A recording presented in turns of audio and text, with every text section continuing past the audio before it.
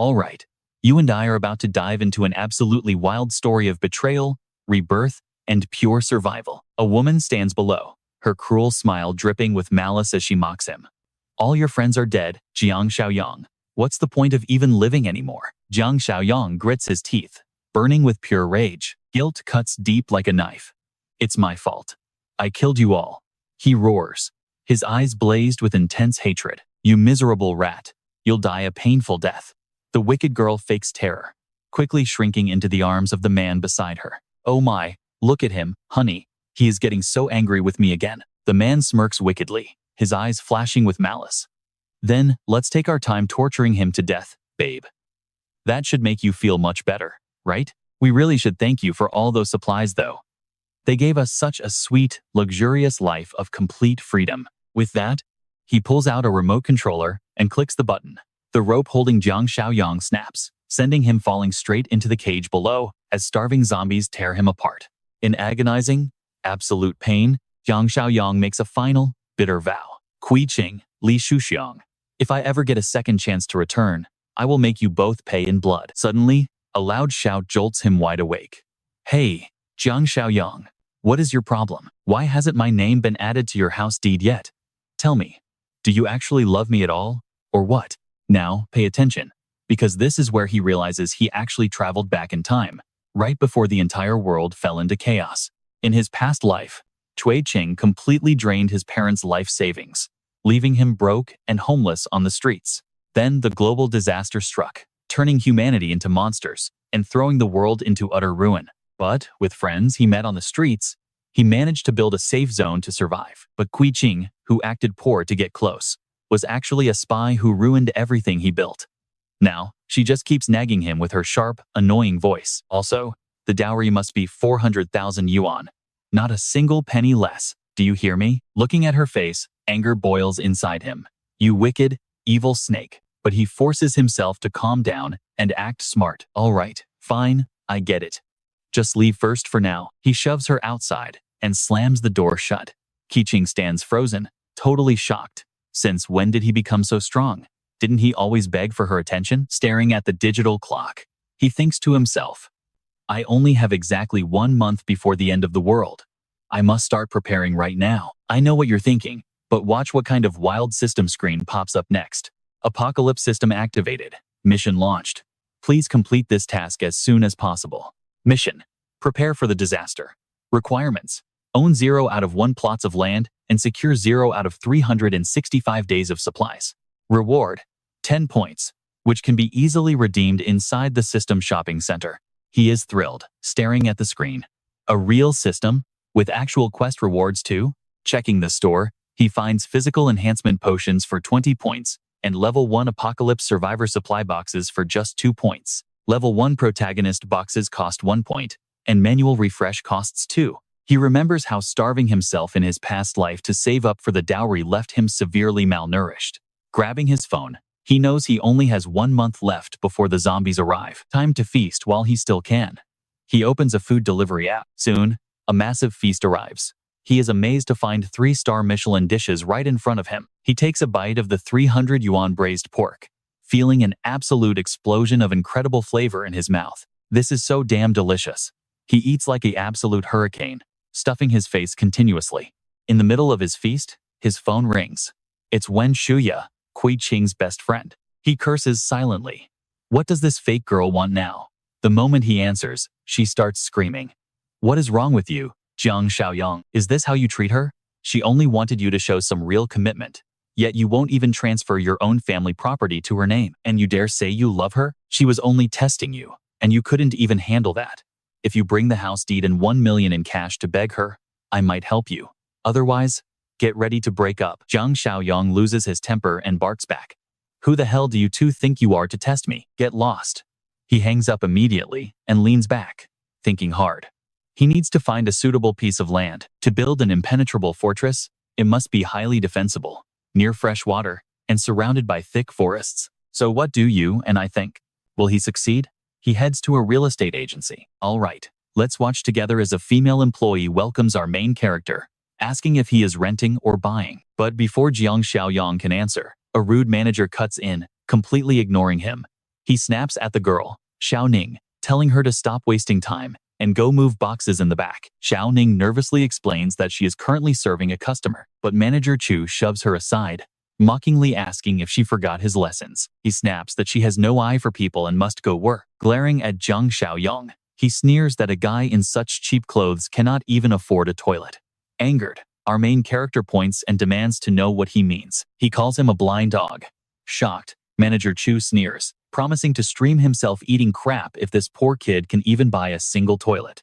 Jiang Xiaoyong just laughs coldly, telling him to remember those exact words. He promises to find something fresh for him, then turns to Xiaoning, declaring he is not here to buy a house, but to purchase land. He pulls out his card, leaving the gossiping staff completely speechless. Buy land? They cannot believe their ears. Pay close attention here, because this is where his revenge begins. Recognizing a true VIP, the female employee quickly guides him over to explain the options in detail. Manager Chu glares in anger, muttering that the kid is just showing off and will surely fail to pay. Once Jiang Xiaoyong sits down, the receptionist brings over a file showcasing all their available plots of land. She offers to go through them, but Jiang Xiaoyong waves his hand to dismiss the offer. He lists his strict requirements: land surrounded by mountains and rivers, a solid water source, and easy road access. He adds that having an existing factory would be perfect, prompting Manager Chu to butt in again. He suggests the Dongcheng district plot. The girl is shocked, asking if he means the abandoned tea capital land. That site is full of messy, unfinished buildings that cannot be sold. Manager Chu simply glares at her. He snaps that they should not sell anything, claiming this broke kid is just here to cause trouble. Ignoring the manager, Jiang Xiaoyong asks Xiaoning if this Dongcheng land actually meets all of his requirements. She confirms it does, but warns him that the buildings are completely run down and the contractor ran off. His eyes light up at the files. You and I both know he is planning the perfect, easily defended apocalypse fortress on this cheap land. He hands back the documents, asking to sign the contract and pay right away. Thinking he is unhappy with the plot, she bows and apologizes. He smiles at her misunderstanding and urges her to hurry, since someone has a dirty bet to fulfill. Moments later, Manager Chu holds the receipt in complete shock. A 300,000 deposit? How did this kid pay millions for that unfinished site? He refuses to believe it. Jiang Xiaoyong pats him on the shoulder, reminding him that the payment went through and it is time to perform his nasty live-streamed meal. The rest of the staff eagerly crowd around, starting a live stream and asking if he wants lobster with his meal. As Jiang Xiaoyong leaves, his legendary system suddenly chimes with a brand new quest. Prepare for doomsday. You must secure a base and stockpile supplies for 365 days. Reward, 10 points. He realizes his dowry money is gone. Now he needs to find a way to fund his food stockpile. Suddenly, his rival Li Shushong walks by and spots him, wondering what Jiang Xiaoyong is doing there. Entering the lobby, Li Shushong freezes in absolute shock as the employees force the screaming manager to swallow the dirty bet. Sweating bullets, he yells and asks what they are doing. Meanwhile, the gold digger Kui Jing is painting her nails when her phone rings.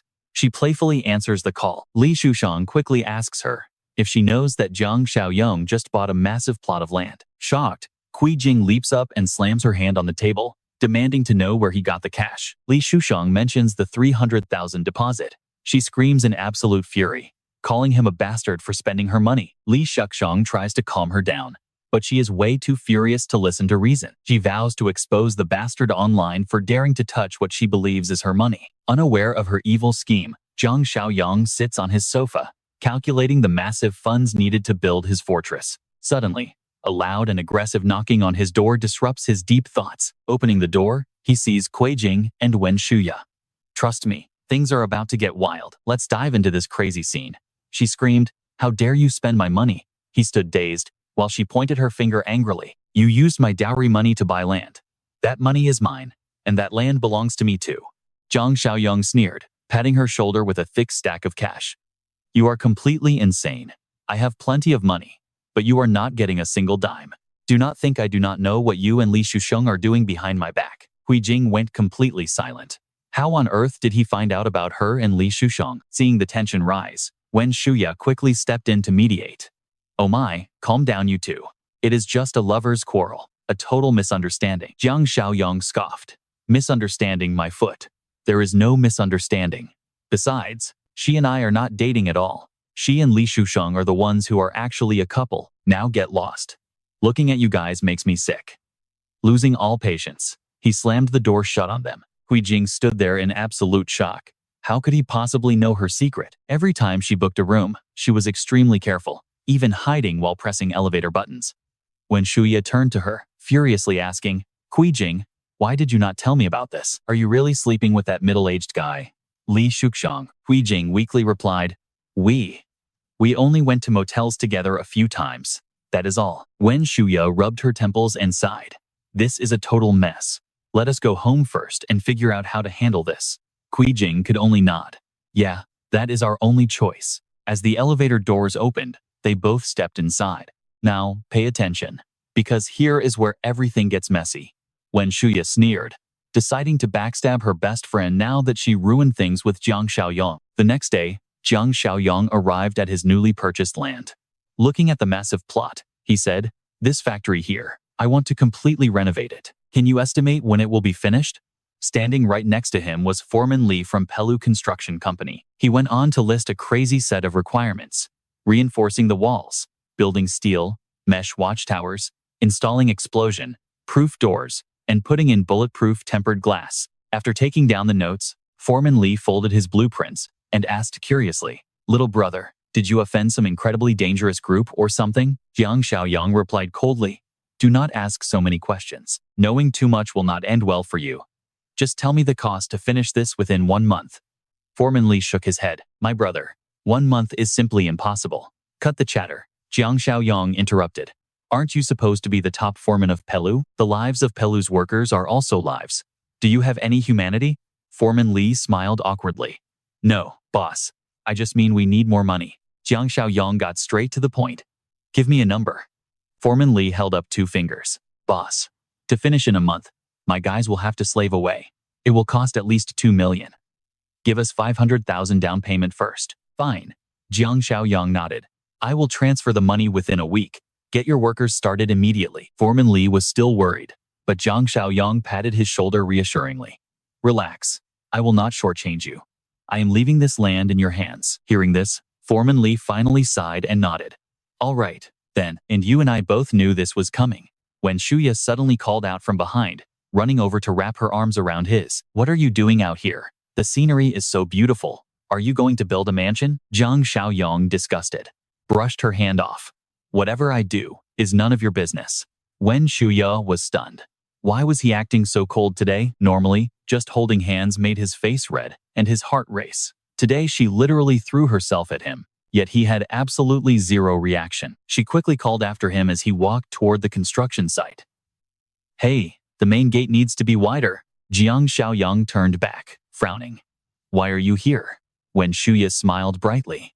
Brother, this is the land you just bought, right? What are you going to do with it? He replied bluntly. None of your business. Then he checked the site, ordering the main gate to be wider.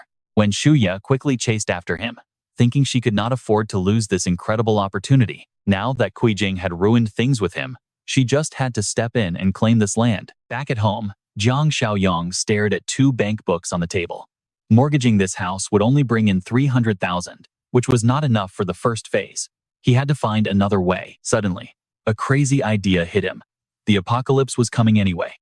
Even if he sold this house to multiple buyers, nobody could do anything to him. Suddenly, loud pounding rattled his door, and a voice shouted, Open up, now! Annoyed, Jiang Xiaoyong cursed under his breath. Damn it, another nuisance. He opened the door to see Old Man Li, his wealthy neighbor from the floor below. The old man already owned the first 2 floors, and had been desperately trying to buy this 3rd-floor room meant for his wedding. Since he refused to sell, the old man harassed him daily by pouring paint on his door and even leaving funeral flowers. Old Man Li shrieked, You were jumping around upstairs again last night, right? Jiang Xiaoyong angrily shouted, I slept before 10. Stick around, because you and I are going to see him crush this old man next. You and I are about to watch a crazy apocalypse prep story.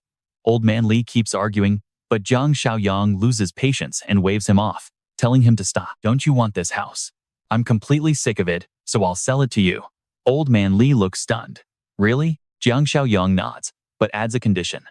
He needs to stay for another 6 months to pay off his new mortgage. demanding 500,000 yuan upfront. Old man Li hesitates. Seeing this, Jiang Xiaoyong pretends to shut the door, acting like he does not care. Old man Li quickly holds the door, nodding to agree, but demands a contract so he cannot back out. Jiang Xiaoyong secretly sneers, telling him to wait for doom. Once the contract is signed, Old man Li leaves. Jiang Xiaoyong checks his phone. With 500,000 secured, plus a 300,000 loan, he has 800,000 total. First, he needs to complete his system quest. He heads to a nearby mall. His system screen pops up, showing his stockpile quest stands at 359 out of 365 days. Jiang Xiaoyong pushes a cart, overflowing with food, to the checkout counter, making people nearby start whispering. Why is he buying so much stuff? Did he actually fall for some stupid doomsday rumors? While waiting, his system panel confirms the quest is complete, awarding 10 points.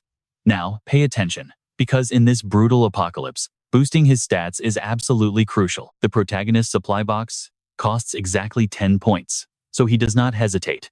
He buys it, and the system confirms the trade, deducting 10 points.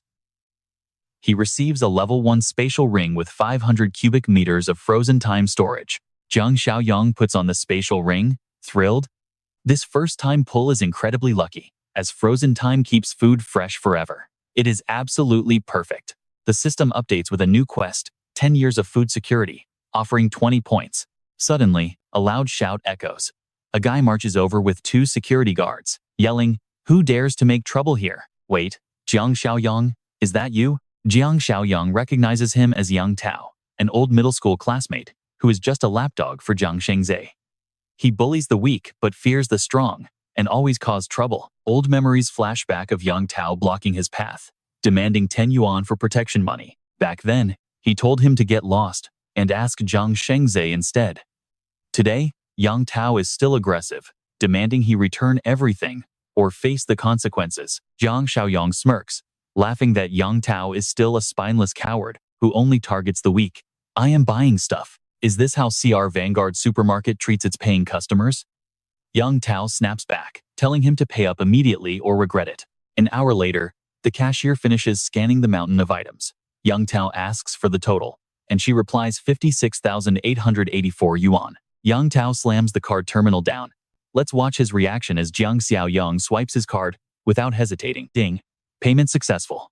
Yang Tao snorts and signals the guards to leave, but Jiang Xiaoyong calls out, telling them to halt right there. Yang Tao turns back, deeply irritated, asking what he wants. Jiang Xiaoyong smiles, demanding an apology for his trash attitude, or he will return every single item. Yang Tao roars at him to not cross the line, but the crowd starts whispering that Yang Tao is the real jerk here for disrespecting customers. Just apologize, it is not that hard. Jiang Xiaoyong coaxes him, promising that if he shows real sincerity, he will buy 10 times more than this. Yang Tao scoffs, refusing to believe the bluff. Jiang Xiaoyong holds up his bank card, demanding the terminal to show him the balance. Seeing a balance of over 700,000 yuan, Yang Tao is stunned. Jiang Xiaoyong prods him again to apologize for more business. If I am lying, I will be your nephew. Yang Tao hesitates before bowing deeply, stammering out a quiet apology. Jiang Xiaoyong pats his head, laughing and telling him to watch his step.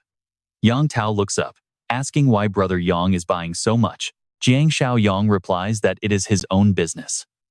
Yang Tao probes further, wondering if it is some massive trade. The store warehouse is low, and he needs more suppliers. Jiang Xiaoyong raises an eyebrow, noting Yang Tao must know some connections here. Yang Tao boasts, "Of course, do you remember Jiang Shengzai? He has a massive stock right now." He immediately calls him, saying he found a huge client. Jiang Xiaoyong watches, wondering how much dirty money these two have stolen from the store. Yang Tao leads him to a nearby warehouse, when suddenly a car screeches to a halt. Yang Tao jumps back in shock, while Jiang Xiaoyong silently curses the reckless driver for speeding like a maniac. A guy steps out of the vehicle and walks over, asking if this is the VIP client. Yang Tao quickly introduces them, saying this is Jiang Xiaoyong, their old classmate from high school. Jiang Shengzai blows smoke directly in his face, sneering at the stubborn kid. He yanks at his shirt, mocking him for wearing cheap knockoffs. He laughs at how pathetic he looks, but Jiang Xiaoyong stays calm, admitting he just bought these cheap clothes from a street stall. Furious, Jiang Shengzai shoves Yang Tao, barking that this poor loser is a complete waste of his precious time. Yang Tao desperately tries to explain that he really has money, but Jiang Xingzhe kicks him, calling it total nonsense. I know money when I see it. Jiang Xiaoyong smirks, laughing at his blind dog eyes. And trust me, you and I are going to watch this jerk regret every word. Let's watch as this furious thug grabs Jiang Xiaoyong, screaming, "What did you say?" Jiang Xiaoyong casually replies that the man is just a blind snob, while Yang Tao quickly steps in, begging him not to trigger brother Shengzhe, who absolutely hates being called uneducated. Furious at being called uneducated, Jiang Xingzhe kicks Yang Tao once more, telling him to shut up before turning to threaten Jiang Xiaoyong. You want to act tough? If you do not buy a whole truckload today, neither of you is walking out of here alive. Pulling out his phone, Jiang Xiaoyong says, "Stop grabbing me and give me your bank account." Seeing the bank balance, Jiang Xingzhe freezes in shock, asking if he really wants to buy this much. Jiang Xiaoyong urges him to hurry up, calling it a deposit. I am buying 500,000 yuan worth of goods. Load it up and I will pay the rest. Jiang Xingzhe seriously asks what he wants. Wood, rice, oil, salt, snacks, and drinks. Just grab everything edible. No need to choose. Double-check everything before delivery. Jiang Xingzhe leads him to the warehouse, secretly thrilled because he just got a batch of expiring food that someone is finally buying. He offers a 10% wholesale discount for full payment, but Jiang Xiaoyong casually replies that it all depends on the quality of the goods. Checking a bag of snacks, he glances at Jiang Xingzhe, pointing out that except for the front row, the inside is all expiring stock. Now, pay attention, because Jiang Xingzhe silently curses, realizing our guy is way too smart for him. He quickly makes another offer, promising a 50% discount if he buys all the near-expired stock. Jiang Xiaoyong shakes his head, saying his 500,000 is only for top-quality goods, though he has another plan for the expiring items. What kind of plan? Jiang Xiaoyong smiles, offering to buy all of it at the 50% discount, but with payment delayed by 1 month. Jiang Xingzhe worries, asking what he will do if the goods expire and he never gets paid. Jiang Xiaoyong reassures him, offering his own house as collateral, leaving Jiang Xingzhe deeply confused as to why he would buy goods he knows are expiring. What is your distribution channel? Jiang Xiaoyong laughs out loud, declaring that he himself is the channel. Patting him on the shoulder, he laughs, saying even near-expired food will be priceless in a few days, leaving Jiang Xingzhe completely baffled. Jiang Xiaoyong shifts the subject, telling him to just ship the goods to the address sent, just as his phone suddenly rings. A voice asks if he is selling his old house, so Jiang Xiaoyong signals Jiang Xingzhe to proceed before walking away. Yang Tao watches him leave, smiling flatteringly at Jiang Xingzhe. See, brother Xingzhe, I did not lie to you, right? Still unable to accept reality, he curses, wondering how that kid could do this. He clearly comes from an ordinary family. So how on earth is he so incredibly rich now? Let's check out what's happening at Jiang Xiaoyong's apartment. An old man hands over a bag of cash, eagerly offering 400,000 yuan as a deposit, fully agreeing to move out after 3 months to sign immediately. Jiang Xiaoyong thinks to himself that this old man did not even inspect the house properly before signing, clearly desperate to buy it. Frowning, he asks if there is a rush, and the old man shyly admits he has nothing to hide. His granddaughter is transferring schools and desperately needs a place to settle down, and this is the only house for sale in the entire area. He begs Jiang Xiaoyong not to regret his decision.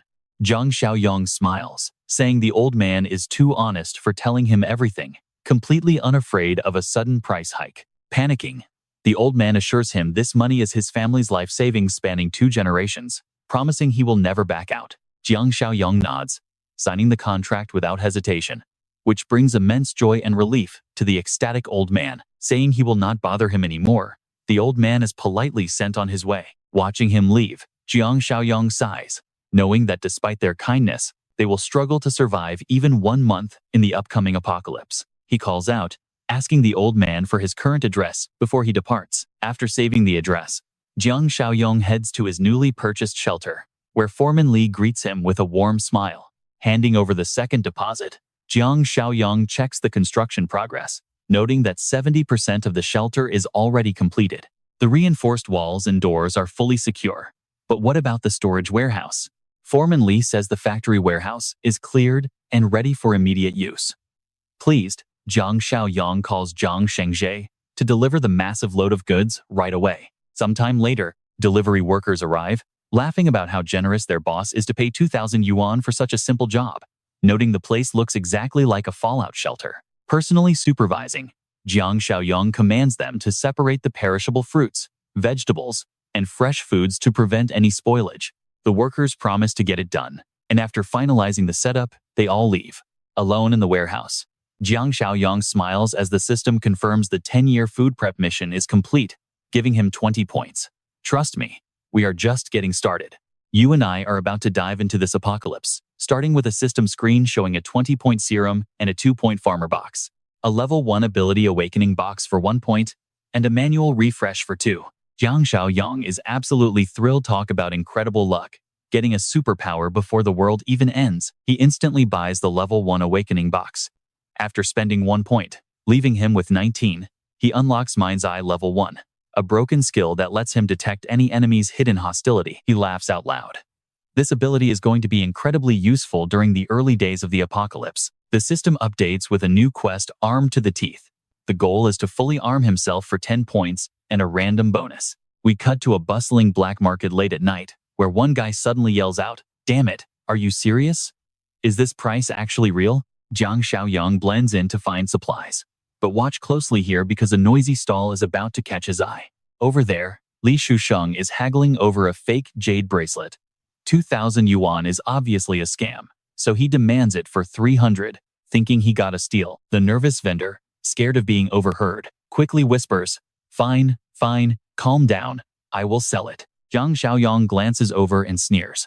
That scumbag Li Shusheng actually bought a fake jade bracelet. Haha, Kui Jing is such an idiot for getting fooled by this junk. He shakes his head and keeps searching. Then, a weapons stall catches his attention. Jiang Xiaoyong walks over, picks up a short sword, and asks if there is anything sturdier. The impatient owner just tosses him a whetstone. He grumbles to sharpen it himself or go play with a stick. But Xiaoyong is serious. This is still not tough enough. I need something much harder. The vendor frowns, asking if he is here to cause trouble. Just as Xiaoyong's phone rings loudly. Ding! A notification shows 200,000 yuan just arrived. He smiles, holding up his phone.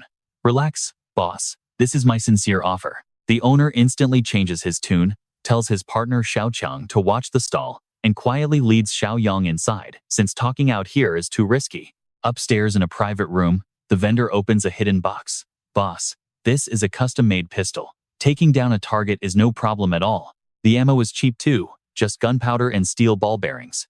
What do you think? But Xiaoyong shakes his head, unimpressed. The owner pauses, then pulls out a replica revolver. Performs just like a real gun. 5,000 yuan. 9mm ammo is 5 yuan a shot. Xiaoyong frowns. I paid you 200,000 in advance. Do you really think this cheap junk is worth that? The owner gasps, shocked. Before he can stammer, Xiaoyong speaks up. I want to buy 200,000 yuan worth of weapons. Can you deliver or not? The owner chuckles nervously. Big brother, why come to me for this? Normally, I let my boys handle these small-time deals. But lately, there have been too many weird rumors. Don't ask questions, just tell me if you can do it. Xiaoyong nods. Write the list and send the address. 12 p.m. the day after tomorrow. Bring the truck for a cash-only trade. With the deal finalized, Jiang Xiaoyong heads out. The owner walks him out warmly, waving goodbye. But suddenly, a mocking voice cuts through the air. Oh, look who we have here. Xiaoyong, right? Li Shusheng walks over with his bag, laughing. What brings you to the black market? Rolling in cash lately, while ignoring Jing? Got some family heirloom to sell off, or did you just decide to liquidate everything to live like a king? Now, you and I both know he was dying to test his new ability. He activates Mind's Eye to scan his surroundings. A glowing red hostile tag appears right over Shuxiang's head. Xiaoyong just chuckles. By the way, who even are you again? Ah, right. Kui Jing's little side gig. A cheap girl fooled by cheap fake jewelry. Makes sense. She is only worth that much anyway. Shuxiang roars in anger. What the hell did you just say? The shop owner quickly steps in, asking, Big brother, a friend of yours? Xiaoyong scoffs. More like a savior. He turns around with a cold warning. Just don't kill him yet. His life belongs to me. Seeing the thugs close in, Shuxiang panics. What are you doing? I have money. The owner ignores him, raising an iron pipe. Shuxiang screams, Wait, let's talk about this. A few moments later, Shuxiang is beaten half to death, left lying like a stray dog in the mud. He gnashes his teeth, cursing under his breath. 2 days later, right on schedule, a massive delivery truck arrives at Xiaoyong's rented warehouse. The system chimes, confirming the quest is complete. He gains 10 points, bringing his total to 29, along with a Tier 2 physical enhancement serum. Staring at the vial, Xiaoyong is shocked. This Tier 2 serum is literally twice as powerful as any stat booster sold in the system shop. Without hesitating, he rolls up his sleeve and injects it.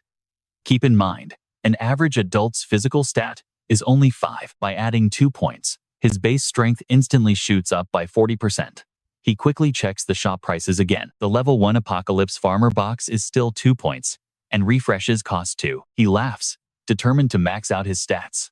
Raw energy floods his veins, pushing his physical level to 8, making him 60% stronger than average. Looking at a pile of construction materials, he grabs a heavy iron bar and kicks it hard. He smiles. With this kind of raw power, he can easily crush anyone barehanded. Early-stage zombies won't even stand a single chance against him. He sweeps all the gear into his space ring for safety. Trust me, you and I will love watching him use these weapons later. Let's dive into this wild apocalypse story. Tomorrow is Doomsday, and Jiang Xiaoyong suddenly remembers the old man who bought his house. My granddaughter is changing schools and needs a place to settle down. Yours was the only house for sale here. Please do not regret this, Mr. Jiang. Even in the brutal apocalypse, Jiang Xiaoyong just cannot ignore those who are suffering. He mutters, "Whatever, I will send them some supplies. Consider it payback for funding my main doomsday plan." He drives to the old man's address, stepping out to look around. Luckily, I had GPS. Otherwise, who could find this place? The old man is really poor, renting a cheap top-floor apartment. At the door, he hesitates to knock. He needs to summon the supplies first using his spatial ring so it is easier to explain. With a flash of light, endless supply boxes fill the hallway. Inside, the old man hears a knock and rushes out, calling for him to wait. He talks about next week's rent but freezes upon seeing Jiang Xiaoyong. "Oh, Mr. Jiang?" He stares blankly at the crowded hallway, utterly confused. Jiang Xiaoyong quickly tells him he will explain later, and to help carry everything inside. Both of them quickly move the boxes inside. The old man praises his strength, carrying so much without a break. Meanwhile, Jiang Xiaoyong checks the apartment, noting the door is barely sturdy enough. He says, "Seriously, old uncle? Listen closely. Plan these supplies carefully. You will easily survive for half a year with this. From tomorrow, this world." He suddenly stops, staring shocked at a photo on the table. The old man asks, "Mr. Jiang, what is wrong?" "Leaving things here is fine. We are moving to your house next month anyway." Jiang Xiaoyong does not reply, staring at the old man's photo with a young girl. He is deeply shocked, whispering, "Meng Shan." Holding the photo, he asks, "Old uncle, is your granddaughter's name Meng Shan?" The old man is shocked. "How did you know?" "I never told you." "Where is she now?" The old man replies, "Studying in our hometown. Once you move out, we will transfer her. The paperwork is almost done." Jiang Xiaoyong remembers his past life. Meng Shan had cried, explaining how her grandfather died saving her from their occupied high school. Watch closely in this life. He swears to change her tragic fate. He turns back seriously. "Old uncle, you cannot move into my house anymore." The old man panics. "Mr. Jiang, did you regret the sale?" Jiang Xiaoyong pats his shoulder. "Listen to me. Tomorrow this world becomes hell. My house and her school do not matter anymore. Come with me now to get Shan Shan. I will find a safe place for you both." The old man is dazed. "Mr. Jiang, what are you saying? I do not understand." Jiang Xiaoyong grinds his teeth, wondering how to explain this to an old man. After a moment, he asks, "Do you know about famine?" The old man nods. "Yes, I can imagine the misery of those times." "Then do you think a famine could happen during peaceful times?" The old man shakes his head. "How is that possible? Even if..." Jiang Xiaoyong spins his ring, and instantly, the crowded room becomes completely empty. The old man gasps, "Wow, where's everything? It is all gone." "Mr. Jiang, what magic is this?" The old man stares in absolute shock at the lightning crackling around Jiang Xiaoyong. He explains seriously, "This is a superpower. I can also predict the future. You and I know things are getting real now. If you want to keep Shan safe, follow me." "Where is her school?" They immediately rush downstairs. Soon, they arrive at Meng Shan's school. Stepping out of the car, he asks urgently, "Which class is Shan Shan in? Where is the dormitory? Do you know?" The old man nods. "Yes, Good, we must hurry. Meanwhile at school, Meng Shan is being surrounded and beaten by a group of students. The lead bully slaps her hard across the face, shouting, "What does Jiang Xiaoyong even see in a worthless girl like you?" With a red bruise on her cheek, Meng Shan tries to explain that she has no relationship with him. It is just a one-sided crush. Furious, the bully kicks her straight in the stomach, yelling, "Are you acting like he is just a stalker you do not care about?" As Meng Shan struggles in pain with her hair pulled, a sharp shout echoes from behind them. "Hey, what are you doing?" The bully lets go in surprise, mocking, "Oh, is that not your useless old grandfather?" Meng Shan is shocked to see her grandfather, crying out. Seeing his granddaughter bullied, the old man angrily yells at them to stop. "Let Shan Shan go." A boy holding a weapon steps up threateningly, snarling that this is their business and telling the old man to back off. With zero fear, he rushes forward to fight back, screaming at them for daring to bully his sweet classmate. A bully swings a baseball bat right at the old man's neck, telling him to let go. But suddenly, his hand is caught. Jiang Xiaoyong's face darkens, muttering that kids should study instead of playing gangster, while the other bullies laugh mockingly. They mock him as a broke loser. But trust me, you and I are about to watch this bully get absolutely launched by one epic kick. Let's dive into this scene where these clueless punks realize they messed with the wrong guy. Surrounding Jiang Xiaoyong, the thug behind him swings a baseball bat first, but he ducks down and easily dodges it. With his upgraded physical stats, his reflexes are lightning fast. Taking the chance, he slips behind, grabs the guy's collar, and throws him over the other students, slamming him hard onto the concrete. The last thug sneaks in with a dagger, but Xiaoyong spots him, snatches the blade, and kicks his leg hard, completely taking out all three of them in seconds. Xiaoyong slowly approaches the lead girl as she cowers in fear, asking what he wants to do. He slaps the black jacket girl hard, stunning her, then grabs the white shirt girl by her hair, asking if she likes pulling hair. She screams in pain, begging him to let her go, but freezes in absolute terror as he presses the cold blade to her neck. With a sudden flash, his blade cuts her locks. She collapses to her knees, clutching her head and screaming in hatred at him. Xiaoyong coldly drops the hair, remarking that long hair is just a burden anyway. Short hair will save your life in a few days. Then he tells Meng Shan they are leaving. Still completely dazed, Meng Shan asks where they are going. Soon, the three drive away from school, and the old man explains everything. Meng Shan is totally confused about dropping out and the famine, but her grandfather says staying alive is all that matters. She sighs, telling him to stop believing scammers, and asking how much money he lost to this scam this time. Her grandfather snaps back, insisting it is real. Meanwhile, Xiaoyong looks in the mirror and quietly vows to protect her in this lifetime. He chimes in, explaining her grandfather was not scammed, as he was the one who warned him. She asks suspiciously who he is. Introducing himself, he tells her to call him Xiaoyong. She politely thanks him for teaching those bullies a lesson. He casually says they won't survive long. Pay attention here, because her doubts are about to turn into pure shock. Xiaoyong explains that famine was just an easy way to warn her grandfather. The terrifying truth? The apocalypse is coming. He tells her to check her phone for clues. Still skeptical, she pulls it out and begins searching the web. Bizarre headlines pop up everywhere on her screen, talking about strange-smelling fog and, most shockingly, patients biting people like wild animals. Videos show people screaming as they get bitten. The more she watches, the more a cold dread washes over her. Xiaoyong sighs, noting the early signs are already starting.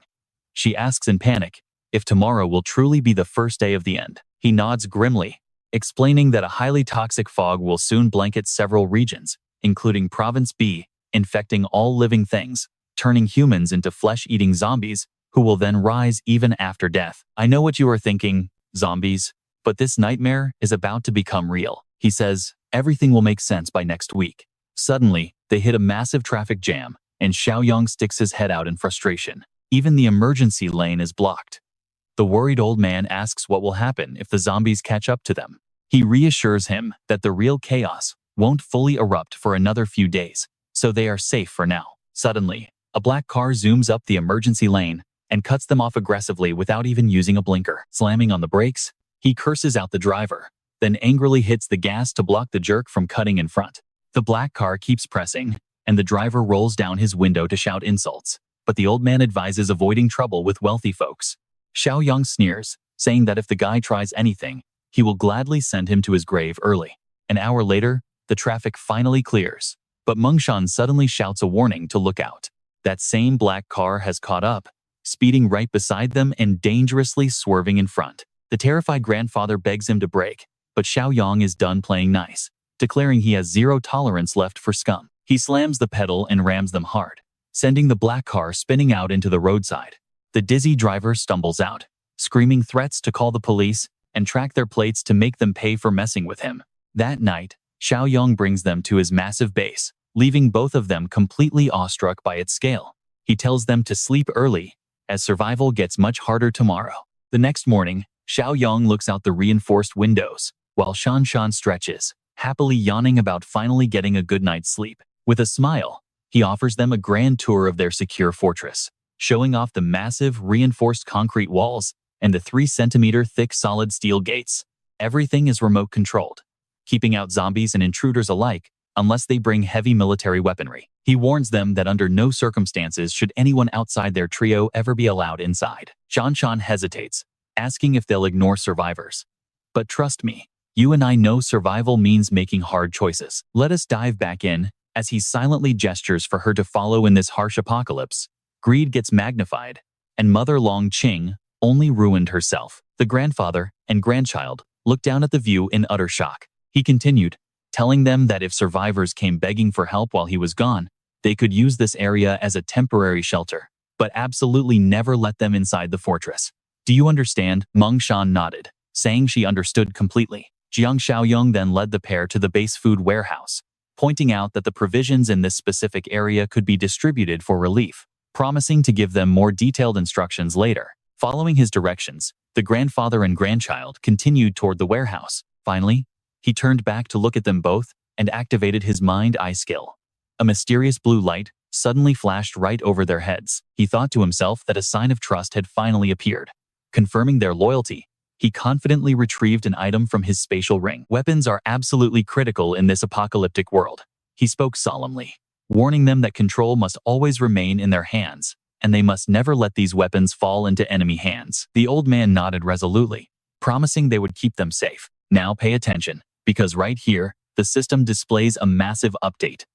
The reunion quest is complete, and his mission to rescue his past life partner has officially begun. The reward was 20 points. Jiang Xiaoyong was startled as he looked outside, noticing a glowing green arrow pointing directly into the city. He muttered in relief, glad he did not have to search blindly for his old ally. He warned them one last time to remember his rules and never break them, before quickly heading out. Mengshan asked anxiously where he was going. He shouted back, while jumping into his car, to recruit allies and grow his team. The vehicle quickly sped away. The scene shifts to a karaoke bar in the city, where a group of young men are partying. One laughs, asking if the others are heading to the restroom. He jokes to eat slowly and bring some back, while his friend curses back, complaining his bladder is about to burst and telling him to get lost. Stumbling out of the restroom, one of them accidentally bumps into a girl walking by. He quickly apologizes, saying he did not mean to do it. Out of nowhere, the girl's aggressive companion kicks him hard in the stomach, shouting and asking if the idiot is completely blind. Zhang Qi crashes against the wall, groaning in pain. His heavy friend rushes over to check on him, before turning to confront the attacker. Asking why he hit him, the thug cracks his knuckles with a cold sneer, shouting that it is his first time seeing someone talk back to him. He grabs the chubby guy by the collar, lifting him up. Zhang Qi quickly tries to apologize, but the thug roars that he is going to skin them alive today. The thug screams. Just then, an employee walks past, grumbling about his bad luck, having a stomachache, a cold, and now dealing with a stupid fight. Annoyed by the drama, the employee quickly runs over, begging the man to calm down. The angry thug grabs the employee by his collar, shouting if he even knows who he is, bragging that even the owner dares not touch him. The worker discreetly gestures for Zhang Qi and his friend to run, while apologizing to the thug, who roars for the boss to come out. I know what you're thinking, they escaped, right? Well, they managed to slip back to their room while the staff tried to calm the furious thug down. Seeing them panic, their friends ask if they are being chased by dogs. Panting heavily, the chubby guy explains that it is actually much worse than dogs. He explains that he accidentally bumped into a drunk gangster right after leaving the restroom. The guy wanted to beat them up, but the employee distracted him.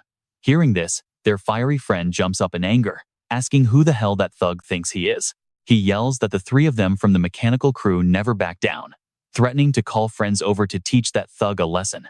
Jiang Qi stops him, pleading that they only have a year left until graduation, urging everyone not to make trouble and just keep singing. Just as they relax, the door is suddenly kicked wide open. The thug barges in with his gang, dragging the badly beaten employee along.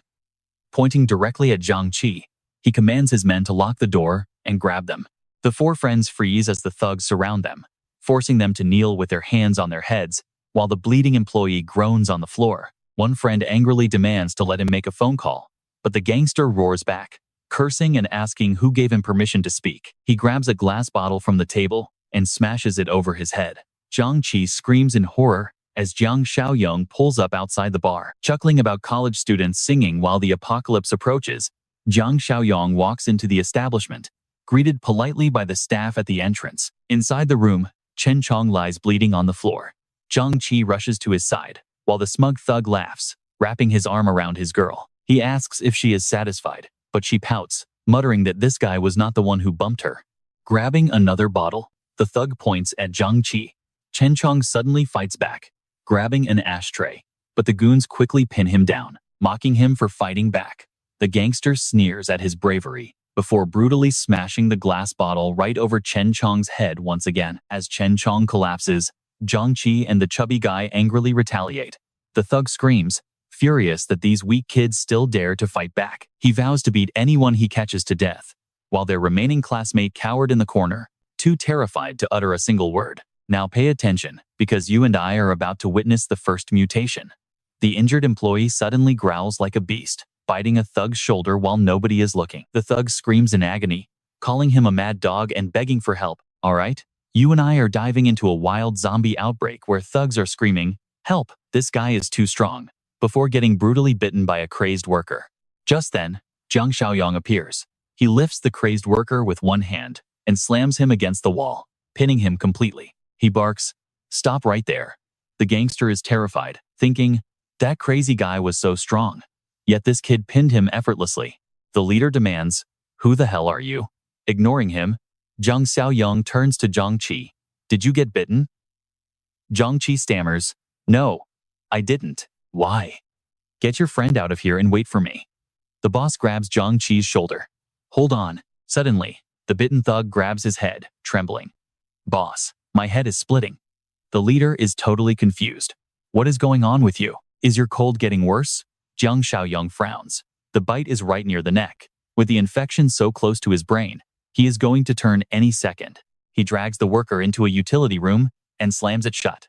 These zombies are still too dumb to open doors. The boss yells, "What did you do?"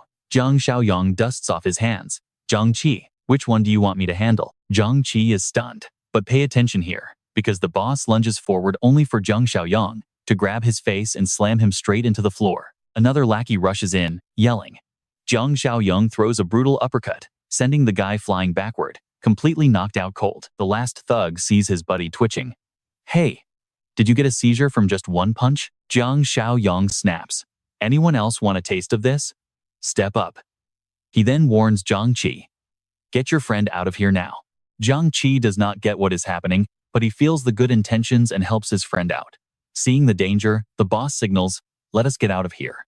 But Jiang Xiaoyong blocks the exit, radiating sheer killing intent. "A few drinks made you forget who you are. You almost got my friend killed," the boss screams. "Get out of my way." Without a word, Jiang Xiaoyong shoves him inside and locks the door shut. Falling to the ground, the boss rages, "You are dead meat." He bangs on the door, screaming, "Open up, you little brat, or I will skin you alive." Right then, the bitten thug fully transforms. With blood-red eyes and zero sanity, he growls like a wild beast and lunges at his own boss. The other thugs scream, "What are you doing?" Painful shriek rings out from inside. "Damn it, he has gone crazy too. Pull him off me. Help. Why is the restroom door open? Save us."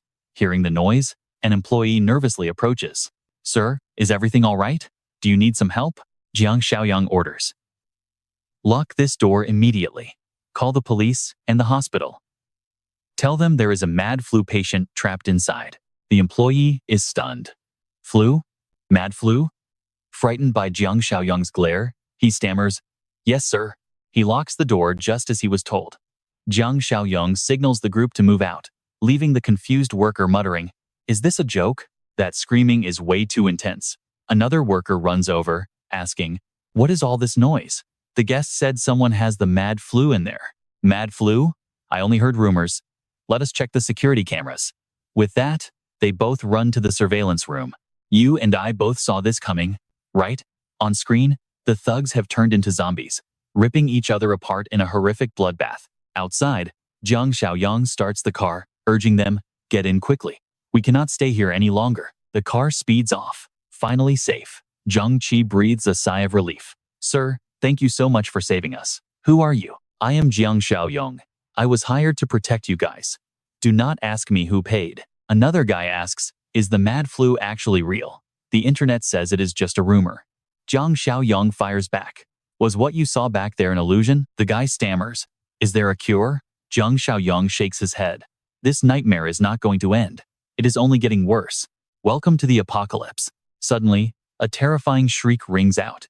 They look out the window to see a zombie brutally attacking a pedestrian. "Help! The mad flu," Jiang Xiaoyong calmly explains. "This is just a small outbreak. Most are still incubating. Soon, it will spin completely out of control. If you want to survive, listen to me." The group replies in unison, "Yes, Brother Yang." Suddenly, a holographic system screen pops up before him. Task completed. He checks the exchange shop. The apocalyptic farmer chest is still available, but he has to buy or refresh to get it. The remaining chests are super useful and cheap. He decides to exchange them once they reach safety. Closing the system screen, he remembers that in his past life, the team was wiped out by a traitor in the dorm. Only Zhang Qi survived. Who was the traitor? Meanwhile, in an apartment downtown, Jing peers out the window and asks anxiously, "Honey, when is that stuff you promised arriving?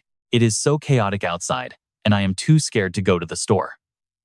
Li Shuxiang reassures her, "Soon, baby, I will send it right over." Suddenly, a frantic pounding rattles the front door, making Jing jump in terror. Over the phone, Li Shuxiang asks, "What is wrong, sweetheart?" Jing walks toward the door, saying, "Someone is knocking. I have to hang up now." Peeking through the peephole, she sees Wen Shuya and opens up with a sigh of relief. "You scared me to death knocking like that." Wen Shuya quickly slams the door shut. Old man Lu from the first floor was dragged away this morning. Jing gasps. "Dragged away? Why?" Wen Shuya whispers that the police dragged him away.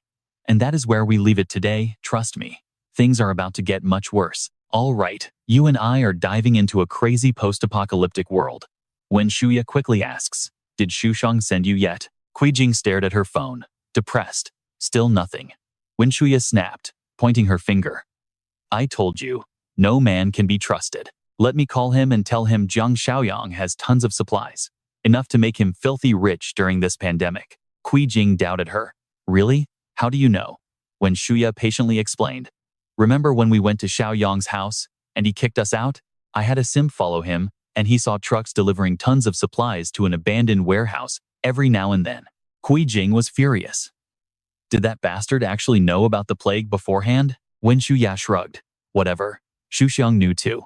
Call him now. Once we get the money, make sure Shuxiang shares a massive cut with us." That night, Xiaoyong brought Zhang Qi and his group to the base. Stepping out of the vehicle, they scanned their new surroundings. Zhang Qi gasped in shock. "Wow, this is insane. It is literally a fortress." Xiaoyong smiled. "Trust me, everyone reacts like that their first time." Meng Shan and Old Thang heard them and came out. Both were deeply concerned, asking, "Xiaoyong, you are finally back. Are you all right?" He reassured them, gesturing for Meng Shan to come over. He introduced the newcomers, saying, "This is Zhang Qi and his classmate, our new teammates, and these are Uncle Thang and Meng Shan." Shan smiled warmly, saying, "If Brother Yang chose you to join us, then welcome aboard." Xiaoyong instructed the old man, "Uncle Thang, show these guys around and make sure they understand our rules." Old Thang promised to handle it. Yi Ming muttered, "Feels like we are in northern Myanmar, doesn't it?" One of Zhang Qi's friends chimed in, "Hey, could you give us some weapons? That way we can help defend this place too." Xiaoyong frowned.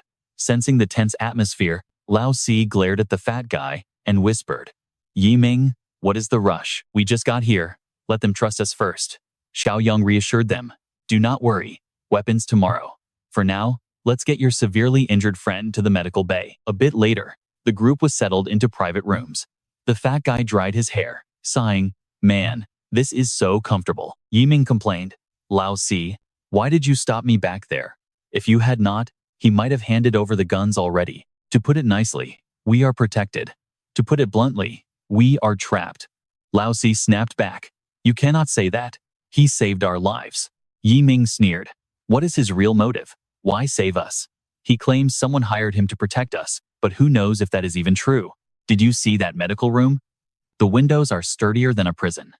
They claim it is a checkup, but maybe they are stealing Chen Chong's organs." Lao Si cut in.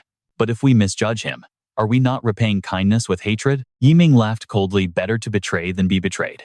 Now watch closely, because this jerk actually suggests taking over the entire fortress and overthrowing the old man and the girl while Xiaoyong is away. And that girl is quite pretty too. We could easily." He chuckled. Seeing their terrified faces, Yiming waved it off, laughing. "Hey, I was just kidding. Do not take it seriously." Lao Si sighed. "Do not scare me like that. The apocalypse hasn't even arrived and you're already this twisted?" Zhang Qi agreed. "Right. If he wanted our organs, we'd be locked up. But they have guns, don't they?" Yiming watched them leave, smirking. "Fine. If we don't share the same goal, we can't work together. In chaotic times, you have to be ruthless. Once I succeed, you two fools will be my pawns forever." In the main building, Meng Shan and her grandfather returned after settling Chen Chong in. Old Thang reported, "Xiaoyong, Zhang Qi's group is fully settled. Chen Chong is in the medical bay, with the windows locked tight, just as you requested." Xiaoyong nodded, satisfied. "Thank you, Uncle Thang. You and Shan should sleep early. Tomorrow could bring trouble. Except for Chen Chong and Zhang Qi, we must watch the rest of them. I feel like there's a traitor among them." As the two left, Xiaoyong was left alone in the room. He opened his system interface to check the shop. System notifications popped up one after another, showing successful exchanges. Apocalyptic Farmer Supply Box Level 1 bought, -2 points. Remaining points, 27. Oil and Protein Supply Box bought, -5 points. Remaining points, 22. Exchange, successful. Armed Citizen Supply Box Level 1 bought, -5 points. Remaining points, 17. Farmer Supply Box Level 1 rewards 50 corn seeds. Oil and Protein Supply Box Level 1 rewards 200 kilograms of starch, 100 kilograms of braised meat, and 50 kilograms of pickled cabbage. Armed Citizen Supply Box Level 1 rewards 100 rounds of 9mm ammunition. As items piled up around him, Xiaoyong grinned in excitement. "Wow, great supplies. Though not as good as buying them outright. This is extremely generous during a shortage." The next morning, a convoy of vehicles aggressively stormed the base. The leader hung up his phone and pointed. "Yeah, I am here. Is the address correct? Great. Let's drink when we return." He barked, "This is the place. Tear it down." His thugs smashed the gate with wooden clubs, but it was useless. One thug panted, "Boss, the steel is too thick. We cannot break in." The leader gritted his teeth. "Damn it. What kind of normal person builds a door this strong? Bring out the heavy stuff." His men unloaded barrels from the truck and opened them, revealing glass bottles filled with kerosene. They lit them up and hurled them inside, sparking a massive blaze. Hearing the chaos, everyone ran out to find the courtyard on fire, rushing to put it out. Meng Shan panicked. "Fire? Put it out." Xiaoyong was right, and trust me, you and I know this is only the beginning of the chaos. "Stick with me." Jiang Xiaoyong and Old Thang grab their guns, frowning as Xiaoyong wonders who is suicidal enough to show up. Looking closer, he recognizes that car instantly. Old Thang gasps, it is the same punk from the highway. Down below, one of the henchmen spots them and points them out to his boss. The leader screams, calling him a coward and threatening to burn their base to the ground if they do not show. Xiaoyong coldly gives the boss and his lapdogs exactly 5 minutes. The gang below explodes in rage, yelling, "What did you say, kid? Do you even know who our boss is?" They even bring out 2 crates of explosives. Just then, the system alerts him of a new mid-tier threat, offering 10 points for clearing it out. Old Thang worries, asking Xiaoyong if they should fire a warning shot. Xiaoyong shakes his head. Warning shots are useless against these monsters. Before the apocalypse even hits, they are already burning houses down without a care. Leaving them alive will only endanger everyone later. He pulls the trigger, instantly blowing the leader's arm completely off. The man screams in agony. "My arm." Xiaoyong tenses, annoyed that he missed the head, blaming peaceful times for dulling his aim. Below, the gang panics, screaming that they have guns. They are brutal. Cover me as we retreat. The leader shrieks, yelling that they will pay. But Xiaoyong just locks his target, ready to finish this today. He hates waiting. A hail of bullets rains down, wiping out over half the gang. Terrified henchmen drag their bloody boss into the car, screaming to drive. Old Thang panics as they try to flee, but Xiaoyong smiles coldly. Don't worry, there is a reason I chose an automatic rifle. Now, watch this carefully. He fires, shredding their car to pieces, before reloading like an absolute pro. Old Thang is speechless, realizing this kid's reloading and firing skills easily match his own from his military days. Who exactly is this kid? Outside, a few faint groans fade into dead silence. Seeing the danger has passed, Xiaoyong tells Uncle Thang to call Zhang Qi's group to clean up, but then he pauses, realizing these fresh corpses will turn into zombies soon, making perfect target practice for Meng Shan and Zhang Qi. He changes his mind, telling him to just leave the bodies there. Old Thang is surprised, asking if he is serious. Yeah, I have another use for them. Meanwhile, two cars approach the base. Li Shuxiang asks impatiently if they are close yet, when Shuya scratches her head with a fake smile, guessing it is the next intersection. Jing rolls her eyes, secretly disgusted by Shuya playing innocent around Shuxiang when she obviously has hidden motives. Stopping a short distance from the gates, Shuxiang parks and tells Jing to text him the moment she gets inside. Jing opens the door and turns to Shuya, telling her it is time to go. Shuya looks stunned, asking why. I know what you are thinking. She is trying to dodge this. Shuya makes excuses, claiming she has no idea where the warehouse is. She complains about her high heels and walking 2 intersections, but Jing drags her out anyway, telling her to stop whining. Shuya panics, claiming her phone is still in the car. Just leave it, I have mine. Meanwhile, Shu Chang calls the car behind him, ordering his men to get ready to follow as soon as he starts his engine. In the other vehicle, the thugs acknowledge the order over the radio. Their leader gestures, signaling everyone to get ready to strike. Dragged along, Shu Ya keeps whining, asking Jing why on earth she is forcing her to tag along. Jing stops and glares, calling her out on her fake act and claiming she knows all her dirty tricks. Shu Ya just laughs it off sheepishly. Shu Ya plays innocent, arguing that dressing up makes it easier to seduce Xiaoyong anyway, since he already knows about Jing's affair with Shuxiang. Suddenly, they both freeze in terror at the scene ahead.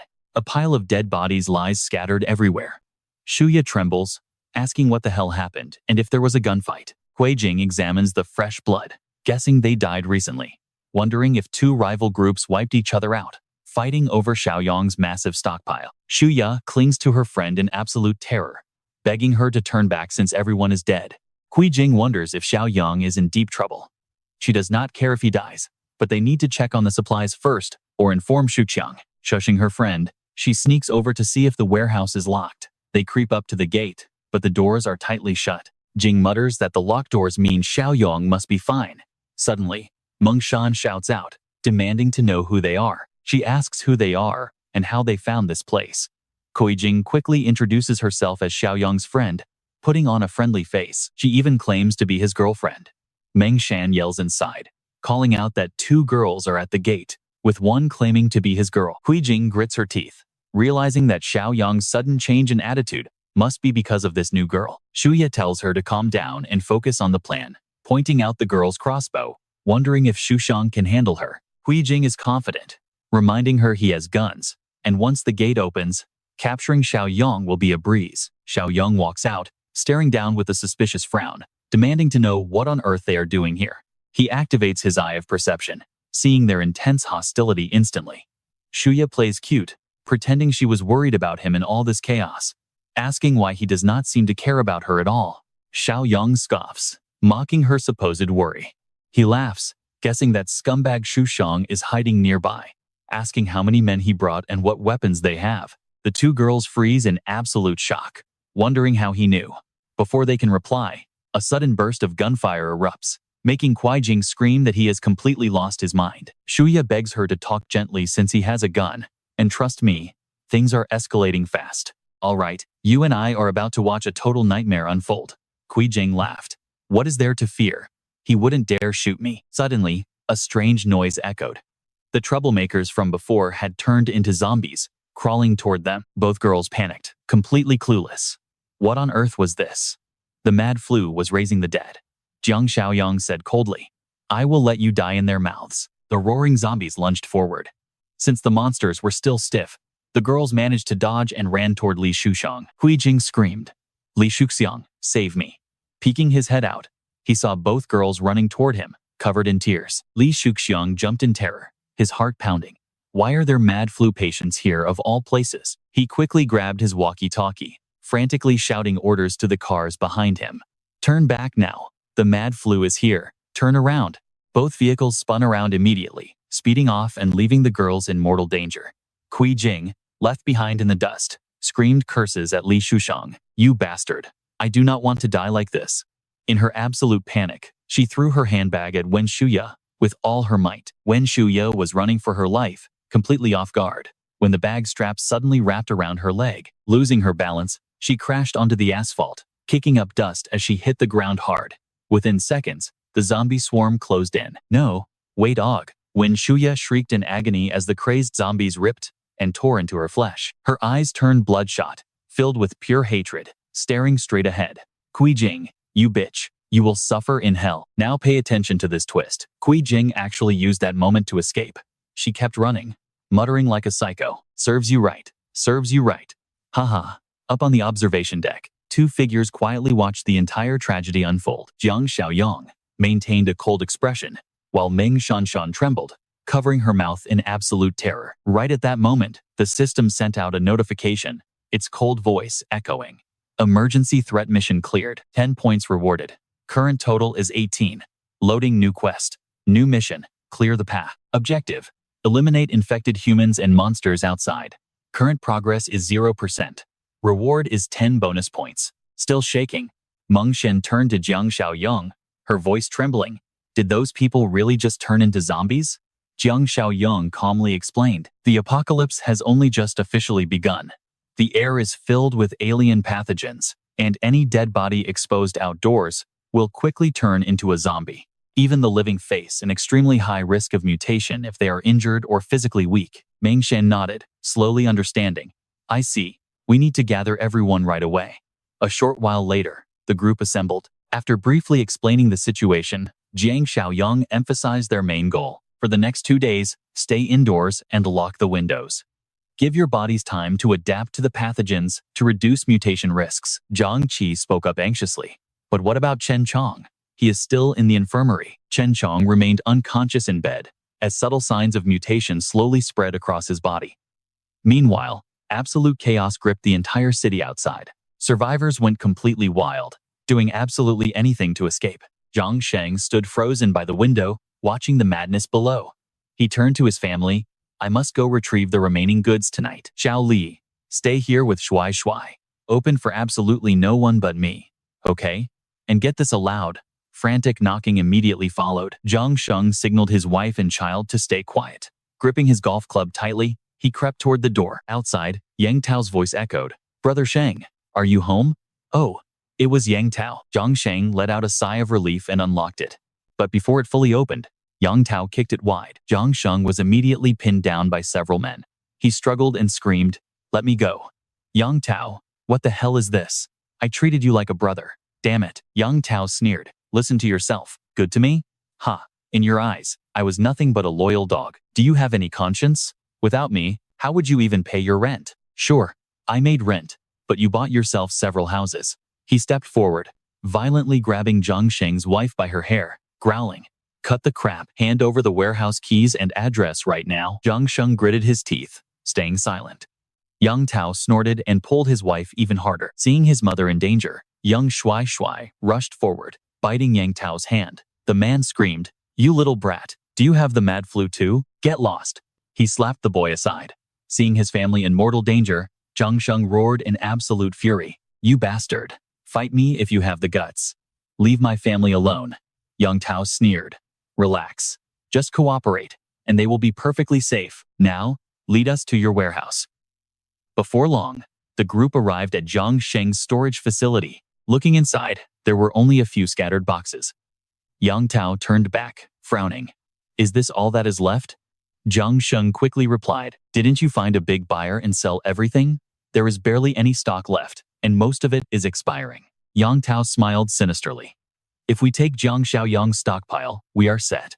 And that's where we leave it. Trust me, you won't want to miss what happens next." Stunned, Jiang Xiaoyong frantically steps in, warning him to drop that insane idea. "Trust me, you'll want to hear this. The last time he made a delivery, he saw that guy carrying a gun, proving he knew about this apocalypse all along." Yang Tao sneers, cold and ruthless, saying that is his problem, and he must steal Jiang Xiaoyong's supplies in exchange for his family's safety. Jiang Xiaoyong stands frozen, completely speechless, as our scene shifts over to Jiang Xiaoyong's survival base. Deep inside the clinic, beastly growls echo as everyone gathers around a bed where a mutated Chen Chong struggles violently against his heavy restraints. Chubby Lao Si quietly wipes away his tears, until Yi Ming suddenly breaks the heavy silence, saying they should just kill him. Jiang Xiaoyong glances at Zhang Qi, utterly stunned, asking what he just said. Yi Ming stays firm, arguing he is already gone, and letting him escape will only get others killed. But an angry Lao Si fires back, screaming that he is their brother, and they cannot just give up on him. Jiang Xiaoyong coldly cuts in, admitting that once the infection takes over, there is virtually zero chance of recovery. Lao Si looks away in frustration, but instead of answering, Jiang Xiaoyong draws a sharp dagger from his waist and hands it to Yi Ming. Startled, Yi Ming hesitates, but Jiang Xiaoyong steps closer, asking if this is not the weapon he always wanted. He tells him to end it, but suddenly, Zhang Qi snatches the blade, bowing his head to volunteer for the grim task. Jiang Xiaoyong grips the blade, asking if he is truly sure, warning him that his entire theory might just be a lie. Now, pay attention here. One strike makes him a cold-blooded killer, but Zhang Qi trusts Jiang Xiaoyong completely, grips the weapon, and slowly approaches the thrashing patient on the bed. Gritting his teeth, he uses all his strength to plunge the sharp blade down. Just inches from the neck, the blade suddenly stops as Jiang Xiaoyong blocks it at the very last second, leaving Zhang Qi utterly confused.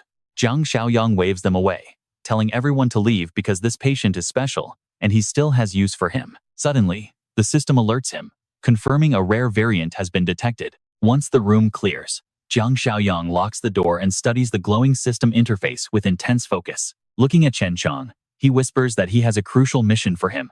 While across the city, a speeding car suddenly loses control, screeching wildly before smashing straight into the curb. Jiang Xiaoyong stumbles out of the wreckage, shaking his head, cursing his terrible luck but glad he is at least close to his destination. But before he can react, a lurking zombie ambushes him, sinking its rotten teeth deep into his arm before he can even defend himself. Screaming in agony, he violently shoves the monster away, cursing through his teeth. He runs back to scramble for a crowbar and begins brutally bashing the zombie's skull, screaming curses at the mindless beast. He relentlessly beats the corpse until he is completely out of breath, realizing he cannot afford to stay in this open area any longer. I know what you're thinking, but as Jiang Xiaoyong stumbles toward Jiang Xiaoyong's base, zombies are already gathering outside, while Xiaoyong carefully checks the side door. The survivors follow him out, but Meng Shanshan immediately starts complaining about how heavy and uncomfortable her protective gear is. Jiang Xiaoyong explains patiently that mindless zombies possess superhuman strength, making them incredibly lethal. Without battle experience, they will easily get hurt, so the heavy armor stays on until they are seasoned enough to survive without it. Reaching the front gate, Jiang Xiaoyong signals the group to brace themselves. At this close distance, they are well within the monster's sensing range. Everyone tenses up as a zombie locks eyes with them, prompting Jiang Xiaoyong to yell that they are spotted, reminding them to maintain their distance and fight as a team. As the zombie charges forward, Jiang Xiaoyong easily sidesteps, shouting that a missed attack is their best opening to strike the temples or the back of the neck. Lao Si charges and hacks at the skull, but the blade bounces off with a dull thud, sending a painful shockwave up his arm as he screams in agony. While he whines in pain, Jiang Xiaoyong points out that the top of the skull is the hardest part, which only hurts your own hands. Using Lao Si as a prime example of what not to do, the zombie immediately lunges straight back at him. He desperately blocks with his blade, crying out for help, making Jiang Xiaoyong smile and praise his correct defensive posture. Telling Zhang Qi to assist his teammate, Zhang Qi rushes in and smashes his heavy wooden club right into the zombie's neck. He praises the strike but urges them to keep attacking, and under their coordinated assault, the monster quickly goes down. While Jiang Xiaoyong evaluates their performance, he fails to notice another threat creeping up as Zhang Qi turns around smiling, asking if they did a good job. Jiang Qi suddenly spots the savage beast lunging at Jiang Xiaoyong and screams out in absolute panic. "Watch out, brother Xiaoyong." But just before the strike lands, Xiaoyong spins, grabs its head, lifts it completely off the ground, and yells at them to never lose awareness of their surroundings. And that's where we leave it, with Jiang Sheng watching from afar, cursing under his breath as he sees the infected already surrounding the base. Let us dive back in as a voice suddenly echoes, saying, "That guy Jiang Xiaoyong might be dead. Watch your back. Your teammate needs backup. Good job. Stay alert." Jiang Sheng gasps in shock. Yes, that is definitely Jiang Xiaoyong's voice. Following the sound, he sees them hunting zombies, unaware that right under his hiding spot, a pair of glowing eyes suddenly flashes. When Shuya, now a mutated zombie, growls as she crawls out and grabs Jiang Sheng's leg. He trips and falls, panic setting in as the monster lunges. This is it. He is dead. Suddenly, a loud blast rings out, splattering Jiang Sheng in fresh, warm blood. Jiang Xiaoyong arrived just in time, blowing the zombie's head off to save him. Snapping out of it, Jiang Sheng pushes the corpse away, gasping for air. Jiang Xiaoyong lowers his gun, asking suspiciously, "Jiang Sheng, what the hell are you doing here?" Jiang Sheng rushes forward, crying out, "Brother Xiaoyong, I am so glad I survived to see you." As he gets closer, Jiang Xiaoyong notices the infected wound on his arm. He is already turning. Raising his gun to Jiang Sheng's forehead, he says coldly, "You have been bitten." Terrified, Jiang Sheng begs in a trembling voice, "Brother Xiaoyong, please. Brother Xiaoyong, don't shoot. Please, I have something to say." Jiang Xiaoyong keeps his weapon aimed, replying coldly, "Say what you have to say from right there. Do not come any closer." With tears welling up, Jiang Sheng desperately explains, "Brother Xiaoyong, I know there is no saving me. In less than half a day, I will turn into a mindless monster." Suddenly, he screams in pure rage, "But that bastard Yang Tao is holding my wife and child hostage. Pay attention here. He was forced to betray our hero just to save his own family. Brother Xiaoyong, I am no saint, but I have never done anything truly evil. My family is innocent, and those animals will never let them go. They will suffer a horrible fate. My wife and child will end up way worse than me. Please, take care of them, in exchange for all the supplies I helped you gather." Jiang Xiaoyong narrows his eyes, falling into deep thought. Even though Jiang Sheng initially did it for money, he had still helped out quite a bit. Thinking this over, our main character lowers his gun and looks back. The fortress has room, the gender ratio is off, and the system is offering star rewards motivation enough to take action. The system triggers a new quest: save Jiang Sheng's family. Progress is currently at 0%. The reward is 25 points, while the ongoing street clearing quest to wipe out wandering monsters is at 70% progress, offering 10 extra points. Jiang Xiaoyong nods, his voice steady. "Do not worry, I will take care of your wife and child." "Really? Thank you, Brother Xiaoyong." Jiang Sheng falls to his knees, slamming his forehead against the concrete as he weeps. "Brother Xiaoyong, I cannot repay you in this lifetime. In the next life, I will serve you like a beast of burden." He looks up with bloodshot eyes, pleading, "Brother Xiaoyong, do it." Jiang Xiaoyong frowns. "Do what exactly?" "End my life. I do not want to become a rabid monster and threaten my own family." Jiang Xiaoyong stares at him thoughtfully before turning to command his ally. Shan, go grab a bicycle from the warehouse and give it to him." You and I both know why, but Jiang Sheng is completely bewildered, asking our hero in a trembling voice, "But why would you do that?" Jiang Xiaoyong replies coldly, "No need to ask why. Your time is running out, so hurry up and go." Jiang Sheng lets out a bitter smile and sighs. "All right, I understand. Thank you so much." Taking the bicycle, he pedals away with all his remaining strength, muttering, "My wife, my child." His eyes turn fully red as his body begins to mutate rapidly. Back at the base, after a fierce battle, the group finally clears out all the wandering zombies in the area. Jiang Xiaoyong pours kerosene over the pile of corpses, sparking a fire to burn them all. Lao Si pants heavily and groans. "Man, today was absolutely exhausting." The system displays the reward notifications, but Jiang Xiaoyong barely glances at them before speaking. "With our current strength, 2 or 3 people using normal melee weapons can hunt isolated zombies without injury. But facing a horde? That is an absolute suicide mission." He gestures, leading the group toward the base's warehouse area. "Uncle Thang, take this." Uncle Thang looks surprised. "What is going on, Xiaoyong?" Handing him the warehouse keys, Jiang Xiaoyong instructs, "This place is stocked with weapons. I must go into the city tonight. So the base's safety is in your hands. Uncle Thang worries. The city must be in complete chaos by now. Are you really planning to go all alone? Zhang Qi and Lao Si chime in together. Brother Xiaoyong, the three of us are going with you. Jiang Xiaoyong shakes his head. No, it is too dangerous, and you guys cannot handle it yet. You would only slow me down.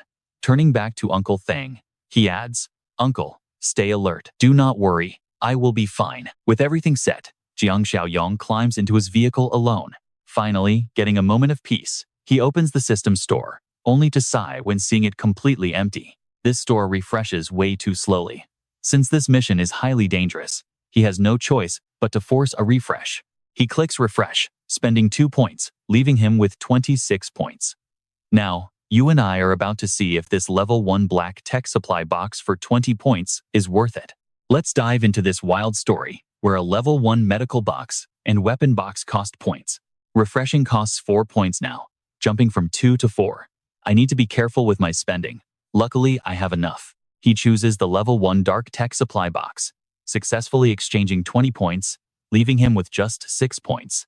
A bright white light flashes inside the car as the box opens, revealing his reward, a physical enhancement potion +5. Jiang Xiaoyong covers his eyes and mutters, wow, that felt like a flashbang. A physical enhancement +5. Let's use it now. He plunges the needle straight into his arm. As the drug kicks in, Jiang Xiaoyong groans, his status screen showing 13 constitution, 260% of a normal human, spatial ring, and mind eye. We cut to the late Zhang Sheng's house, where his wife comforts her son, telling Shuai not to worry, because dad will fix everything. Just then, Yang Tao's gang kicks the door open. The terrified wife screams, "What are you doing?" Yang Tao smiles maliciously. "What are we doing? Relieving some stress, obviously." 2 men grab her and rip her clothes. She struggles with tearful eyes, screaming, "No, please stop, let me go." Despite their desperate resistance, the 2 beastly men keep tearing at her clothes like hungry predators. Right then, watch closely as another man walks in, angrily asking what is going on here. One of them looks up with a grin. Invite Brother Li to join. But Brother Li snaps, "Damn it, the job is not done yet. Think about the mission first, and let her go." The thug argues back, asking what the big deal is, since it is not their first time. Brother Li patiently explains, if you mess with his wife now, what if she decides to end her own life? Once she is gone, he will have nothing left to lose and will drag us down with him. Frustrated, the 2 thugs stand up, complaining that he ruined their fun. Before leaving, Yang Tao makes a creepy face at the mother and son, warning them to wait for him. The door slams shut, leaving them shivering in fear. That night, Jiang Xiaoyong drives along the highway into the city. The streets are packed with wrecked cars and wandering zombies looking for prey. He drives casually, slowly getting used to his new body after taking the enhancement potion. With 13 physical points, his reaction time and control are twice as high as an average human. This feels amazing. But near the city, the roadblocks pile up. Jiang Xiaoyong gets out and mutters that driving is too loud, so he must go on foot. As soon as he closes the door, a low growl echoes behind him as 2 zombies rush forward. He dodges quickly, grabs one, and slams it into the other. Pulling a blade from his spatial ring, he slashes, sending both zombie heads flying to the ground. His raw power absolutely crushes these zombies. Now, you and I can hear voices echoing nearby. Damn, we are surrounded. Jiang Xiaoyong estimates the sound is 800 meters away, just as the system triggers a random encounter quest. The mission is to rescue the survivors trapped inside a convenience store. Desperate voices echo from within. Crap, we are surrounded. Hurry and block the door with heavy objects. Dad, are we going to die here? It's fine. Those monsters can't break in. At worst, we will just reunite with your mother. The boy weeps, prompting another survivor to complain. Damn it, old song. Do you ever shut up? You are not helping. If I knew how to talk, I would have been the building manager. Are we really going to die today? As despair sinks in, a loud thud echoes outside. Fresh blood splatters across the glass, and a terrifying shadow presses against it, making everyone jump back. The shadow slides down, and silence falls. Old Song pants heavily. Xuan, help move these heavy things and use the elevator. Be quiet. Stepping outside cautiously, they are shocked by the pile of dead zombies. A terrified Xuan stammers that it must be a mutant. A confused Old Song asks, what a mutant even is. Xuan explains they are faster and stronger than regular zombies, just like in comics and video games. Old Song scolds him. Reading comics and playing games all day is why your grades are so terrible. The guard urges them, Old Song, this is no time for that. Follow me, stay alert, and don't let a mutant ambush us. The group slowly reaches the intersection where the guard signals a stop. Across from them, Jiang Xiaoyong checks his interface. Encounter mission complete, plus 5 points, bringing his total to 11. Ziswan panics, shouting that he must be a mutant. The guard doubts it, saying he looks more like a survivor. Jiang Xiaoyong turns around with a smirk, repeating, a mutant? Quite the imagination, kid. It is too early for mutants to roam freely. Relieved, the guard realizes he is indeed a survivor. It's too dangerous out here alone. In times like this, we must stick together to survive. Come with us. Jiang Xiaoyong inquires who they are, and if there are only a few of them. The guard explains cautiously that they are searching for supplies, with many civilians left at Rongxiang Court. Trust me, you and I are about to see this lead them right to Jinyu Mansion. Old Song chimes in, confirming it is just one street away. All right, stick with me as we see what happens next. He pats Jiang Xiaoyong's shoulder, promising that their group has Captain Li's gun and the experience to protect him.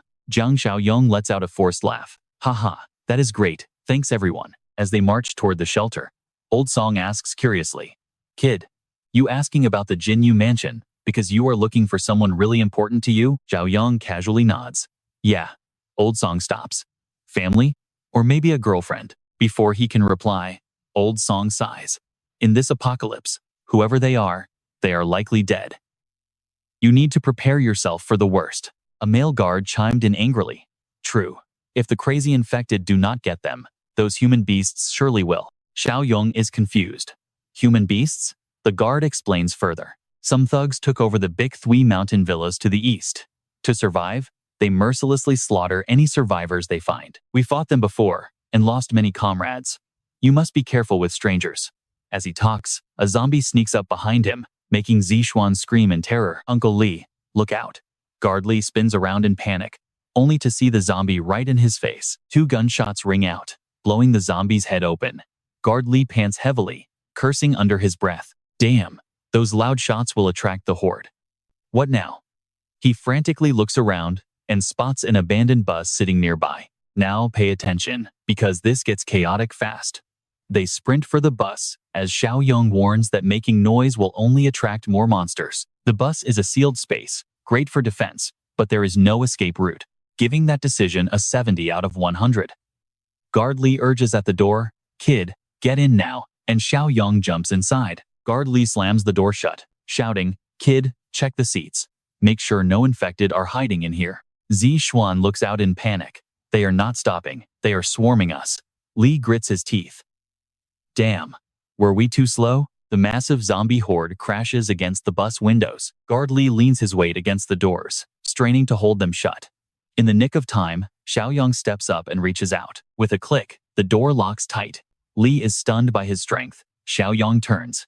Do not worry about this door. It is locked. Tell everyone to smash the windows and fight back. Li immediately agrees. The windows are quickly smashed, and zombies try to crawl inside, but a crowbar instantly impales one's head. Held tightly by his son and a woman, Old Song leans out to strike. Guard Li checks his ammo, sweating. A few bullets will not stop this horde. Xiaoyong suddenly throws him a powerful crossbow, telling him to use it. Li is completely confused. Where did this crossbow come from? Xiaoyong lies, claiming he just picked it up. Armed with a crossbow, Li joins the fight and easily drops the monsters, laughing and mocking them to eat dirt. After a brutal clash, the threat is cleared, allowing everyone to step out safely. Zishuan is thrilled, thinking they are the chosen ones of this apocalypse. But let's pause. Xiaoyong warns them to stay alert and avoid making dumb mistakes. Back at the camp, the others are deeply worried about Xiaoyong. Old Sheng sighs, hoping Xiaoyong is safe. Suddenly, Yiming volunteers to take the night watch shift. Lao Si nudges him, joking about his sudden enthusiasm. Yiming snaps back, telling him to shut up and worry about himself instead. Lao Si is shocked by his aggression. Old Sheng smiles, telling everyone to rest since Yiming volunteered to watch. Be careful. Call us if anything happens, they say. Yiming nods, telling them to rest easy. Under the high moon, Yiming whispers that everyone must be asleep. He needs to move fast and finish this before Xiaoyong returns. Inside, Old Sheng is fast asleep, With the warehouse key, Xiaoyong trusted him with nearby. Suddenly, the bedroom door creaks open. Bright silver moonlight spills inside, illuminating the completely silent space. Creeping in like a ghost, Yiming confirms old Sheng is fast asleep. He slowly reaches out toward the table, aiming to steal the key. Suddenly, a soft noise breaks the silence, causing old Sheng to snap awake. Seeing Yiming looming over him, the old man yells in panic. "What are you doing?" Yiming panics as his heart races. Before the old man can react, he throws a heavy punch right into old Sheng's face. Grabbing the key, Yiming bolts out of the room. Holding his bruised face, old Sheng screams in rage. "Lu Yiming, you bastard. What do you think you are doing? Give me back that key." His furious shouting echoes through the building, waking up everyone else. They rush out to see what the chaos is about. His face red with pain, old Sheng shouts his orders. Lu Yiming stole the armory keys. Stop him now. Hearing this, 3 guys immediately bolt after him. As he runs, Yiming intentionally knocks over chairs and trash cans to block the narrow hallway. The path is blocked, leaving them cursing. And that's where we leave it. Will they catch him next time? All right. You and I are about to watch a total coward make the craziest move of his life as Lu Yiming stops outside the clinic, smirking and muttering that he has to go all the way. Yiming slips inside the clinic, where Chen Sun is tied tightly to a bed. But as Yiming reaches to untie him, Chen Sun suddenly thrashes violently and manages to free one of his hands. He swings his free hand, almost grabbing Yiming. Yiming jumps back in sheer panic, cursing under his breath. Why is the rope on this side so loose? Did they tie him up poorly before? Looking outside, Yiming smirks. Well, this actually saves me the risk of untying him myself. He waits, and just as expected, by the time the pursuers arrive, Chen Sun has broken free and blocked the clinic door. The crowd stops dead in their tracks, terrified. One of them screams that the bastard Lu Yiming actually released Chen Sun. Is he trying to get us all killed? Another growls, cursing that they never expected that kid to be such a heartless monster. Holding back his pain, Lao Thang orders everyone, reminding them that all their weapons are inside the warehouse. No matter what, they must first work together to lock that crazy kid inside the clinic. He splits the group up using the tactics Xiaoyong once taught them, warning everyone not to get bitten.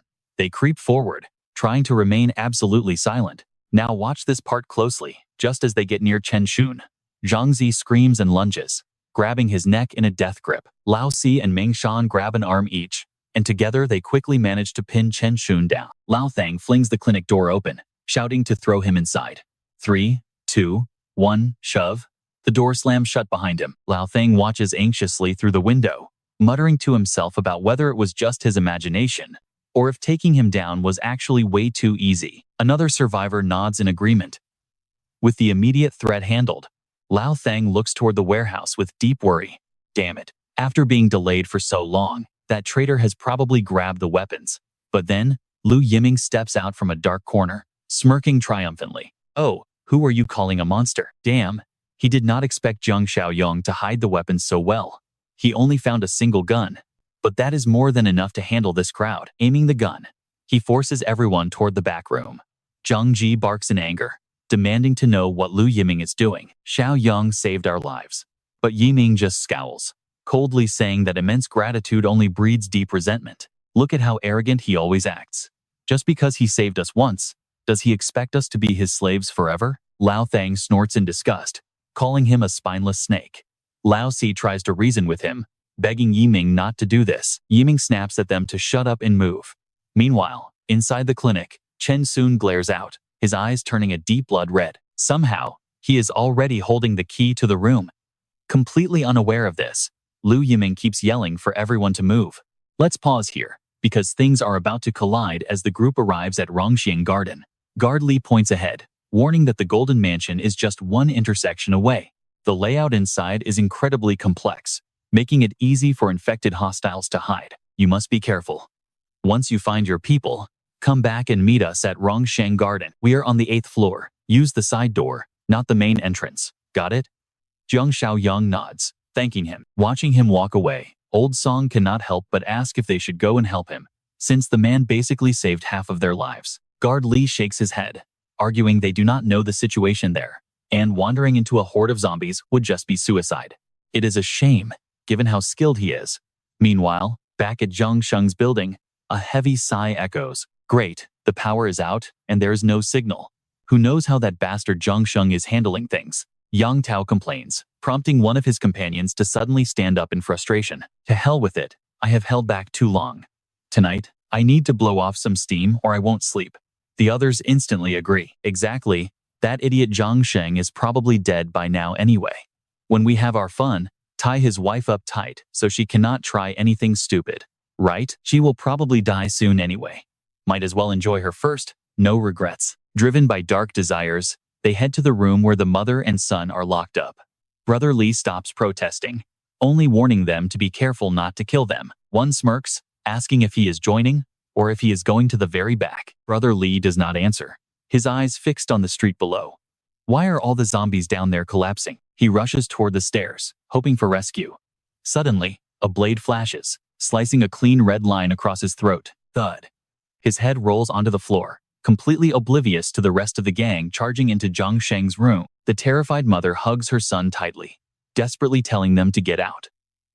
The gang smirks with pure malice as their leader impatiently begins unbuckling his belt. Quit acting.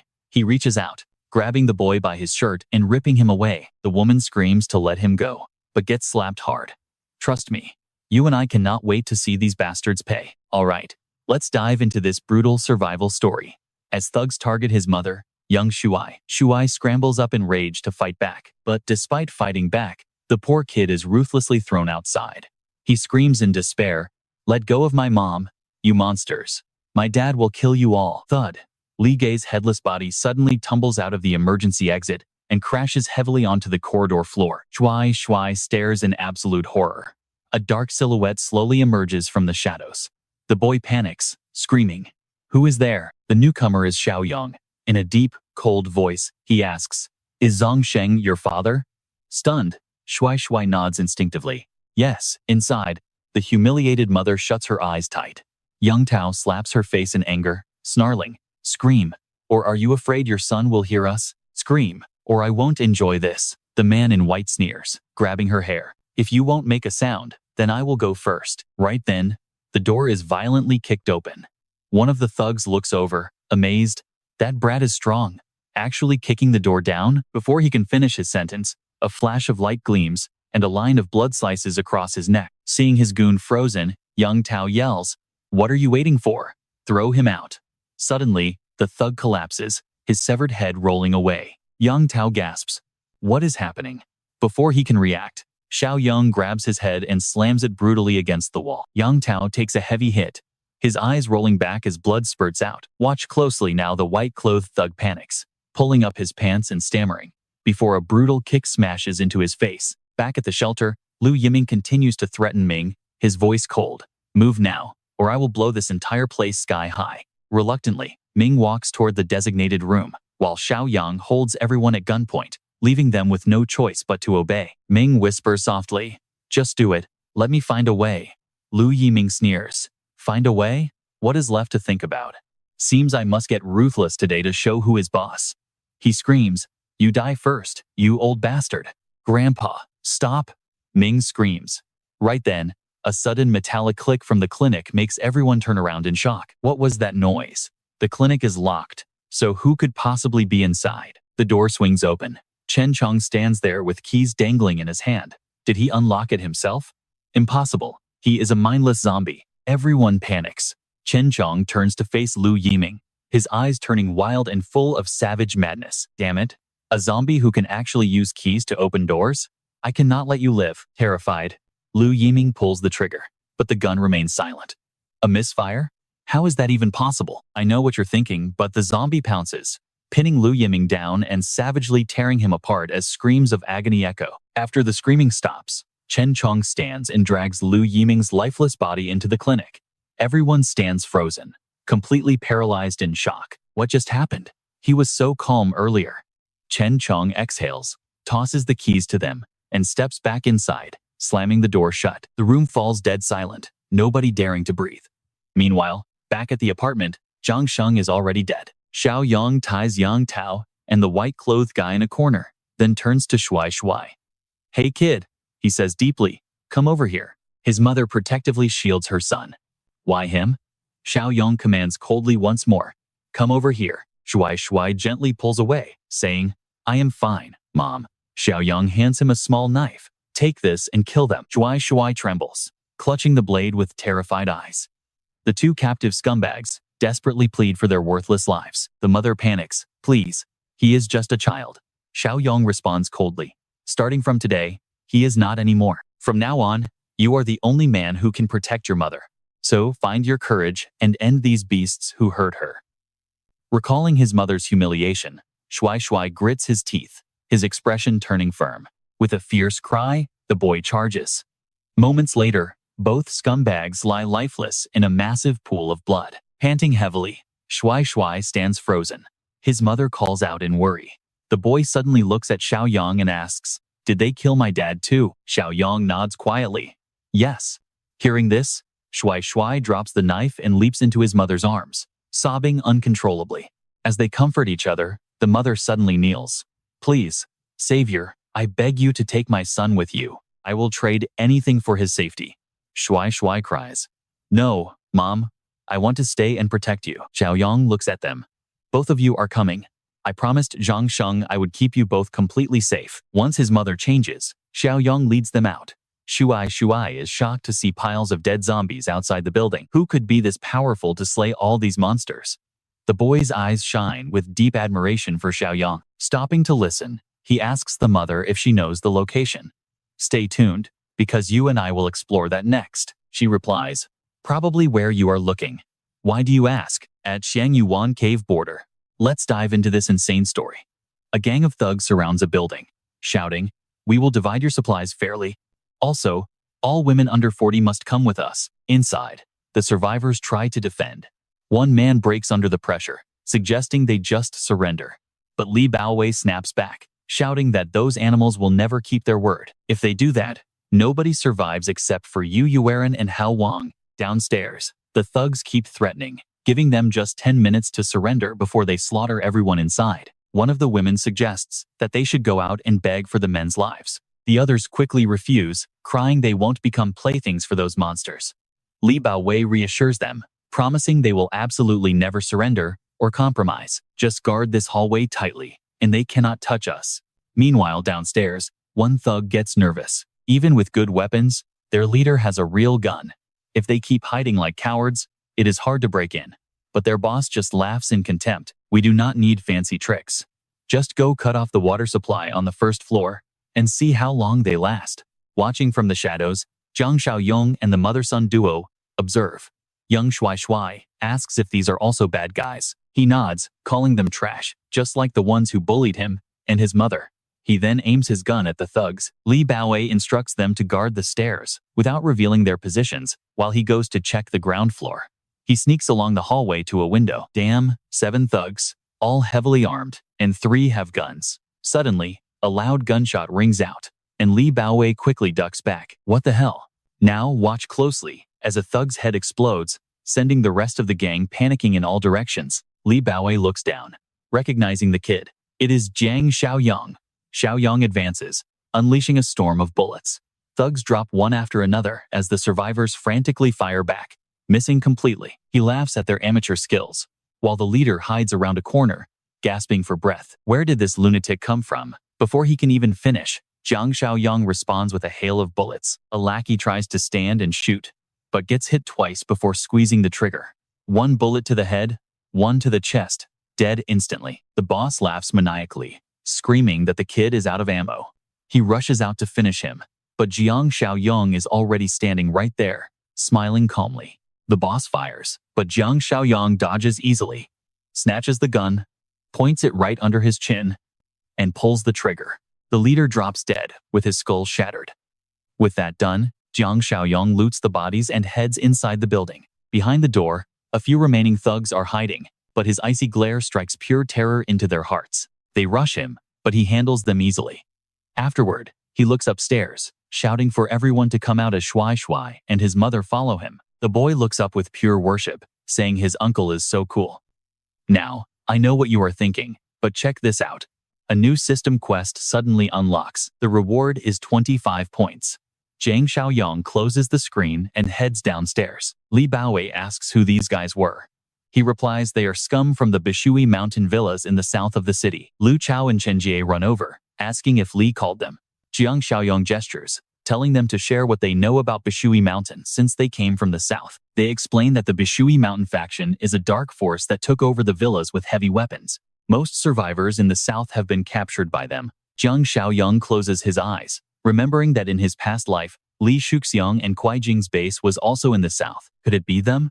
He asks if Bishui Mountain is the only major survivor camp left in the south. Genji replies that there are others, but none can stand against their superior firepower. Whenever they raid, they slaughter half, kidnap young women, and force captives to join their crimes. Jiang Xiaoyong nods, saying it is exactly as he suspected. He turns to Li, telling him to take the guns from those 3 dead thugs and search them thoroughly for extra ammo. Take this rifle too, along with 5 extra magazines.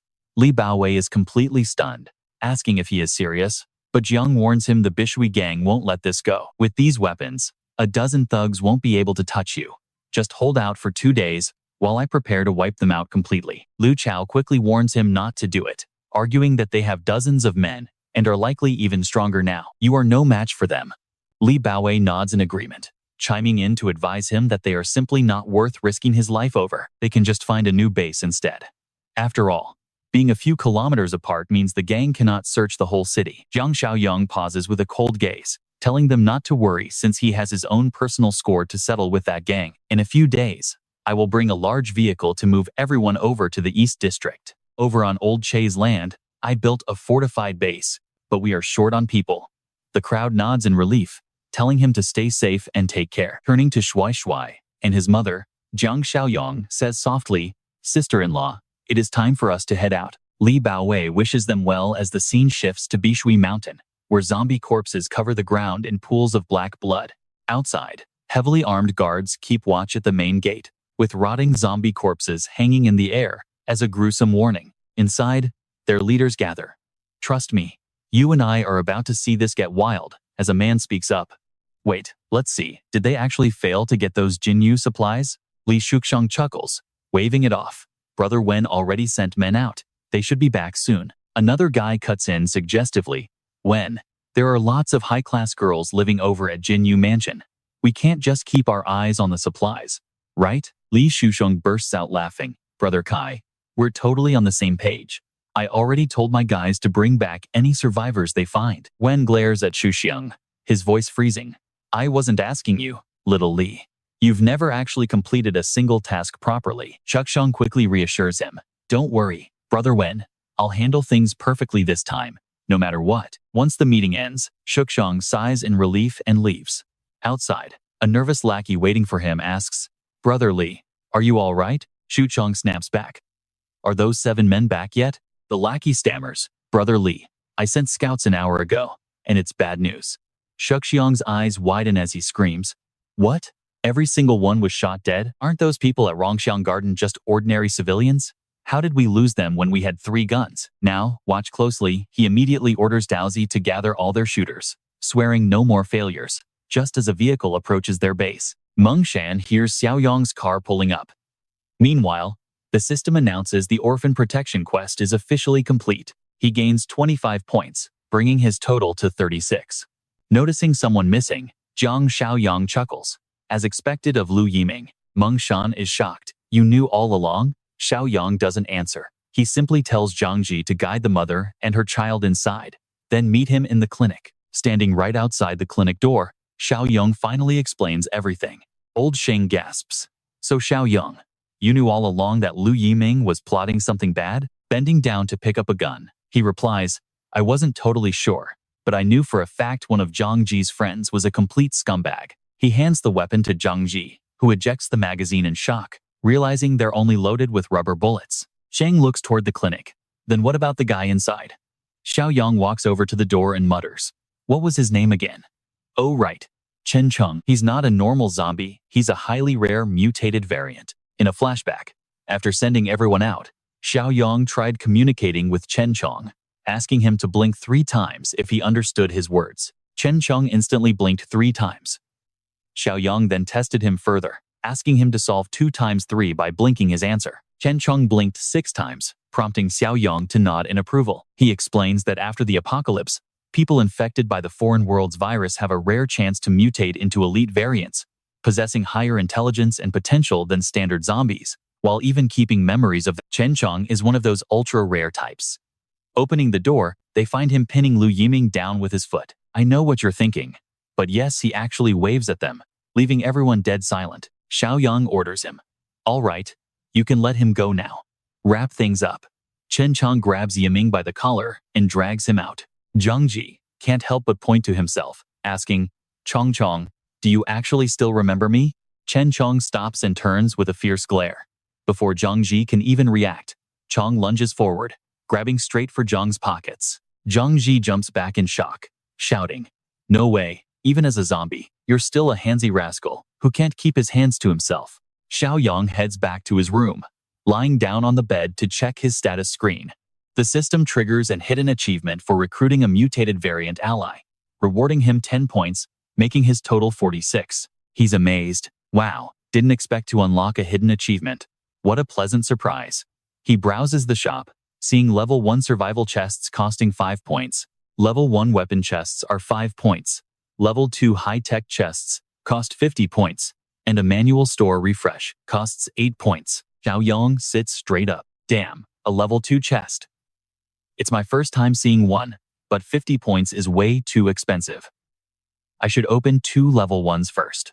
The system confirms his level 1 survival chest purchase, granting him an infection prevention serum that reduces infection risk, but cannot cure existing mutations. With 41 points remaining, he successfully purchases a level 1 tactical weapon chest. He receives a Barrett M82 sniper rifle with 10 rounds of .50 BMG ammunition. His points drop to 36, leaving him absolutely thrilled. If level 1 weapons are this insane, do level 2 or 3 give me tanks? And this vaccine can actually save bitten people before they turn. The system alerts him. An active quest has appeared. Recruit survivors from Rongxiang Garden to join your base. Reward, 25 points. Closing the interface, he gets pumped up, eager to open that level 2 chest and complete this new mission quickly. Meanwhile, Chen Chong disposes of Lu Yiming's body outside. The night passes quickly. The next morning, Xiaoyong gathers the group, ordering everyone to practice shooting for at least 1 hour daily. Together, we leave things here as Xiaoyong pulls Sheng aside. All right, you and I are about to watch a crazy rescue plan unfold as our hero instructs Uncle Sheng to prepare some rooms in Rongxiang Garden for survivors today. Old Sheng nods, telling him not to worry, while Chen Rong screams and runs after them. Shouting for him to follow, Jiang Xiaoyong leads Chen Chong to find a bus on the street, easily taking down the yellow-collared zombies nearby. Spotting a lingering zombie inside the bus, Chen Chong charges forward, swiftly deals with it, and throws it out. Handing over the keys, Jiang Xiaoyong tells Chen Chong to unlock it, saying he does not need to wear those constraints when they are alone. He adds that he can wear them later at Rongxiang Garden to avoid scaring people, and Chen Chong growls in agreement. Meanwhile, over at Bishui Mountain, Li Shushang gathers a crowd and roars, asking why they are still short-handed before they finally head out. Speeding off, he gnashes his teeth, swearing that he will absolutely conquer Rongxiang Garden this time around. Down in the pitch-black streets, yellow-collared zombies wander around, with a few huddling in a corner to tear apart an unlucky victim. In the distance, bright bus headlights pierce through the darkness, blinding a zombie ripping into a corpse. It whips its head around, its glowing red eyes flashing under the blinding glare. This is the exact same bus that Jiang Xiaoyong and Chen Chong commandeered yesterday. They plow right into the zombie horde, sending monsters flying everywhere with a series of brutal, bone-crushing impacts. Screams of agony blend with the roaring engine as the bus weaves masterfully through ruined cars and scattered debris on the road, charging forward like a wild beast, tearing through a chaotic battlefield. Watch closely as we shift to the Rongxiang Garden high-rise.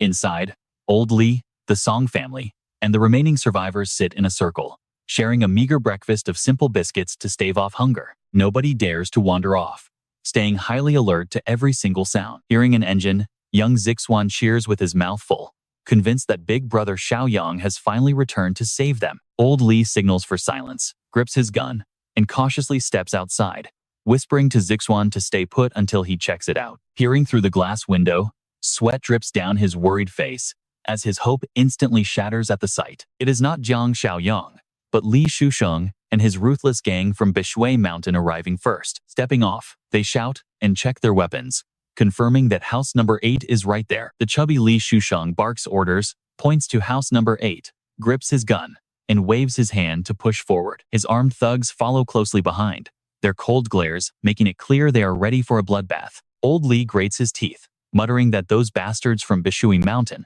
have arrived instead of Xiaoyong. Equipped with the gun Old Li passed to him, Old Song gets fired up, wondering how these scumbags dare to return after their last beating. And get this, thanks to the weapons Jiang Xiaoyong left behind, they are no longer easy targets. Old Li turns around, gesturing decisively to fight back now that they have guns, but warns them not to underestimate the heavily armed enemy. From their high vantage point, they easily estimate the numbers and gear of the invading thugs. Quickly deploying their defensive plan, everyone takes cover at assigned spots, while Old Li heads to the roof for action. Down below, Li Shusheng's gang aims their weapons at the windows of Rongxiang Garden, brimming with overconfidence as they glare aggressively. Old Song, his son, and Zixuan peek out just enough to watch. Drenched in sweat, Old Song signals that the range is perfect, and those scumbags will pay if they step any closer. Gunfire erupts with loud bangs, sending the thugs crashing down as panicked screams echo amidst the sound of shattering glass. The window shatters completely into sharp shards. Old Li quickly covers his head and shouts for Zixuan to get back. Furious, Li Shusheng raises his hand below, barking at a long-haired underling to hand him the megaphone. He orders them to shoot anyone who peeks out, then grabs the red megaphone to test his voice. Before he can utter another word, a rifle bullet whistles through the air and grazes the long-haired thug. The guy collapses instantly in a pool of blood, startling Li Shusheng into dropping the megaphone as they realize someone has a rifle. Before they can even recover, another shot pierces a thug's calf, making him scream in pure agony about his leg. Li Shusheng freezes with his smoking gun, staring blankly, completely unable to process the absolute chaos unfolding before his eyes. Up on the roof, Old Li rests his rifle on the concrete ledge, calmly aiming. This masterpiece shot proves his deadly veteran skills. Down below, the terrified mountain gang panics, screaming to watch out for the rifle. One thug cries about their sudden loss, while Li Shusheng ducks behind a wall, gritting his teeth in pure frustration. Their intel only mentioned 4 handguns plus the 7 they seized last time. Where did this automatic weapon come from? As his terrified brown-haired thug asks Boss Li what to do, you and I are left waiting. Watch closely as Li Shusheng completely panics, screaming, "Retreat! What else can we do?"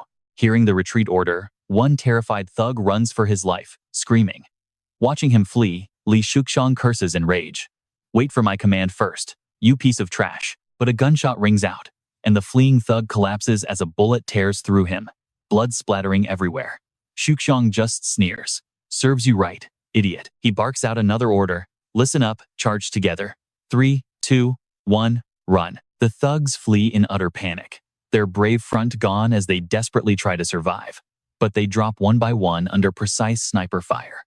Shusheng likely used them as meat shields while he quietly slipped away. Once the shooters on the roof pause, he makes his move, muttering to himself, "They must be reloading about now." Sure enough, Old Li is out of ammo, unable to keep firing. Shusheng and a few survivors scramble to their truck.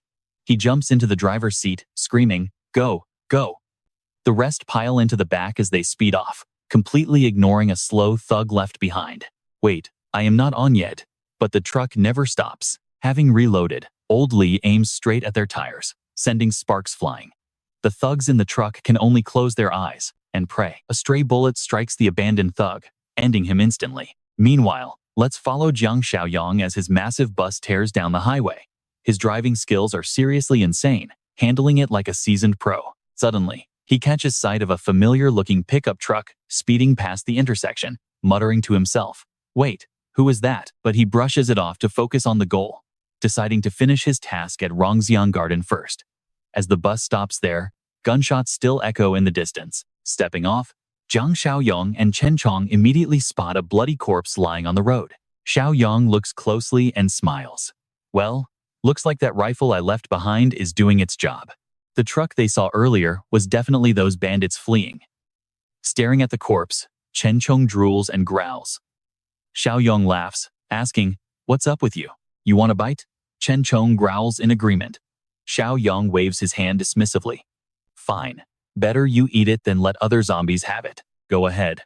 Like an unleashed puppy, Chen Chong's eyes glow red as he grins hungrily, sprinting toward the corpse at terrifying speed. Xiaoyong calls out, "Once you finish, wait for me near building number 8. Chen Chong lets out a loud growl of agreement, tearing into the fresh flesh of the corpse, inhaling deeply with a look of pure, blissful satisfaction.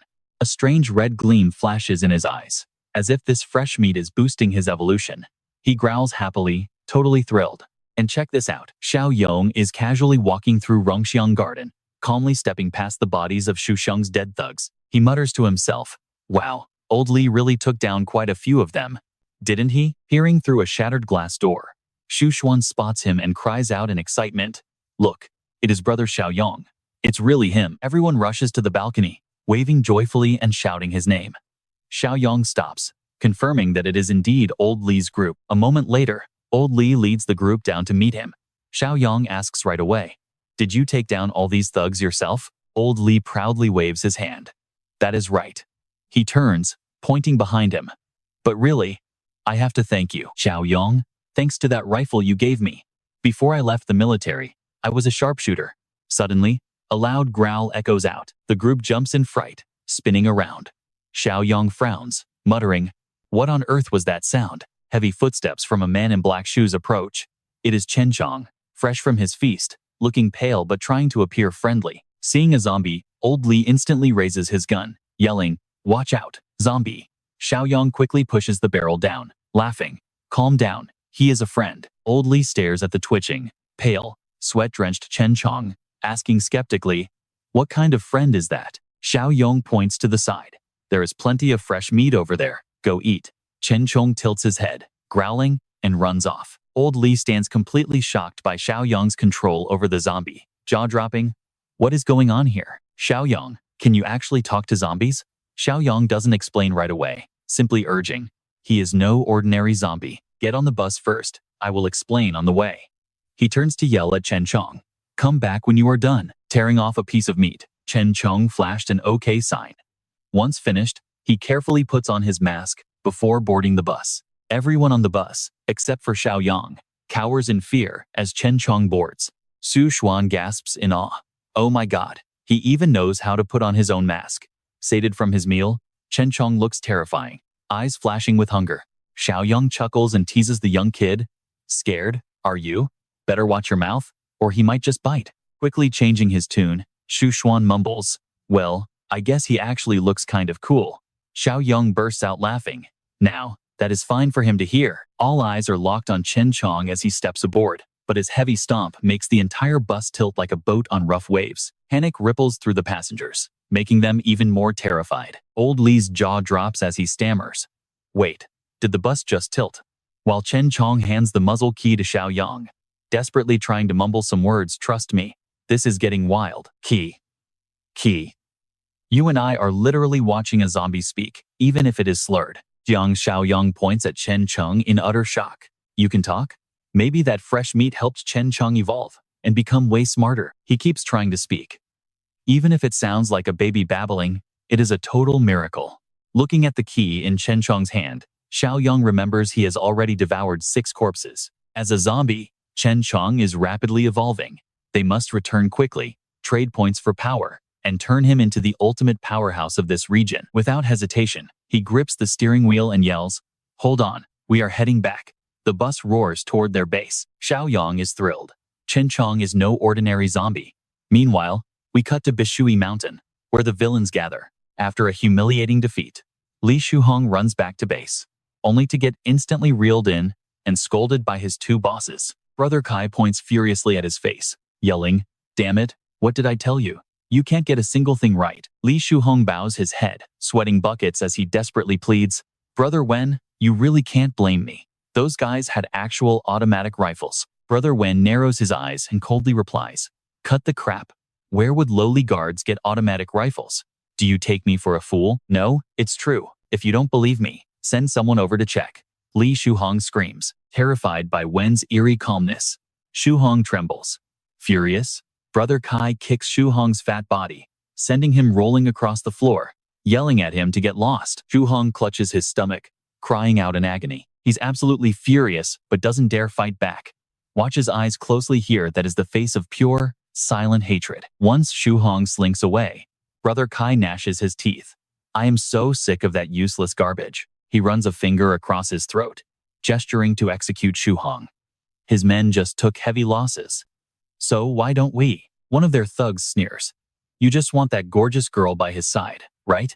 Kai grins greedily but plays dumb, asking, Hey, old Xu, what are you talking about? But between Wen and old Xu, Kai drops the act and openly admits he wants to share her. Despite his clean looks, Brother Wen shows a creepy smirk, reminding him, Do not rush, Kai, let me find the perfect chance. They think Xu Hong is already gone, but he is hiding outside, eavesdropping on their whole conversation. Veins pop on his furious face, his fists clenching as he glares as if to swallow them alive. Later, back in his private room at Bishui Mountain, Xu Hong trashes the place in a rage, screaming about his woman. Cui Jing approaches and softly asks what is wrong. She leans in, trying to comfort him, but Xu Hong snaps. Hurry up and pack. We are leaving. Cui Jing is shocked. Leaving now? Where? Xu Hong grabs her hand, gritting his teeth. We can't stay here anymore. We must prepare. He knows that in this apocalypse, having a gorgeous girlfriend like Cui Jing makes him a target for everyone. He summons a lackey in white who rushes in. How can I help, Brother Li? Xu Hong barks his orders. Gather the men, we leave at dawn. Cui Jing looks totally detached, silently watching him as he turns his back. She has long known Xu Hong cannot be trusted, especially after his pathetic failure trying to manipulate Xiaoyong. Meanwhile, the bus finally pulls up right outside Xiaoyong's base. Old Han, San, Zhang Ji, and Xiao Kai suspect an intruder and draw their weapons to defend. Everyone steps off after the long trip. Honestly, you and I would be just as shocked seeing this literal post-apocalyptic fortress. Still on the bus, Xiaoyong opens his system panel. The screen alerts him that his recruitment quest is complete. He saved 8 out of 5 survivors, earning 25 points plus a 5-point bonus, bringing his total to 66. He mutters, Wow, an extra bonus for overachieving. Checking his total score, he steps off the bus and tells the waiting Chen Chong, Tomorrow night, follow me to the south of the city. Chen Chong, wearing a muzzle, mumbles, Bite them? Old Li asks on everyone's behalf, What are you planning south of the city? Xiaoyong smiles. I have some deep-seated grudges to settle with those Bishui mountain thugs. That night, after settling everyone in, Xiaoyong retires to his room and opens the system interface. The screen displays the level 2 dark tech supply box, costing 50 points, with a manual refresh for 8 points. Under the glowing screen, he manually refreshes, taps the mystery box icon, and whispers, Level 2 box. The system confirms his Level 2 dark tech box purchase, deducting 50 points, leaving him with 16. A dazzling vortex of light wraps around Xiaoyong like a cyclone. Holding his breath, he prays it won't disappoint. As the light fades, a syringe appears. The system shows a physical enhancement serum giving plus 20 stats. Grabbing the syringe, Xiaoyong marvels, plus 20 stats. Damn, level 2 boxes are truly insane. Suddenly, a loud cry echoes outside as the serum begins to glow. After injecting the serum, Xiaoyong's body undergoes a massive transformation. Clenching his fists, he cheers. 33 stats. I am 6 times stronger than normal. A mosquito buzzes by, and he pinches it. Trust me, you and I are about to see him wreck everyone next. All right, stick with me as Xiaoyong watches a struggling mosquito, lets it fly, and mutters, How terrifying. This small display proves his absolute, godlike power in this wasteland. At sunset, Xiaoyong and Chen Chong head to the training grounds where Old Li and San are practicing shooting. Seeing him, Old Li asks, Xiaoyong, are you really planning to go down to South City? Smiling at the old man's impressive marksmanship, Xiaoyong simply replies, Yes, I am. Then he adds, Brother Li, your shooting skills are top tier. Please train everyone else for me while I am gone. Old Li beams, That is my specialty. Leave it to me. Xiaoyong waves his hand. Chen Chong, let us move out. Driving the bus, they set off on a path of sweet revenge as darkness falls, quiet before the impending storm. Meanwhile, inside Li Shuxiang's hideout, he and his gang prepare to flee. He asks his thug, Qingzi, is everything ready on your end? Qingzi nods. Do not worry. Boss Li, all set. Shuxiang orders them to move, and they creep forward, keeping their guard up for any sudden danger. Suddenly, blinding headlights flash, cutting straight through the dark. As Shuxiang shields his eyes, Dongshu steps out with the gang. And look closely, Cui Jing is sitting inside, smiling with Wen and Kai. She betrayed Shukshong for stronger allies without a second thought. Confused, one of Shukshong's henchmen mutters, "What is going on here?" Raising his gun, Dong Shu sneers, "Where do you think you are going?" Shushong squints, recognizing him, and growls, "Dong Shu." Shu Qiang plays dumb, smiling awkwardly. "Boss Shu, we were just heading to Rongxiang Garden to try our luck tonight." Dong Shu chuckles with sheer contempt. "Oh, heading to Rongxiang Garden?" A lackey drags an unconscious body and dumps it.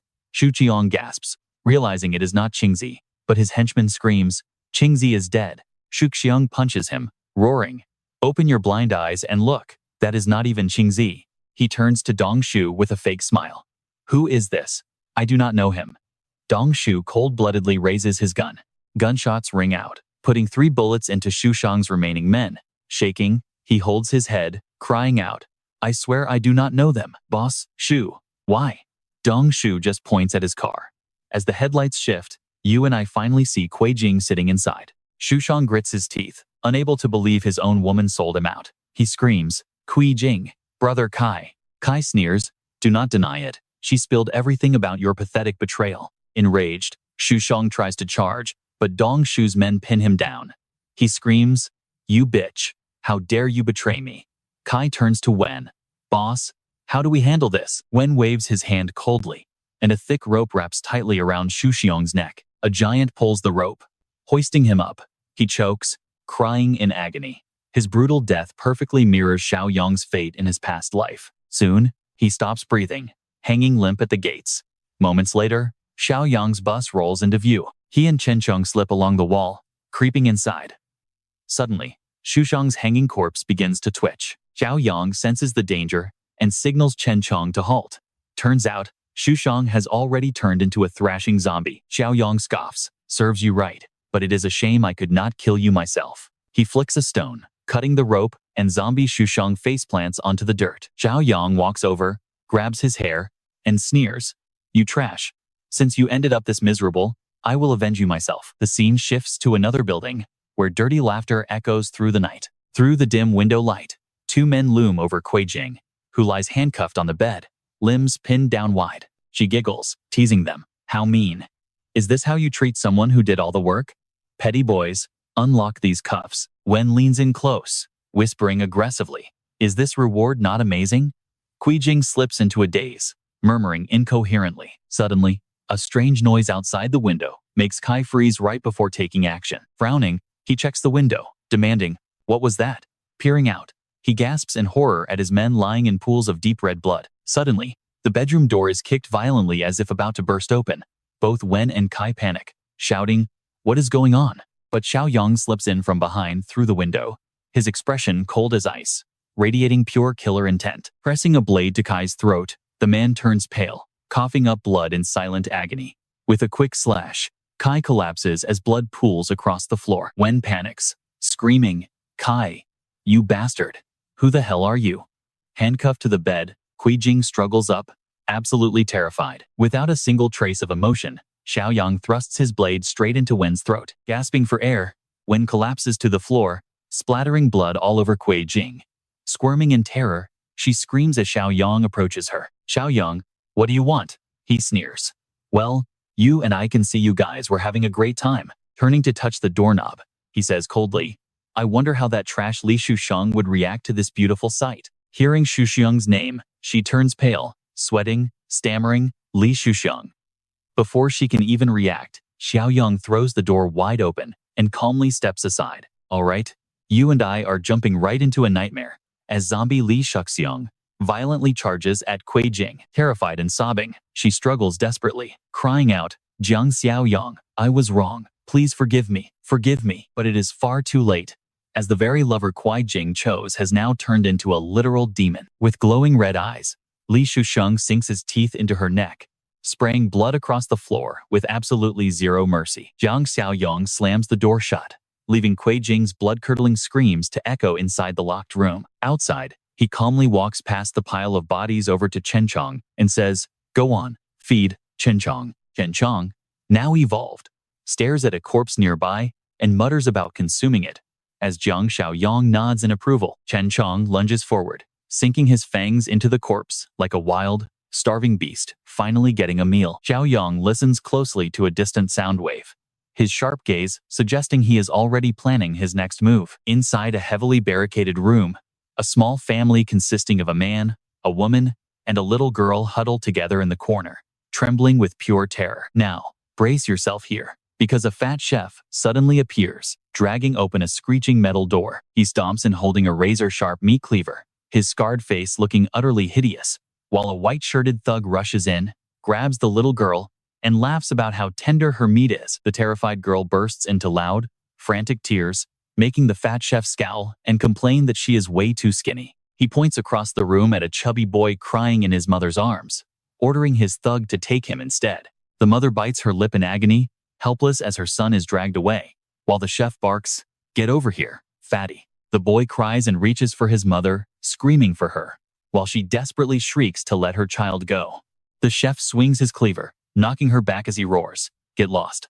Seeing this, the boy screams in horror, pounding her fists on the floor. The sobbing mother begs them to spare her son, but everyone else in the room looks away, too afraid to interfere. Raising her hoarse voice, the mother desperately begs, "Please, someone save my son, have mercy." Suddenly, a violent crashing noise echoes, catching everyone's attention as 3 holes pierce through the door, making the angry chef roar out, "What the hell is going on?" His thugs immediately raise their weapons, aiming directly at the entrance. Gripping his knife, the chef snarls, "Who has a gun around here?" While a confused thug replies that only their boss owns one. Capitalizing on the chaos, the boy runs back to hug his sobbing mother, who holds him tight and whispers that everything will be fine. Inside, 5 tense thugs aim their weapons at the door, as the fat chef backs away and orders a lanky lackey to check it out. Now, watch closely. The terrified lackey hesitates, but the angry chef snaps and forces him forward anyway. Gripping his gun, the sweat-drenched lackey creeps forward, when suddenly, Chen Chong's pale, decaying hand bursts through and grabs his neck. Screaming in absolute terror, he is dragged out of the room, slamming hard against the doorframe. Panicking, the remaining armed thugs scream, "It is a zombie! Open fire!" and blindly unleash a barrage of wild, messy shots. Spotting a shadow outside, they redirect their aim and keep shooting through the barricaded wooden door. In a flash, Chen Chong smashes the door open and charges inside, his cold eyes completely unfazed by the gunfire. Backing away, the fat chef ends up right in Chen Chong's path, who leaps and snaps his neck with a sickening crack. The chef's eyes bulge out as he drops dead on the spot, his cleaver clattering onto the floor. Landing gracefully with a lethal aura, Chen Chong sweeps through the remaining thugs like a grim reaper, leaving them screaming in panic as they beg for help. Within moments, the fight is over, and Chen Chong stands over the dead thugs while a captive girl stammers in disbelief. "Wait, it is not killing us? What kind of zombie is this?" With completely pale eyes and dead skin, Chen Chong looks terrifying, yet he remains remarkably calm. Slipping his hands into his pockets, Jiang Xiaoyong casually walks in, smiling as he praises Chen Chong for moving so fast and showing elite reflexes despite still wearing his heavy chains and mask. Chen Chong raises his deformed hand and dryly replies, "This way. It looks cooler." Everyone in the room is stunned, and the young mother tightly hugs her daughter, whispering, "A zombie that can talk?" Showing clear intelligence unlike the mindless beasts roaming outside, Chen Chong instantly becomes the center of attention. Jiang Xiaoyong gently approaches the little girl, waving as he says, "Don't worry, he won't hurt you," while Chen Chong nods in agreement. With teary eyes and a red face, she continues to tremble, muttering, "He is a high-level monster. He will kill you without hesitating." Hearing the term high-level monster, Jiang Xiaoyong's face darkens with suspicion as he gasps, "Wait, what?" Kneeling near the girl, he asks if they have seen others like him, making her shrink back as her mother hesitates. As she confirms seeing one in the city of Tongcheng, Jiang Xiaoyong stares into the distance, "And trust me, we are in for a wild ride. You and I are jumping right back in. I thought we had months. Especially since the decorated city is close to Old Ye." Chen Rong stammers, "What girl?" Xiaoyong turns around to explain that he is a mutant, just like him. Depending on the person, your sanity and memories remain at different levels, making you far better hunters than normal zombies. But because this mutation is unstable, most are feral and extremely dangerous. Chen Chong frowns with deep worry. "So, what about me now?" Ziyong places a hand on his shoulder to comfort him. "Relax, you are lucky to have me here. I will not let you lose your mind." He turns to the crowd at the Emerald Mountain Villas. "There must be other survivors left, right?" A man answers, Plenty are locked up in the real estate office. A woman adds, there might even be survivors hiding down in the basement. Jiang Xiaoyong leads the group down to the basement. As the door cracks open, everyone turns pale at the blood-stained floor. Xiaoyong gasps in shock. Seeing bodies hanging like pigs in a slaughterhouse sends a wave of pure terror through the crowd. Someone explains that these monsters drag living people from the surrounding area to this tomb every single day. Xiaoyong's expression hardens as he asks, with so much slaughter, can they even eat it all? The long-haired man bitterly replies, they ship the meat out regularly. I do not know how many of them there are. Staring at the piled-up corpses, Xiaoyong mutters in sheer rage, they definitely are not eating all of this. Could they be raising zombies? He turns back to the man. You mentioned that real estate office. What is the exact situation there? The man replies, it is about 1 kilometer south from here. That is where they lock up everyone they capture. Now watch closely, only the tortured get brought here to be butchered. Stunned by this evil, Xiaoyong can only whisper, is that so? Suddenly, his system panel flashes with a new notification. Automatic quest version A activated, community expansion. Raise the community rating from 2. Reward, 20 points. Total accumulated points, 36. Now, 30 minutes later, outside the southern real estate office, 2 dark figures stand guard at the entrance, under the late-night sky. One of them cautiously holds an iron bat. I thought I heard gunshots near the north gate earlier. The other guard grunts. Yeah, they are probably using live humans for target practice. Suddenly, Chen Sheng leaps out from behind them, landing in a perfect combat pose. The 2 guards scream in terror. A zombie. Their screams are cut short by a wet slicing sound. Inside a small, cramped room, 4 stripped girls huddle together in fear. One of them lies exhausted under a thin blanket. Hearing the noise outside, they panic, eyes wide with fear. The girl in red whispers, what is going on out there? The girl on the mattress covers her head, crying, let them do whatever they want. Just do not let them come in here. The lock clicks, the handle turns slowly, and the room goes dead silent. The girl trembles, sobbing, please do not come in, please, but I know what you are thinking, and thankfully, it is Jiang Xiaoyong who walks in. Seeing them, he hesitates. While they panic to cover their bodies, Xiaoyong firmly tells them to head out. He leads the survivors out of the office, stepping over the corpses of their captors. The girl in red gasps, are you really offering us a place to stay? Xiaoyong replies, yes, but in exchange, everyone has to work. They all agree, that is not a problem. We can still work. Xiaoyong raises his hand excitedly. No time to waste. Let us move out. The bus starts rolling, carrying everyone back to the base under the quiet night sky. An hour later, they arrive. Up on the watchtower, San and Zhang Zi shout happily, Xiaoyong is back. I am opening the gate. Zhang Zi stops him. Xiaoyong is not driving straight inside. Let us see what he wants to do first. Xiaoyong looks back at the base and says, that is my fortress, but I cannot let you inside just yet. The long-haired man understands completely, knowing how cruel the world is. We understand. Another woman asks, so where are we going to stay? Xiaoyong answers, next to the fortress are temporary shelters with fences. It is not as safe as the fortress, but much better than normal camps. He continues, Old Ye's area still has plenty of empty land and abandoned buildings. Once we renovate, things will get much better. Everyone bows down in deep gratitude, unable to repay his kindness, crying out, thank you, our savior. The next day, at the Emerald Mountain base, 2 large vehicles pull through the gate, a sedan and a truck, loaded with tons of heavy black plastic bags. A woman with dark green hair and fishnets sits in the sedan, clicking her tongue in annoyance. Why is nobody picking up my calls? Is Zhang Qingwen playing some kind of mystery game again?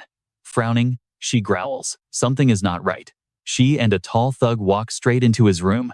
As the door swings open, she freezes in shock. Inside the room, 3 zombies, including Li Shusheng and 2 thugs, catch their scent and lunges forward. The woman does not flinch at all, knocking Li Shusheng flat on the ground with a single punch. With lightning-fast strikes, the agonizing screams of the zombies echo as she calmly wipes the blood off her weapon, staring coldly. The man behind her speaks up. Boss, Zhang Qingwen is dead. What about all this meat? She replies, no choice then. We do it ourselves. Her expression turns deadly as anger boils inside her over the loss of her men. She grits her teeth. I really want to execute whoever broke our rules. Stepping outside, she grips her weapon, looking at the scattered bodies of Zhang Qingwen's men. Trust me, you and I will not want to miss what comes next. All right, let's dive in. A man reports no survivors, but she coldly demands, where is the meat? He replies, completely untouched. She orders the trucks to load up. Her lackeys heave plastic bags onto the vehicle, gearing up for a brand new deal. Crossing her arms, she scans the area. Bending down, she spots tire tracks on the ground, making a curious lackey ask what she found. Squatting down, she replies sharply, I want to see who has the guts to do this. Cut to Xiaoyong's base, where he sits on the balcony, enjoying the breeze while checking his system panel, looking at community upgrades. His current score is only 2. Xiaoyong wonders, how do I increase this? The population size is definitely going to be the key. Looking down at his massive base, he chuckles, plenty of space, thanks to that dead bastard from before. Suddenly, his eyes widen. Wait, is that a rare species? He enters the survivor zone with San and Zhangji. The crowd instantly cheers. Our savior, you have finally arrived. A woman rushes over, clasping her hands and crying out in gratitude. Xiaoyong gently supports her, smiling. No need to be formal. He turns to a mother and daughter, asking, that super monster you two mentioned, where exactly did you spot it? The mother honestly explains it was at the Vanguard supermarket in Decoration City. We went in searching for supplies and ran right into that terrifying monster. It slaughtered everyone. During the chaos, we fled and met some people from Emerald Villa. We thought we were saved, but they turned out to be absolute beasts. Everyone is utterly furious. Xiaoyong grits his teeth, his expression tightening. San says worriedly, Xiaoyong, we have plenty of supplies. There is no need to mess with that monster. Zhang Ji keeps quiet. Xiaoyong is dead serious. Look, Decoration City is less than 2 kilometers away. We cannot just sit back and let a monster threaten our home. Trembling, the mother drops her laundry basin in a panic, crying, Savior, please do not go. That monster kills without showing any mercy. Xiaoyong reassures her. Do not worry. We know exactly what we are doing. He turns to Zhang Ji, calling Chen Chong. Let's go meet that guy. Meanwhile, elsewhere, a heavily geared group of survivors cautiously enters a massive commercial building. Leading the pack is a beautiful girl, accompanied by a sharp-looking man wearing a collared shirt and vest. He glances at her, saying, Told you there was a massive supermarket nearby. A young guy behind warns, do not get careless. It might be totally cleared out. The girl nods. But Luo Guan, do not be so pessimistic. We have passed plenty of stores with great stuff. They step inside, instantly on high alert, as they face a dark, chillingly silent, and eerie atmosphere. The food shelves are completely bare, save for a few scattered items. Someone remarks that even after being looted, some things remain. Out of nowhere, a woman bangs a metal pan against the wall, creating a deafening crash that startles everyone. You and I both know that's a terrible idea. The group tenses up, weapons drawn, as the lead girl yells out, Is anyone there? Her movements prove she is an absolute veteran at fighting zombies.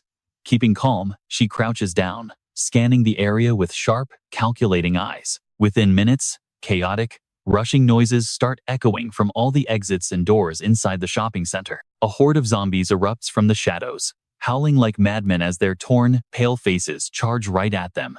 Terrifying screeches rip through the air as panic sets in. The clash begins, screams blending into the chaotic sounds of brutal close combat. Heavy thuds, crashing impacts, and painful groans echo all throughout the empty space. Once the dust settles, zombie corpses litter the floor, and miraculously, absolutely nobody is hurt. The lead girl laughs confidently. Ha, piece of cake. Looking at the pile, the backpack guy notes that while zombies were present, it was a small group. The main horde was likely drawn away. Another guy pats his buddy's shoulder, beaming. We seriously hit the jackpot today. Still, the man in the vest warns them to stay alert and keep moving deeper inside. Meanwhile, completely unnoticed in the heavy darkness, a mutated zombie silently creeps closer. Its eyes flash with crackling sparks, bearing razor-sharp teeth, as it lets out a low, menacing, raspy growl. Prey, fresh prey. Meanwhile, the survivors are still completely distracted, cheering over the leftover loot on the shelves. They point and cheer.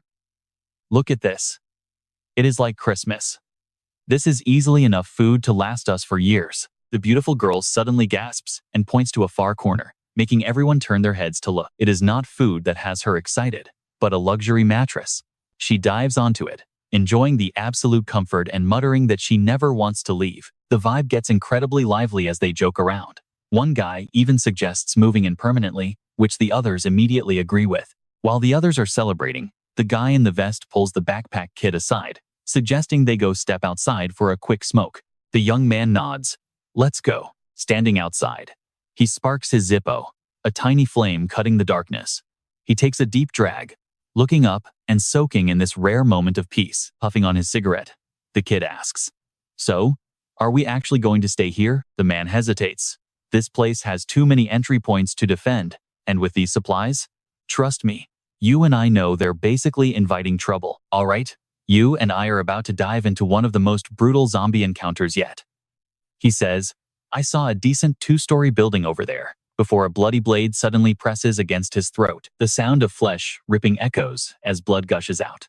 Watching his comrade die right before him, the young man freezes, his knees buckling in sheer terror. The mutated zombie lifts the dying man, letting out a grotesque laugh while admiring his smooth flesh, thinking about how delicious he will taste. Panicking, the young man runs for his life, screaming frantically, "Help! Save me! There's a monster!" Inside, the scavengers gathering supplies hear the blood-curdling shriek and turn to each other, wondering what on earth is happening. He thinks he escaped, but the mutated zombie repeatedly plunges blades into his body. Coughing up blood, he gasps, completely unable to utter a single word. Lifting him high in the dim light, the beast rips his body in two, spraying blood everywhere. The beautiful female leader witnesses this, completely paralyzed with fear. What? What is that?" She screams wildly. "Retreat! Get out of here now." Her legs shake violently as she struggles to escape. The zombie leaps forward, swinging its razor-sharp claws while roaring. No one escapes. Not a single one of you. Everyone panics, scattering in absolute chaos. A girl falling behind gets her chest impaled by the zombie's hand, blood erupting everywhere. The leader pushes her limits, screaming, "No, please, I don't want to die." Bursting through the exit, sunlight flashes, leaving her as the sole survivor. Thinking her comrades are right behind her, she yells, "We're almost out." But her voice quickly dissolves into pure despair. Collapsing to her knees, gasping for air, she looks up to see the shadow of the mutant zombie. Clenching her teeth through tears, she screams, "Watch closely here." Her hands raise in hopeless defense as she sobs, fully expecting this moment to be her end. Suddenly, Chen Chong steps boldly into the light of the entrance, like a hero arriving to save the day. The terrified girl screams, "I don't want to die," she cries. But Chen Chong walks past coldly, ignoring her. She freezes in shock. Did he just bypass her? Then, Jiang Xiaoyong speaks, "Don't be afraid." Startled, she turns to see Xiaoyong and Zhang Ji standing there, leaving her completely stunned. You are?" Xiaoyong gently helps her up, asking, "Are you Xiao Ning, the agent who sold me the land?" "Ning Wanwan, right?" Meanwhile, violent impacts echo through the air as Chen Chong clashes head-on with the massive mutated zombie. Still traumatized, Xiao Ning clutches her head and panics. "A monster! There is a monster inside the mall. Run!" Xiaoyong reassures her. "Relax, he's got it blocked." Xiao Ning looks back, her eyes wide with disbelief as she watches Chen Chong take on the beast that slaughtered her squad. The zombie throws a heavy blow and sneers. "Do you think you can take this all alone?" Xiaoyong calls out from a safe distance. "Hey Chen Chong, can you handle this alone?" Chen Chong glares coldly and replies, "Let me try. You and I both know these things are fast, but this one is on another level." Crouching low and licking its lips in crazed excitement. "This is perfect," it roars, launching a savage assault. Chen Chong stays focused, dodging a devastating overhead strike as the beast's crimson eyes gleam with arrogant provocation. "I wonder if we evolve faster by consuming our own kind." The monster sneers. With a sharp whistle of wind, Chen Chong throws a powerful fist straight at its face. The zombie grunts in shock. Chen Chong delivers a heavy blow, slamming its head down, before leaping high to concentrate all his force for another strike. Chen Chong's immense strength leaves everyone speechless. The zombie looks up, snarling in rage.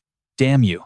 I guess you actually have some real power." Chen Chong unleashes a downward kick to finish it off, the immense impact sending a shockwave that blows away debris all around them. But the zombie leaps onto the ceiling, dodging the blow while grinding its teeth and letting out a deafening screech. "I've been gathering power for the perfect hunt, and now it's time to use it." Chen Chong feels a sudden wave of killing intent from behind and turns to see its grotesque grin. Heavy blows echo continuously.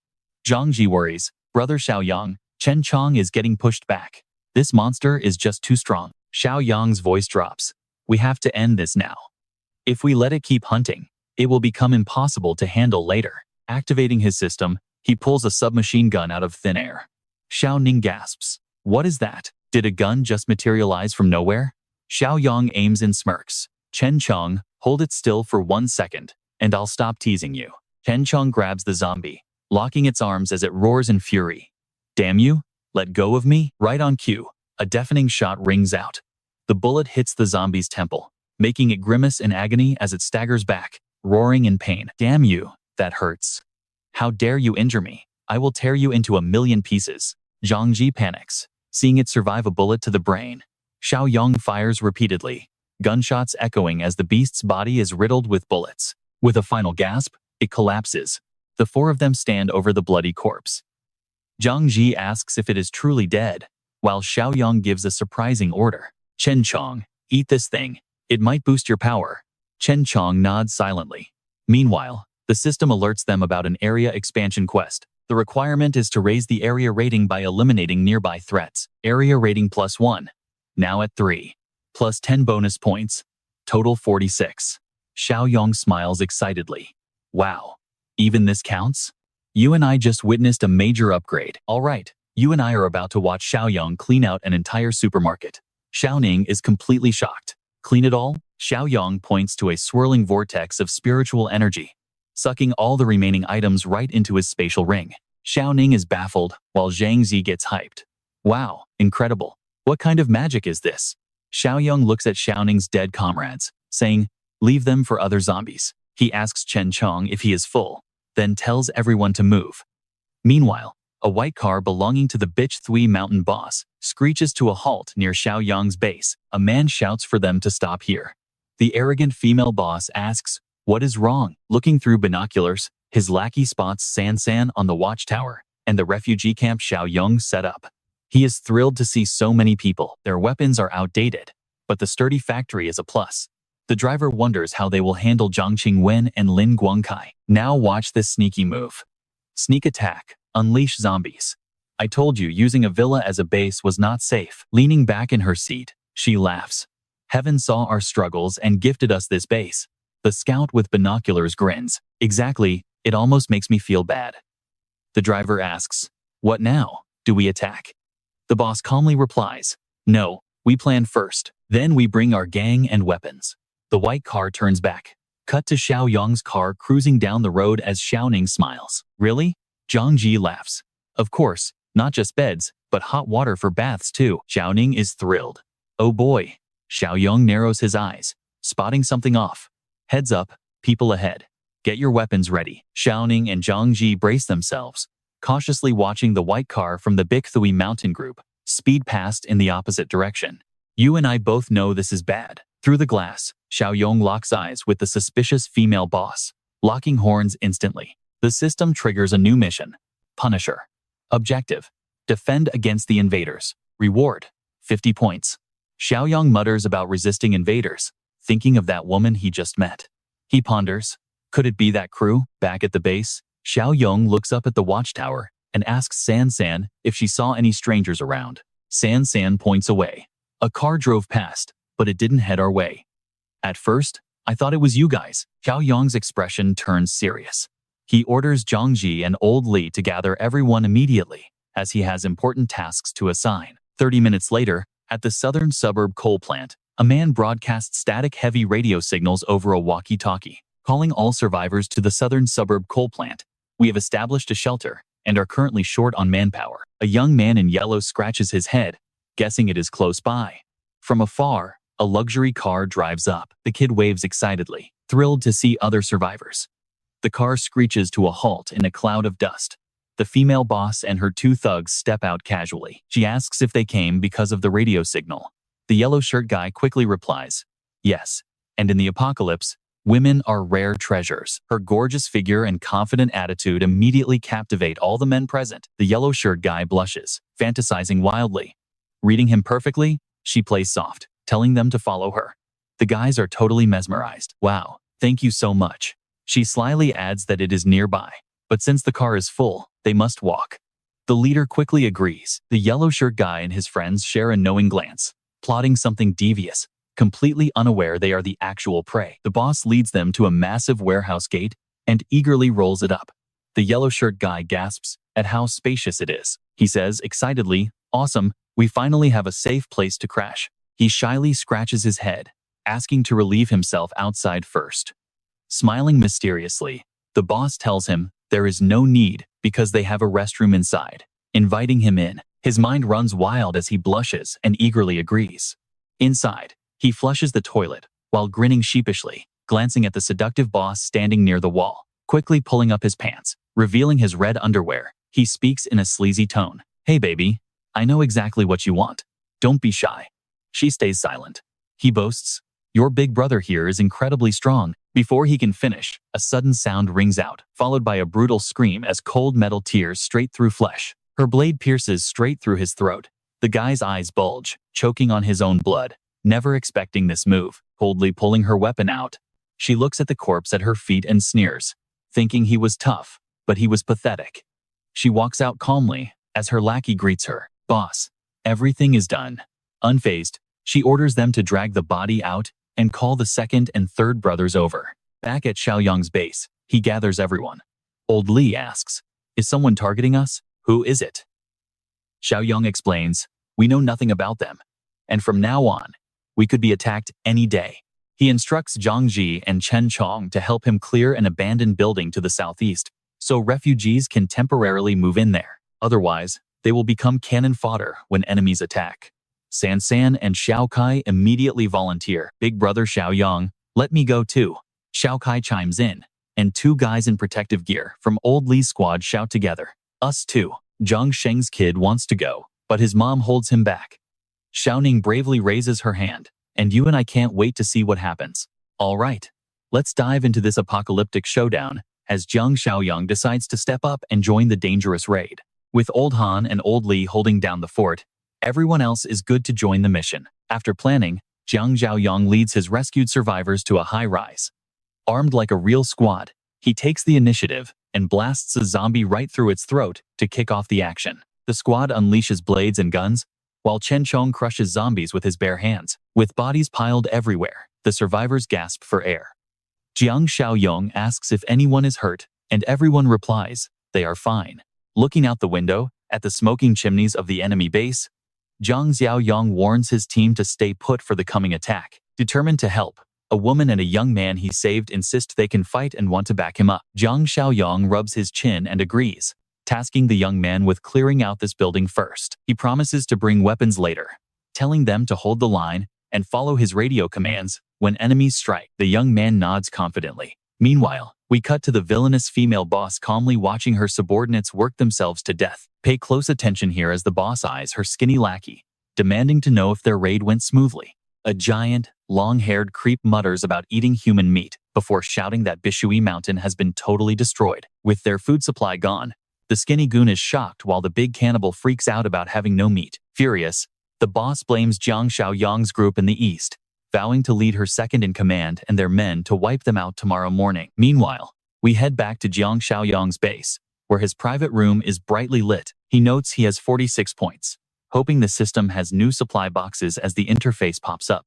The shop displays a level 2 awakening box for 25 points and a level 2 cultivator box for 15 points. There is also a level 1 food box for 5 points and a manual refresh costing 8. He happily makes his choice. Excited to see fresh stock, he eagerly clicks on the system screen. With 40 points, he grabs both level 2 boxes to see what he gets, unlocking a level 1 physical boost that increases his stats by 25%. A brief wave of weakness hits him as smoke rises, signaling that his body has fully integrated the system reward. You and I both know how broken this is, right? A 25% boost puts his stats over 40, making him 8 times stronger than normal. Flexing his muscles in pure excitement, he cannot wait to test out this insane level of power. Suddenly, tires screech on the main road, leaving a long trail of thick smoke behind. The rival gang arrives with a 6-seater car, 2 pickup trucks, and 3 motorcycle escorts. Inside the car, a lackey radios the boss to ask for their next move. She folds her arms and orders them to slaughter all outer refugees first. She lays out the plan, ordering everyone to lay down heavy suppressing fire once her second-in-command breaks down the gates. The goon nods in agreement while the fat cannibal sitting beside her shakes his massive body and growls that he is hungry. With a horrific grin, the monster roars about killing and eating. The convoy speeds forward under a clear blue sky, setting the stage for a bloody battle. Back at the base, Jiang Xiaoyong and Old Li stand on the high balcony, keeping a watchful eye on the perimeter. Old Li hesitates, pointing out that while they are well hidden, their blind spots at the base of the wall are way too big. Jiang Xiaoyong calmly reassures him that vision isn't their main goal here, leaving Old Li completely puzzled about their actual strategy. Smiling calmly into the distance, Jiang Xiaoyong asks if Old Li used to work as a professional sniper years ago. Old Li scratches his head, admitting he only did it for a few months and barely knows the basics from his old military days. Knowing Old Li's hidden talent, Jiang Xiaoyong asks if he can accurately hit targets from 100 to 200 meters away. Old Li beats his chest and laughs, saying that is a massive understatement of his skills. With no wind, he can hit anything within 500 meters. Jiang Xiaoyong smiles coldly, saying that is plenty, right as Zhang Ji arrives with their delivery. Sweating bullets, the kid struggles to carry a heavy wooden crate, asking why on earth it is so heavy. Zhang Ji drops the box and catches his breath. Old Li opens it up, revealing a state-of-the-art sniper rifle. Old Li gasps in shock, realizing Jiang Xiaoyong somehow materialized a high-grade sniper rifle out of thin air. Stunned, he asks where Xiaoyong got this. Our hero just smiles calmly, warning him that they only have 20 bullets in total. He warns him to make every shot count as Old Li cradles the rifle in absolute awe. Let us see if the rest of the crew is ready. As Zhang Ji confirms everyone is in position, Jiang Xiaoyong tells everyone to stay alert, since the enemy could strike any second, while San detects movement on the watchtower. Static rings out as San reports incoming hostiles, prompting Old Li to rest his rifle on the railing and prepare to shoot. Let's dive in, as our hero spots a heavily armed enemy squad approaching their base. Outside the base, the boss lady's gang hesitates to get out. A lackey scans with binoculars, completely baffled. Where on earth did all the refugees by the fence vanish to? He jokes they might have been eaten. The driver suggests stopping to look around, but the boss lady growls, warning them not to just charge straight in. They are too close now, and if they get spotted, another assault won't be easy. Her lackey quickly nods. They think they are being stealthy, but San tracks their every move, reporting their location as they search for cover near the outer wall. Following Xiaoyong's instructions, San locks her eyes on the target, shouting that the enemies are finally in range. From the high ledges, Xiaoyong's squad aims down, firing in perfect sync, letting loose a hail of bullets. The thugs are caught in a brutal crossfire. They try to flee, but bullets shred their cars, hitting one driver twice in the chest. The losing control car swerves wildly, blocking the vehicle behind it, before crashing straight into the trees with blown-out tires. With one target destroyed, the furious boss lady screams in disbelief. The convoy slows down under an increasingly heavy barrage of bullets, steering wildly, but completely unable to escape. A lackey yells to charge forward, seeking cover under the walls. They finally crawl to the gate, stopping as a massive, heavy foot stomps onto the ground. This bloodthirsty cannibal revs a massive chainsaw, screaming, "Kill, kill, kill." He slams the roaring blade directly into the metal door, carving a deep gash. Now, look closely. San spots this crazy psycho breaching the gate and screams for everyone to keep firing. Everyone redirects their weapons downward. Meanwhile, the boss lady and her thugs crawl under the cars, preparing to fire back. Gunfire deafens the air. The boss lady orders suppressive fire to cover Lauer. Bullets graze the high deck, shaking San, who realizes a high schooler is heavily outmatched here. Zhang Ji's squad is also taking heavy pressure.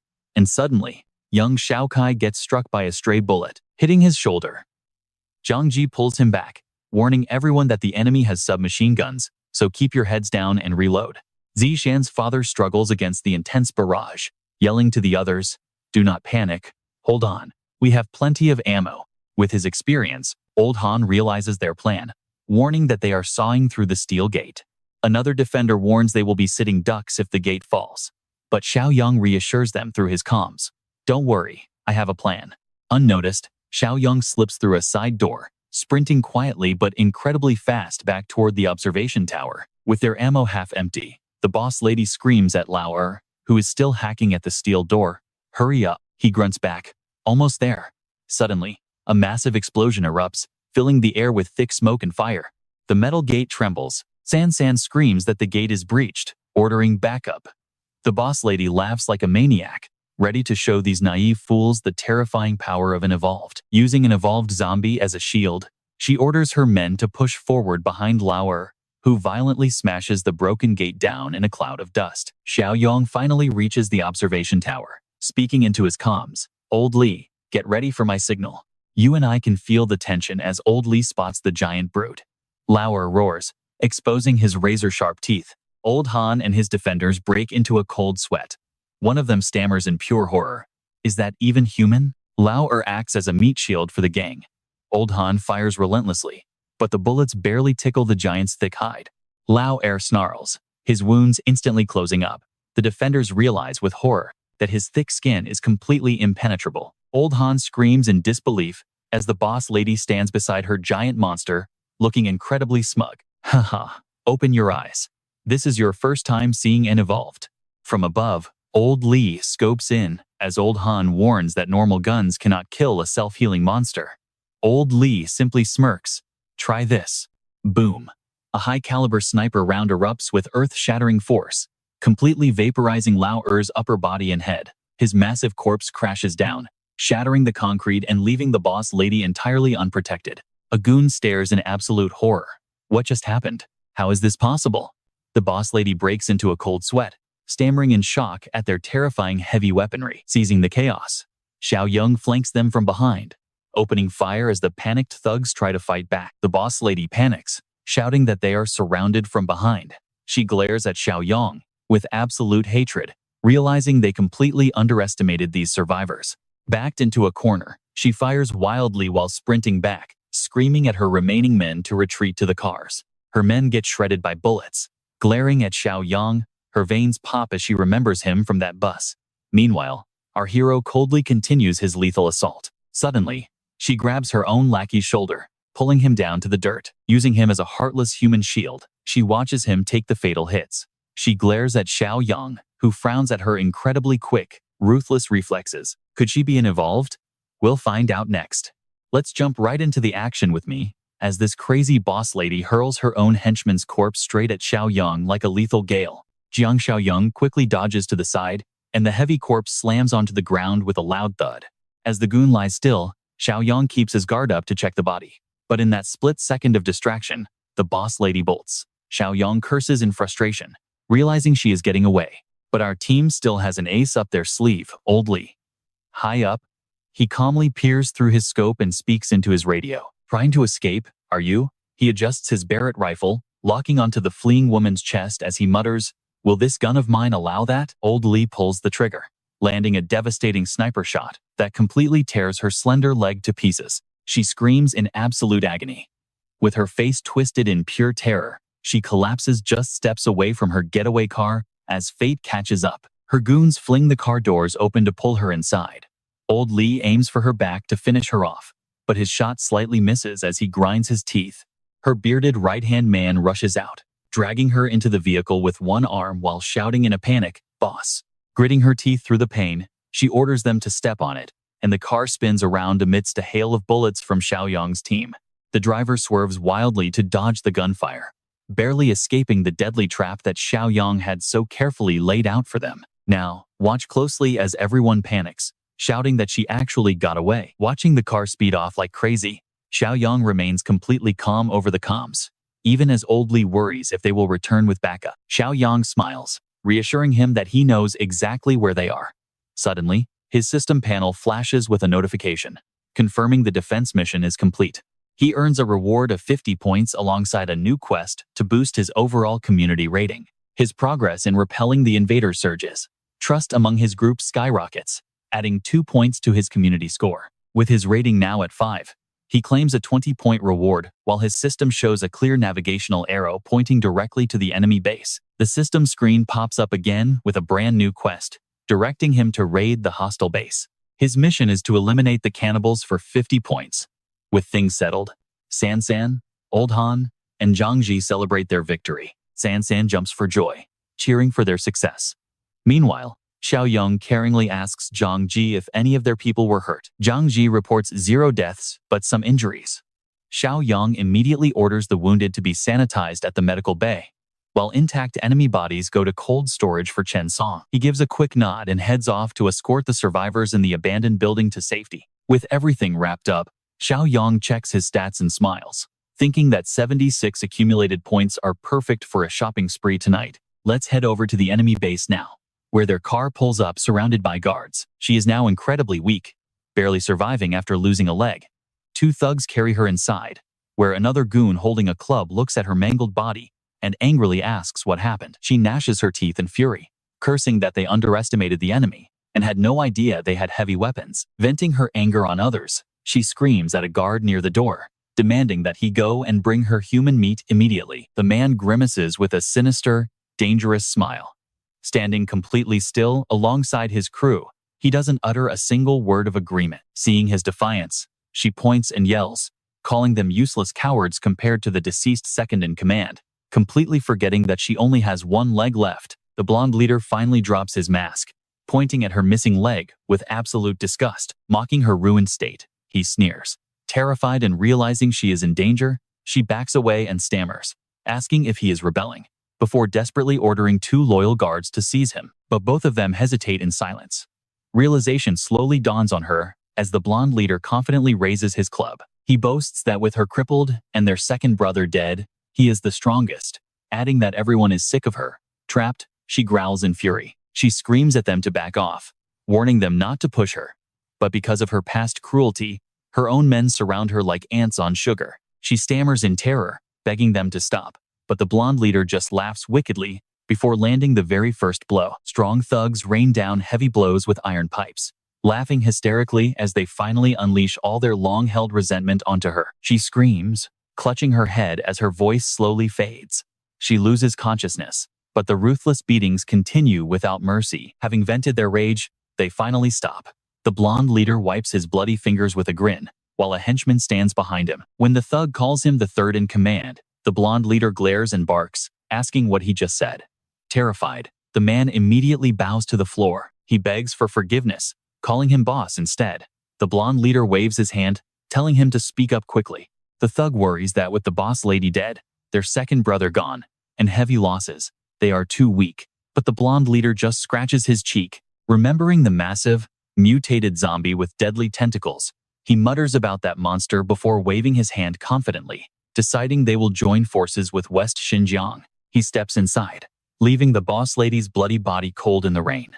Hours later, following his system map, Jiang Xiaoyong arrives at the enemy base. He gets out of his car with Zhang Ji and Old Li.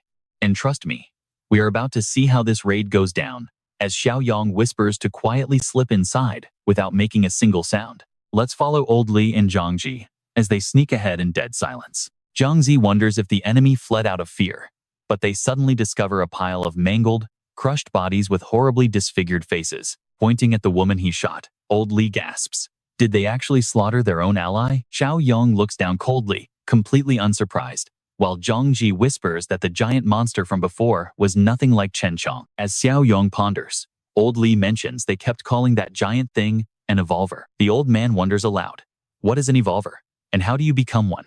Xiaoyong crosses his arms and bluntly replies, cannibalism, leaving both men breaking out in a cold sweat of pure shock. Xiaoyong explains calmly, yes, the quickest way to evolve like a zombie is eating human flesh. They ask in terror if they must really resort to eating humans just to survive this cruel apocalypse. Slipping his hands into his pockets, Xiaoyong reassures them that it is not the only way. Now, pay attention here. He pulls out a glowing red lump, leaving everyone completely speechless. He explains that both evolvers and zombies are mutants requiring special energy to trigger their evolution. Normal human flesh lacks this power, but strong mutants can condense it into energy cores, with rare evolved beasts possessing a much more abundant source of energy. Since zombies can also form cores, Old Li strokes his chin, wondering if they should eat zombie flesh instead. Zhang Ji turns pale, telling Uncle Li that he wants no part of eating zombies. Xiaoyong warns that normal humans will get infected, and only rare mutants like Chen Chong can devour zombies to grow stronger. Suddenly, the system screen flashes, showing the quest is complete. For wiping out the cannibals, he receives 50 points, bringing his current total to 126. Realizing the enemies are no longer a threat, Xiaoyong relaxes, until Zhang Ji suddenly screams a warning. A bloody, wounded zombie lunges forward, but he quickly dodges and drives his dagger straight into its skull. Surprised by how quietly it snuck up, he stands on guard as his companions quickly draw close. You and I both know what is coming next. As Xiaoyong slices it open to find another crystal, he offers the glowing cores to his friends. But Zhang Ji backs away, waving his hands in refusal. Old Li shows more courage, taking the cores and trying to stay calm. Staring at the bloody, smelly flesh, he steels his nerves, closes his eyes, and quickly gulps them both down. After a sickening squelch, his eyes glow red, and his muscles visibly bulk up as he lets out a roar. Clenching his fists in excitement, he shows off his new strength, but Xiaoyong warns him not to get overconfident. Old Li nods seriously, promising to be careful now that they have finished their mission. With the danger gone, Xiaoyong leads the way back to their base. Meanwhile, at the Shifeng steel factory, a white car pulls up and is stopped by armed guards before a submissive group steps out. The third leader of the coal plant flatters the guards, who coldly note his arrival and report to their chief. He nods excitedly as the local boss, a massive bald man, appears beside a seductive, powerful woman. The boss laughs, asking why he came alone, while the woman demands to know where Jing Yu and the second leader are. Looking down guiltily, he claims they were attacked and the others died, which visibly saddens the bald leader. Due to their close alliance, the boss guides them to a secure room, while the nervous third leader tries to act proud. The leader whispers something to the woman, who quietly agrees that something feels off. Once inside, an ally calls out to him, but he snaps back furiously, demanding to be addressed properly. Apologizing, the subordinate admits he has a bad feeling, but the leader tells him to stop being paranoid. He points out that this room has iron doors and barred windows, looking just like a prison. Suddenly, a fierce guard kicks the door open and barks an order for them to step outside immediately. Moments later, they are brought before the bald boss and the woman, surrounded by heavily armed guards. He smiles nervously, but the woman snaps, demanding to know what happens to those who betray their own leader. Realizing he is caught, the third leader panics but still tries to play dumb. He claims there is a misunderstanding, but Sister Ling laughs mockingly, revealing that her scouts already found the body of Li Jingyu lying dead at the coal yard. With the second leader missing and no signs of a fight, we are left on an insane cliffhanger. All right, you and I are watching the third leader sweat bullets as a big guy points him out, exposing their betrayal of Li Jingyu. Sweating bullets? Can the third leader even deny it? You have zero proof. It is just a joke of a guess. But seriously, who needs evidence in this brutal post-apocalypse world anyway? Sister Ling scoffs, stating that if she did not value their skills, she would have wiped them out a long time ago. Gritting his teeth, the bald man orders a total massacre. Terrified, one of the third leader's lackeys begs for his life, promising valuable intelligence. The third leader goes pale with horror. Curiously, Sister Ling asks what kind of intel he has. Pointing east, the lackey reveals a massive sanctuary packed with rich supplies, explaining that Big Sis and second brother were defeated by them. To survive this brutal wasteland, simple supplies cannot compare to a human life. Sister Ling shoots a lethal, razor-sharp glare right at the snitching lackey. He seems completely charmed by her beauty, but she is already focused on an entirely new, devious plan. She asks coldly, how does the size and strength of Jiang Xiaoyong's group compare to theirs? The stuttering lackey hesitates, struggling to find the right words, before finally saying they are evenly matched. Hearing this, Sister Ling glances at her partner Bao, whispering that they are a major threat, leaving Bao in deep, silent thought. He quietly analyzes the situation, searching for a weakness, while the desperate lackey quickly blabs that they do not even know how to become evolved humans yet. In all their camps, I did not spot a single evolved human anywhere. Now pay attention to Li Cheng here. He is closely watching the lackey, deeply questioning this critical piece of news. The secret to becoming an evolved human? He frowns, silently analyzing the heavy situation. After thinking it over, he asks how they managed to lose if there were no evolved humans. The scrawny lackey steps forward, frantically explaining they had massive heavy weapons. Standard firearms and bullets could never harm the second leader, but they took him down instantly with just a single shot. Since they had never witnessed Chen Chang's true terrifying power, they completely underestimated Jiang Xiaoyong. Hearing this, Sister Ling smiles in delight, praising the snitch for delivering such highly valuable intelligence. Feeling both relieved and terrified, the lackey timidly points to himself, stammering about their own fate. But Sister Ling instantly flips, smirking as she coldly orders her men to execute them on the spot. Having just hoped for survival, the prisoners turn completely pale, cold sweat soaking through their clothes as absolute terror sets in. The snitch screams in panic, begging for mercy since he already shared the secret, but his desperate cries fall on completely deaf ears. In this chaotic post-apocalyptic world, There is no mercy or justice, and nobody is coming to save these fools from execution. Covered in deep lacerations, their lifeless bodies lie in growing pools of fresh blood.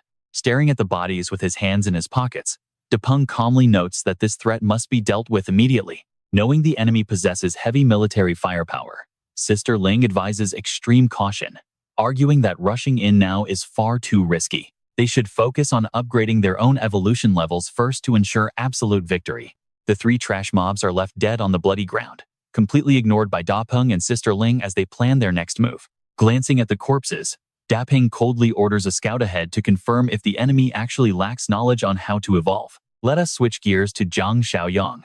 He is relaxing on his sofa, looking over his system options. What can 126 points buy him? The screen displays level 1 protein packs costing 5 points, alongside level 2 black technology supply crates priced at 50 points. A manual refresh costs 8 points. Thrilled, his eyes light up when he notices another level 2 black technology supply crate. Talk about lucky. He quickly taps the screen, and 2 confirmation alerts pop up right away. Level 1 protein supply crate purchased successfully, -5 points. Level 2 black technology crate unlocked, -50 points. Current balance is 71 points. Activating the system rewards, Jiang Xiaoyong receives 500 kilograms of flour, alongside 200 kilograms of butter. Suddenly, a blinding, brilliant golden light flashes intensely across the entire room. Laughing out loud, he basks in absolute joy. Suddenly, a loud knock on his door breaks the silence. Startled, he shouts for them to come in. Sean rushes into the room, panting as she warns that they just captured a suspicious intruder. An intruder? Shocked, Jiang Xiaoyong leaps to his feet, urgently asking her what is going on. Shan explains they caught someone sneaking around the perimeter. Without wasting a single second, he orders her to lead the way. At the guard post, Zhang Ji and Old Li are holding down a bound man. Keeping their guard high, the intruder desperately yells that he is not an enemy and demands to see their leader, and that is where we leave things as Jiang Xiaoyong calmly steps in, asking, "Looking for me?" Look at how San stands behind the captured guy, glaring with total hostility. Seeing Jiang Xiaoyong, the man brightens up immediately and asks, "Are you the leader?" Keeping his guard up, Jiang Xiaoyong replies, "Yes, whatever you have to say, tell me." Instead of getting to the point, the guy asks, "How should I address you?" Xiaoyong stays cold. Hearing his name, the man bursts out laughing. "Haha, Brother Yang." Then, softening his tone, he introduces himself. "I am Ah Sheng from Shifeng Steel Works." Hearing this, Old Li and Zhang Ji relax slightly. Zixuan's father, who is also there, steps forward and curiously asks, "Someone from Shifeng?" The man nods eagerly. Yes. Jiang Xiaoyong tilts his head, asking Uncle Song, "Do you know this guy?" Old Song explains, "Shifeng is in the southwest suburbs, the biggest steel works around. Much like the southern coal yard, it seems to have become another major survivor hub." Xiaoyong asks next, "How far is that place from us?" Old Song replies, "About 3 kilometers further than the southern coal yard." Hearing this, Jiang Xiaoyong approaches Ah Sheng with cold, sharp eyes. "That far? Why did you come all the way here?" Sweating anxiously, the man takes a step back and stammers, "In these chaotic times, survivors like us must support each other, right, Brother Yang?" Yet Xiaoyong still remains totally stone-faced. "Sure, keep talking." Ah Sheng cautiously explains, "Our leaders sent us out to search for survivors and find other camps. If we can bring them back, we do." But his story does not sound convincing. Suddenly, the chubby Xiao Kai cuts in, holding out a piece of paper to Xiaoyong, saying bluntly, "Brother Yang, do not trust this guy. He has been sneaking around here, even drawing a map." Jiang Xiaoyong takes the paper, examining it closely while keeping his eyes locked onto Ah Sheng. "Now pay attention here." Watch as Xiaoyong suddenly activates his mind's eye, with his left eye bursting into a bright blue flame. Looking right at the guy, Xiaoyong clearly sees a hostile indicator floating above his head, completely betraying that forced, innocent-looking smile. Without hesitation, Xiaoyong raises his gun and aims it right at Ah Sheng's temple. A silent, highly decisive move. Terrified, the guy quickly throws his hands up, gasping, "Brother Yang, honestly, we just did that to prepare a backup plan." Xiaoyong leans in and whispers into Zhang Ji's ear, "Does he know about Chen Chong's existence?" Zhang Ji covers her mouth and whispers back, "No, Chen Chong has never appeared before him." Hearing this, Xiaoyong suddenly changes his mind. He lowers his gun and orders, Let him go. Uncle Song gasps in shock. What? Just let him go? Ah Xing is overjoyed, stammering. For real? Xiaoyong takes the guy's map, hands it back to him, and says, give this map to him, then release him. Xiaoyong's eyes are firm, without a single shred of doubt. Ah Xing drops to his knees, kowtowing repeatedly while frantically thanking him. Thank you, Brother Yang. Then, he spins around and runs off like the wind, not daring to look back. Watching him flee, Xiaoyong smirks mysteriously and mutters, Shifeng, steel works, huh? Think about it, how many system points are those guys actually worth? It looks like Xiaoyong already has a brand new purge planned. 5 months later, over at Shifeng Steel Works, 2 men are pushing a cart of scrap metal when one remarks, I heard more people have gone missing lately. The other shivers, remembering the man-eating tentacle monster, and asks in fear, is that beast on the rampage again? Suddenly, a strange sound echoes from the scrap pile, instantly drawing both of their attention. What was that? One curiously pushes the cart closer to investigate, while the other screams in terror. Don't go over there, call the guards instead. But before they can react, a small, razor-sharp dagger flies through the air, aiming directly at one of their necks. The deep wound gushes fresh blood, and he collapses instantly, dragged straight to hell before even realizing what happened. Elsewhere, Li Cheng calmly puffs on a cigarette, leaning against a wall and enjoying a peaceful moment. Suddenly, a cry for help rings out. Help! Save me! Li Cheng glances over curiously as one of his lackeys rushes up to him, screaming frantically. The monster! A monster killed Chen. Li Cheng frowns. A monster? The tentacle one? Panting heavily, the lackey nods firmly. It is definitely the tentacle beast. Li Cheng asks urgently, where? The lackey replies, over by the trash pit. Annoyed, Li Cheng grits his teeth and mutters, ugh, a surprise attack, with absolutely no warning. He immediately turns around and commands his lackeys, go hide, all of you. Those evolvers with escape abilities, follow me. Carrying weapons and staying extremely cautious, Li Cheng leads 3 of his trusted evolved soldiers straight toward the trash pit. The group stays on alert, stepping extremely carefully. Leading the way, Li Cheng grips a heap of trash with one hand, tightly holding his knife with the other. He signals his men that the tentacle monster is ahead. If we clash, do not be greedy for a fight, run immediately. Behind him, 2 men hold their weapons ready, prepared for combat. Before them lies a massive pile of trash, with the murdered victim's cart nearby. Li Cheng stares intently, his sharp eyes scanning every single detail. And that's where we leave it, finding absolutely nothing. He frowns and mutters, it is not here. Yeah. Disappointment clearly written on his face. Li Cheng feels lost, only now daring to approach the unfortunate victim. You and I are jumping right into a mystery, as Li Cheng and his crew find weird footprints. Did that tentacle beast get its prey and run? Li Cheng crouches down like an expert detective, carefully analyzing the ground to piece together what happened. Touching the dirt, he mutters in a deep voice that ever since Bishui Mountain and the southern coal plant fell, their missing person count has been rising fast. Li Cheng's face darkens, his eyes burning with intense hatred and fury. Looking up, he spots something and whispers that this is not the tentacle monster.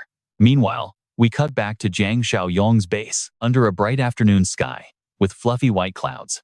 Our hero's base feels completely peaceful and secure. Standing on a high balcony, Jiang Xiaoyong looks out over the vast landscape, lost deep in his thoughts. He has already survived longer than his past life, making rebuilding civilization seem like an actual possibility. Suddenly, his system screen pops up with a new quest to grow the community and boost their rating, which currently sits at 38. Gripping the railing, Xiaoyong sighs with a hint of worry. Months have passed without that Shifeng Steel Factory quest popping up. But watch closely, San suddenly shouts his name from below. Stepping out of the car, she waves excitedly and yells that they are back. Looking down, Xiaoyong smiles with pure satisfaction. Landing softly on the ground like a breeze, he instantly appears right in front of San and Zhang Qi. His reflexes and physical power have reached insane levels. He immediately asks if anyone noticed their hunting trip. Zhang Qi confidently replies, do not worry, Brother Xiaoyong. With our current strength, we would easily spot anyone trying to follow us out there. Turning his attention to the kids, Xiaoyong bends down to ask how young Zhangsheng did today, and if he is adjusting well. The proud boy nods enthusiastically and starts showing off his moves. Do not worry, Uncle Xiaoyong. I did an amazing job out there today. Xiao Ning pats his head affectionately, smiling as she adds that the brave kid actually took down a zombie all by himself. Relieved to hear that, Xiaoyong nods happily and tells them to store the mutated beast cores in the warehouse. Suddenly, his system alerts him of a new quest: defeat the villains, remove the threat, and help potential allies. The reward is 80 points. I know what you are thinking. Who are these allies? Xiaoyong suspects the steel factory survivors before heading into a closed room for an intense meeting. Clenching his fists in shock at this plan, Old Li gasps, asking if he really wants to infiltrate the steel factory alone. It is way too dangerous. Zhang Qi and Old Song are there too, and Old Song immediately shares the same worry. Exactly, they keep sending spies to watch us. Who knows what those shady bastards are actually planning? If anything happens to you, we cannot handle this alone. Xiaoyong understands their fears, but he has already calculated everything. Looking into the distance, he calmly reassures them that with his current power, not even Chen Chong could hurt him, let alone these guys. Besides, this trip is purely to figure out if they are friends or foes. He turns to Old Han, shaking his hand firmly and asking everyone to do their best to defend the fortress and Lin Town. Respecting his final choice, they nod solemnly as Old Han promises to keep everything safe. Do not worry about us, but you must stay safe. We cannot lose you. Meanwhile, we cut over to the Shifeng steel factory. Outside, thick black smoke rises as an excited lackey screams to let him in because he has urgent news. Inside the building, a guard in a black suit blocks the main door, firmly stating that absolutely nobody gets in without direct orders from their two leaders. Demanding to see them, the messenger suddenly goes wild. His veins bulge as his eyes turn red with pure fury. It is Li Qing. He suddenly grabs the guard's neck. The guard gasps for air as others shout if he has lost his mind. Snapping out of it, Li Qing quickly releases him, apologizing in panic. I am so sorry. The choked guard pants heavily, trying to catch his breath. Li Qing mutters to himself, wondering why he keeps losing control of his emotions lately. It has been happening way too often. Shocked by his sudden outburst, the angry guards bark, asking what his problem is and why he is losing his mind. Do not think we will back down just because the boss likes you. Suddenly, Sister Ling's voice echoes from inside. Is that Li Qing? Let him in. The guard begrudgingly opens the heavy door, even though he clearly hates it. Come on in. Stepping inside, the bright light hits his face, leaving him totally stunned by what he sees. Sister Ling stands right next to her desk, in a tight shirt that highlights her slim waist. Her seductive smile and teasing gaze make her look like a tempting teacher. And trust me, we are about to find out how she reacts, as he warns her about the rising zombie threat. All right, let's jump right into a dark mystery, as Sister Lin lowers her voice, asking him what he really thinks. Li Qing replies, I examined the crime scene closely and found female footprints. But the victim, this time, is a man. Hearing this clue, Sister Lin frowns and purses her lips, her face twisting in pure annoyance. Looking away, she asks if the killer is actually someone else, with only the two of them left in the room. Suddenly, Sister Lin's eyes flash a dangerous gold. Fine, I get it. This info is useful, but do not let anyone else know. Li Qing asks why, and she explains that a single tentacle monster already caused massive panic, and she wants people going outside. Li Qing understands her point, but still feels uneasy with her tyrannical rule, responding with great difficulty. But Sister Lin cuts him off, promising things won't get worse. Li Qing can only stay silent, bowing his head in deep frustration. Suddenly, Sister Lin playfully approaches Li Qing, whispering right in his ear, asking if he still wants to do something else. Li Qing blushes, breaking into a sweat and too panicked to answer. Despite her clear invitation, he rushes to the door to escape. He slams the door behind him like a total idiot, leaving Sister Lin alone with a mysterious, knowing smile. Outside, Li Qing's face is bright red as he scolds himself, realizing he completely forgot to ask about the most important thing. Now, pay attention here in the next room. A man laughs, mocking her for leaving behind female footprints at the scene. Sister Lin snaps back, telling him to do it next time. It turns out the man is Brother Eagle, a bald psycho casually chopping human meat without a shred of humanity left in him. Chopping away and throwing pieces into a basket, he calmly splits their tasks, saying he will kill while she cleans up. Turns out, the recent disappearances were caused by these two leaders conspiring to slaughter their own minions for meat to evolve. The previous victim's head sits in a trash bin, surrounded by the overwhelming stench of fresh blood. Elsewhere, a zombie collapses at Jiang Xiaoyong's feet, its twisted face slamming hard against the dirty ground. Having reached the West Peak steel factory with a sharp iron bar, He stands over a pile of zombie corpses. Xiaoyong calmly mutters to himself that he is almost there but needs to hold back. Using his summon ability, Xiaoyong calls forth a small pair of scissors directly from his system. With quick snips, he cuts his own hair, handling the scissors like a skilled, professional barber. Next, he rubs dirt on his hands and smears black mud across his face and forehead to blend in. Adding a pair of glasses, he transforms himself into a ragged, hard-working survivor. Even covered in dirt, his cool attitude and incredibly handsome looks still shine right through. Don't blink, because this is where his plan begins. As Xiaoyong approaches the gate, a hostile guard rushes out, pointing and screaming for him to stop. Instantly switching into actor mode, Xiaoyong smiles brightly to ease the tension, saying he noticed signs of life and is thrilled to find people. Acting overjoyed, he makes the guard drop his guard completely, realizing he is just another stray survivor wandering the wasteland. Pointing at Xiaoyong, the guard demands to know how a kid like him managed to survive for this long. Xiaoyong puts on an innocent act, bowing his head and lying that his group of over 10 people got wiped out by zombies, leaving him as the sole survivor. Looking utterly devastated, he listens as the guard asks if he has any special powers. Xiaoyong plays dumb, acting completely surprised by the question. Then, gesturing awkwardly, he claims that after surviving countless zombie attacks, he at least gained some combat experience and promises to do his best to be useful. Smirking mockingly, the guard completely underestimates him, stepping closer with a threatening tone and telling him that nobody asked about that. Thinking he secured easy prey, the guard laughs, saying it is fine if the kid does not get his meaning. Follow me, you have to pass a test to join. Xiaoyong complies, subtly slipping his hand to touch the gun hidden on his hip. The guard thinks he is a total amateur, thrilled to lead him into a trap. Xiaoyong mentally notes that this steel factory is clearly a dangerous, lawless place, when a sudden shout from behind startles both of them, forcing them to spin around. The guard cowers in fear while Xiaoyong watches curiously as a tense Li Cheng walks up, demanding to know who this stranger is. Nervous and guilty, the guard quickly stammers his report, calling him Master Li. He claims he is just taking this stray survivor to a quiet spot for a search. Xiaoyong scoffs mentally, while Li Cheng frowns, wondering why a search needs to be done in private. Why not do it right here? This obvious friction between the two faction members confirms exactly what Xiaoyong suspected all along. This guy was definitely going to kill me in secret.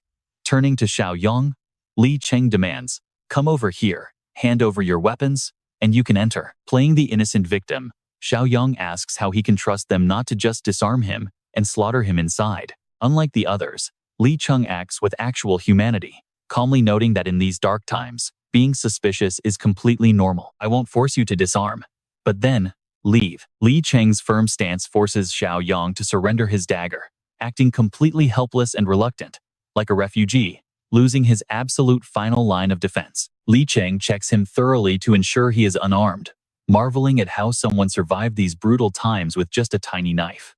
"Trust me, you and I are going to want to see what happens next. Trust me, you will love how Xiaoyong acts totally clueless here when asked if he evolved. Yeah, I really do feel a lot stronger." His naive act instantly makes Li Cheng lower his guard. Waving his hand, Li Cheng says, "Follow me. New evolved must report to our leader first." Minutes later, Li Cheng leads Xiaoyong to a dark room, telling him to wait in the guest room while keeping guard outside. Xiaoyong smiles, glancing at a corner chair and the locked window above. A guest room? Really? The door is locked tight. It is clearly a prison cell.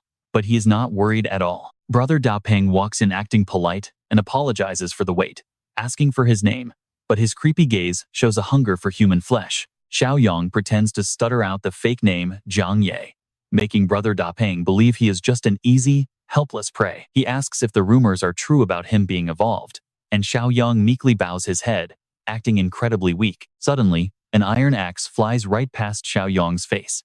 He looks up, smoothly tilting his head to dodge it with ease. The axe embeds into the wall. Any normal person would have been dead on the spot. Xiaoyong warily glances at Brother Da Peng, realizing this must be a test.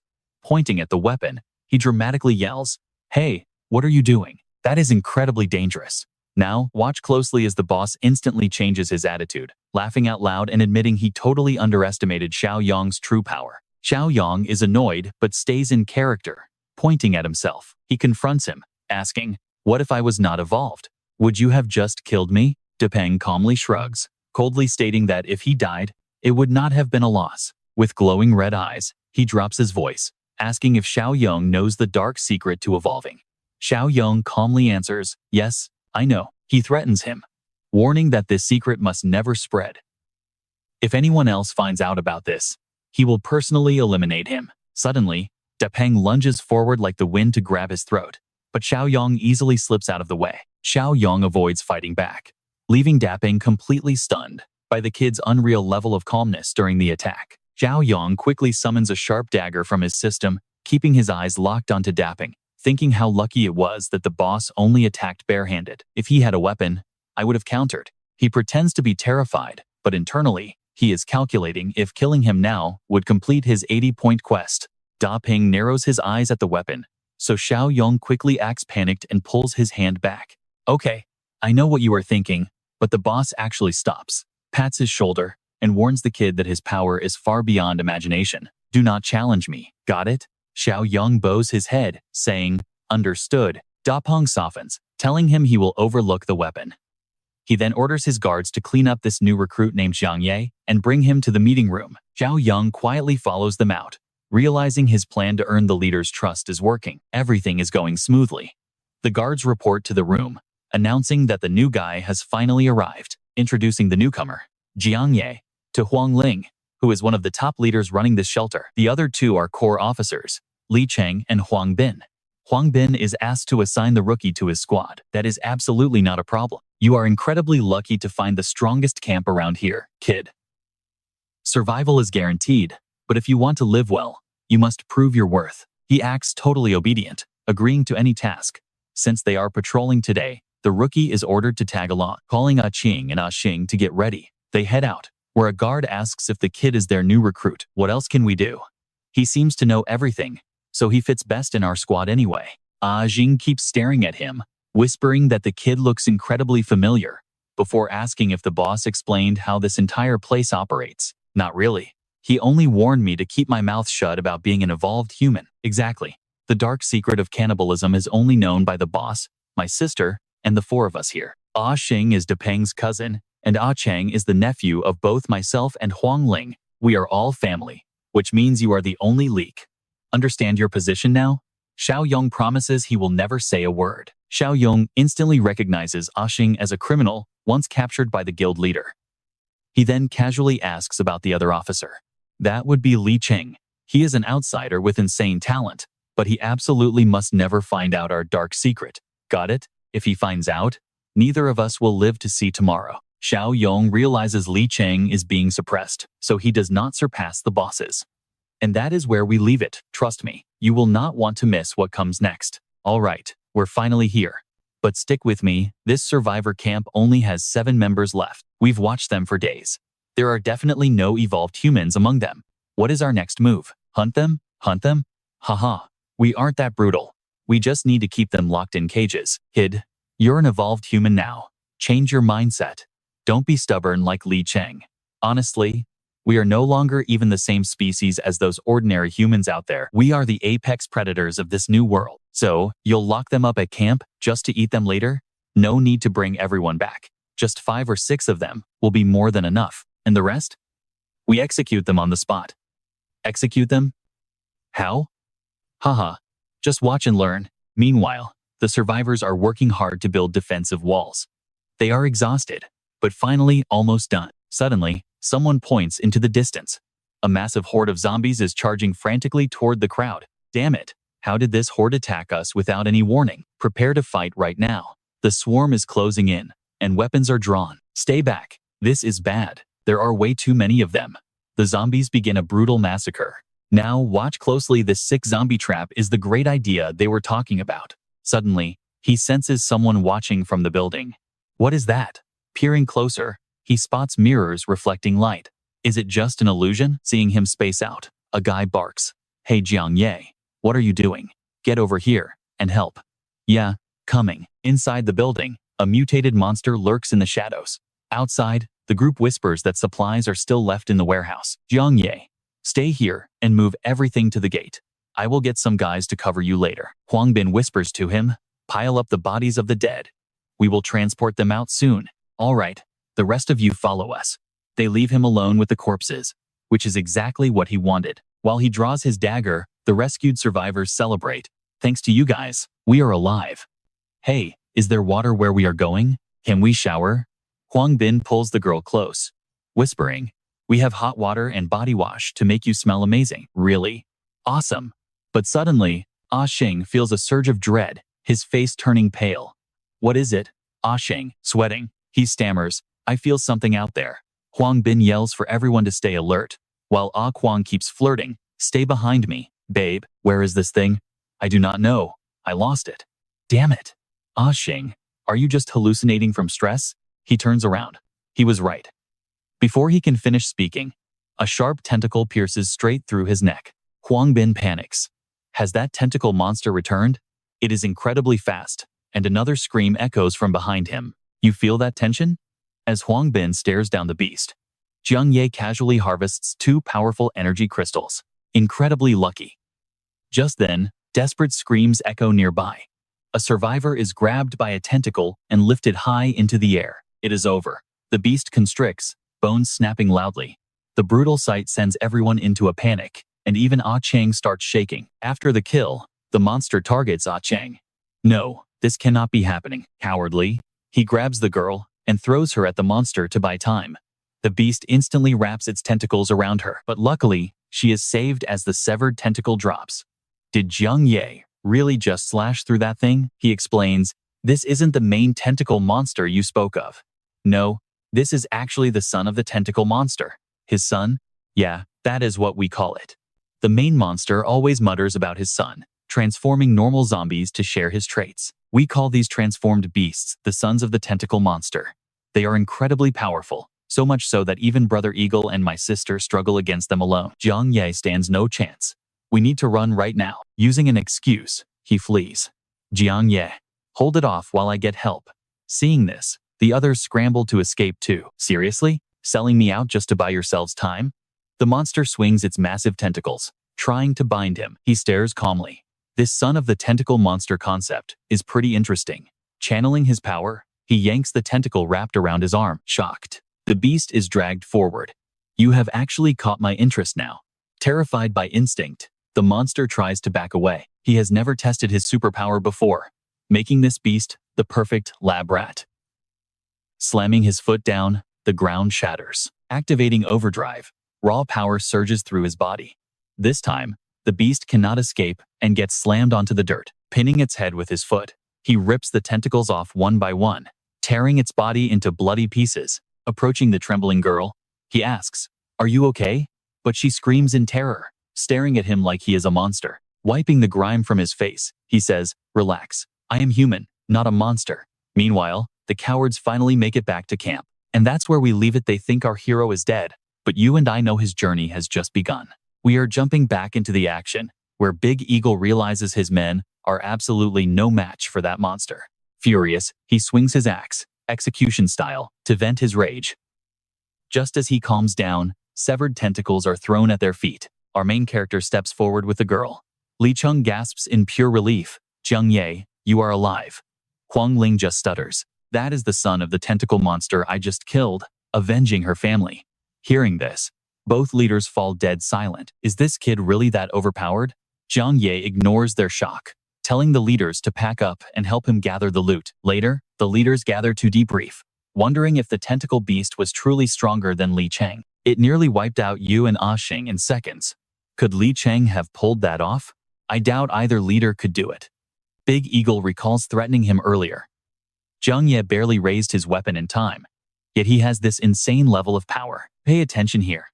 They try to convince themselves that the monster only won by ambush, so it is not that scary. That makes sense, but we cannot keep him around. What if he teams up with Li Cheng? Suddenly, a sound cuts them off. Huang Ling signals for silence as Li Cheng walks right in. What is going on, leaders? Brother Li, Big Eagle, Sister Ling, my condolences. Death is common in this apocalypse. Let us get straight to the point. Jiang Ye's strength is easily on par with mine. Eagle should promote him to officer despite his background. Before he can even finish speaking, Huang Ling raises her hand to cut him off. Jiang Ye has the strength to be an officer, but he needs to prove himself first.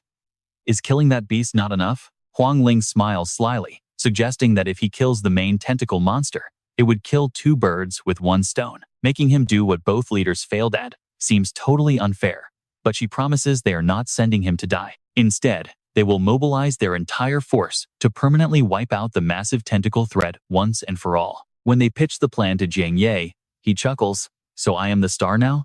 Isn't this too much credit? Why not? The raw power you showed is easily on par with both me and Eagle. Succeed, and you get the third leadership seat." They ask Li Cheng if he is fine being surpassed, and he agrees. It is decided. They strike in 2 days. You and I can see right through their fake, touching act, and so can he. Without his spiritual eye ability, he would have been completely fooled. Suddenly, his hidden walkie-talkie begins to buzz constantly. Recognizing Xiaoyong's radio, Li Huang picks it up immediately, asking him how things are going on his end. Jiang Ye replies coldly, telling him to gather Rong and their absolute strongest fighters at the South Suburb Park tomorrow morning. It is finally time to wipe out the threat in the South City for good. Li Huang tells Uncle Thang to sit this dangerous raid out, since they need his wisdom to guard the base. The old man agrees, warning them to be careful as Zhang Qi prepares the team for this unprecedented battle. Xiao Kai, Shan Shan, Zixuan, Lu Chao, and Chen Chong, let us move. Suddenly, young Shuai Shuai begs to join. They tell him war is for adults, but the kid proudly declares he is a grown man now. Li Huang reassures his worried mother, stating the boy is actually strong enough to hold his own against any zombie. He promises to keep a close eye on him, believing early combat experience will build his character. Back with Jiang Ye, the convoy arrives. Eagle steps down, prompting Jiang Ye to ask how they will lure it out. Eagle tells him not to worry.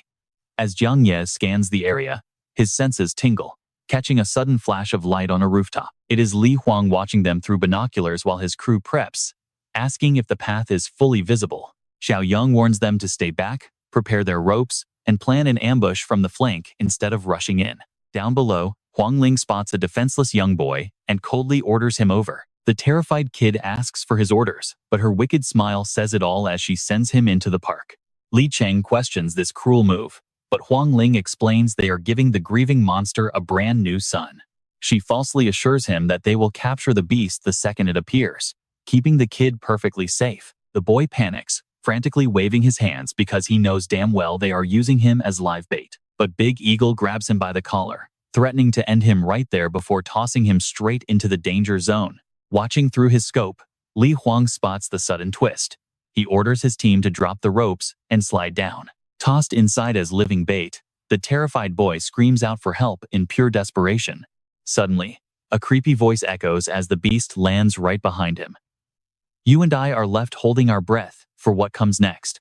All right, you and I are about to dive into a massive trap. His terrifying gaze makes Li Cheng panic. The tentacle monster took the bait. They agreed not to steal Jiang Ye's credit, right?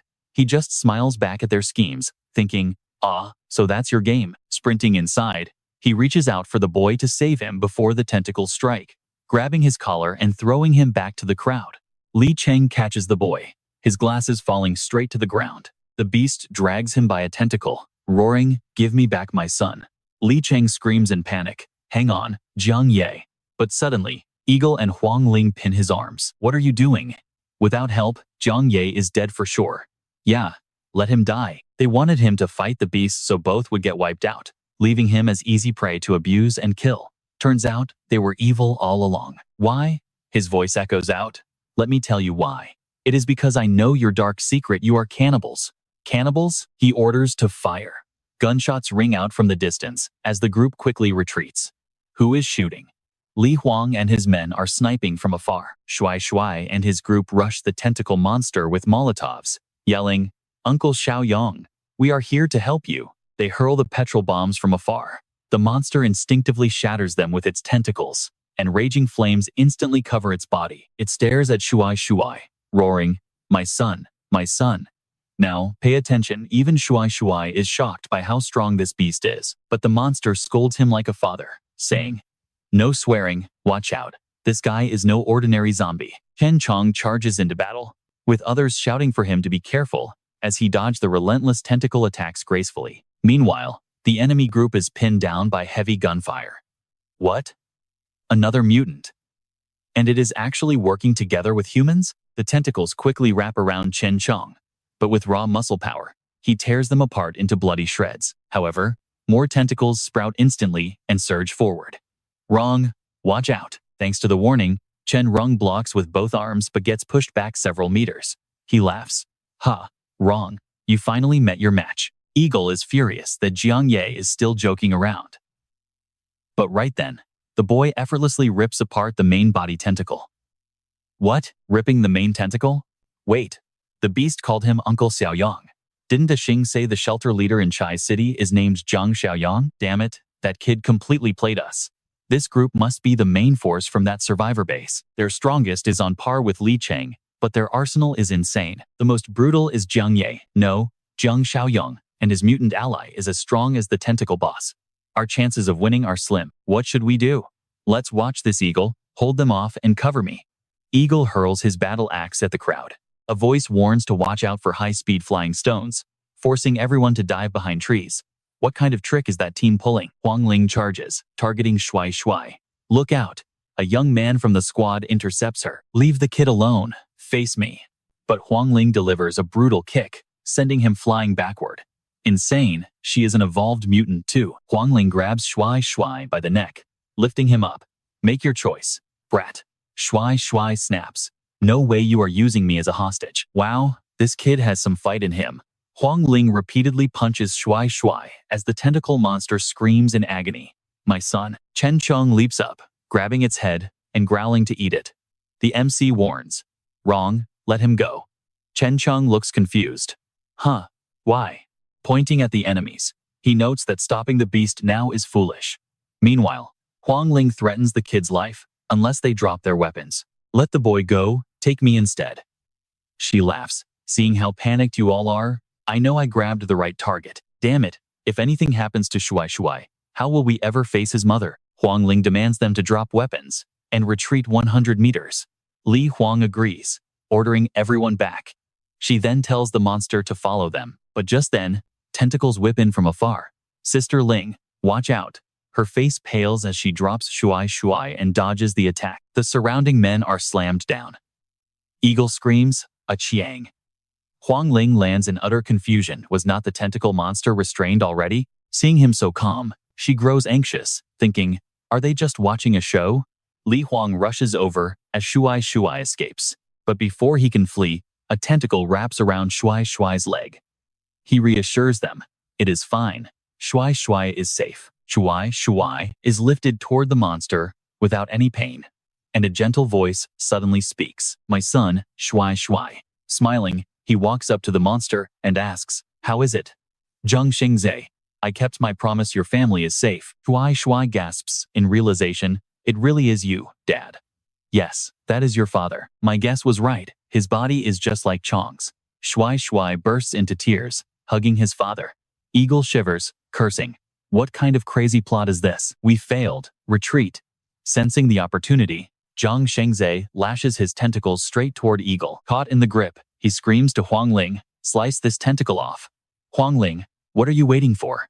But she flees, making him roar. Damn you, you betrayed me. She runs off, knowing they can't win. Trust me, you and I are going to love seeing what happens next. All right, stick with me here. Her only escape was using Eagle as bait, but a tentacle strikes, smashing her glasses as Zhang Shengzai drags her back. Eagle laughs maliciously, seeing her captured too. That backstabbing bitch tried to sell him out, but now, he claims Li Cheng can only rely on them. But Li Cheng suddenly taps his shoulder from behind. Shaken, Eagle begs him not to attack, promising to keep him safe. He curses Li Cheng for betraying him, but Eagle is instantly dragged toward Zhang Shengzai. A massive slam completely shatters the concrete floor. Terrified, Eagle turns pale as giant tentacles rain down, instantly crushing his body to bloody pieces. Zhang Shengzai grabs Huang Ling next. She screams for mercy, but the tentacles squeeze so hard she literally explodes into a bloody mist. Suddenly, a quest update pops up. Evil's Nemesis Level 3 is complete. The goal was to eliminate threats for a potential ally. His reward is 80 points, bringing his total to 151. Turns out, his potential ally was indeed Jiang Shengzai. Jiang Xiaoyong turns to Li Cheng, inviting his questions. Li Cheng asks if they really are from the Che settlement in the east. They confirm it. Li Cheng then asks about the cannibalism. He always believed becoming an awakened was purely a matter of luck. Now, Pay attention here.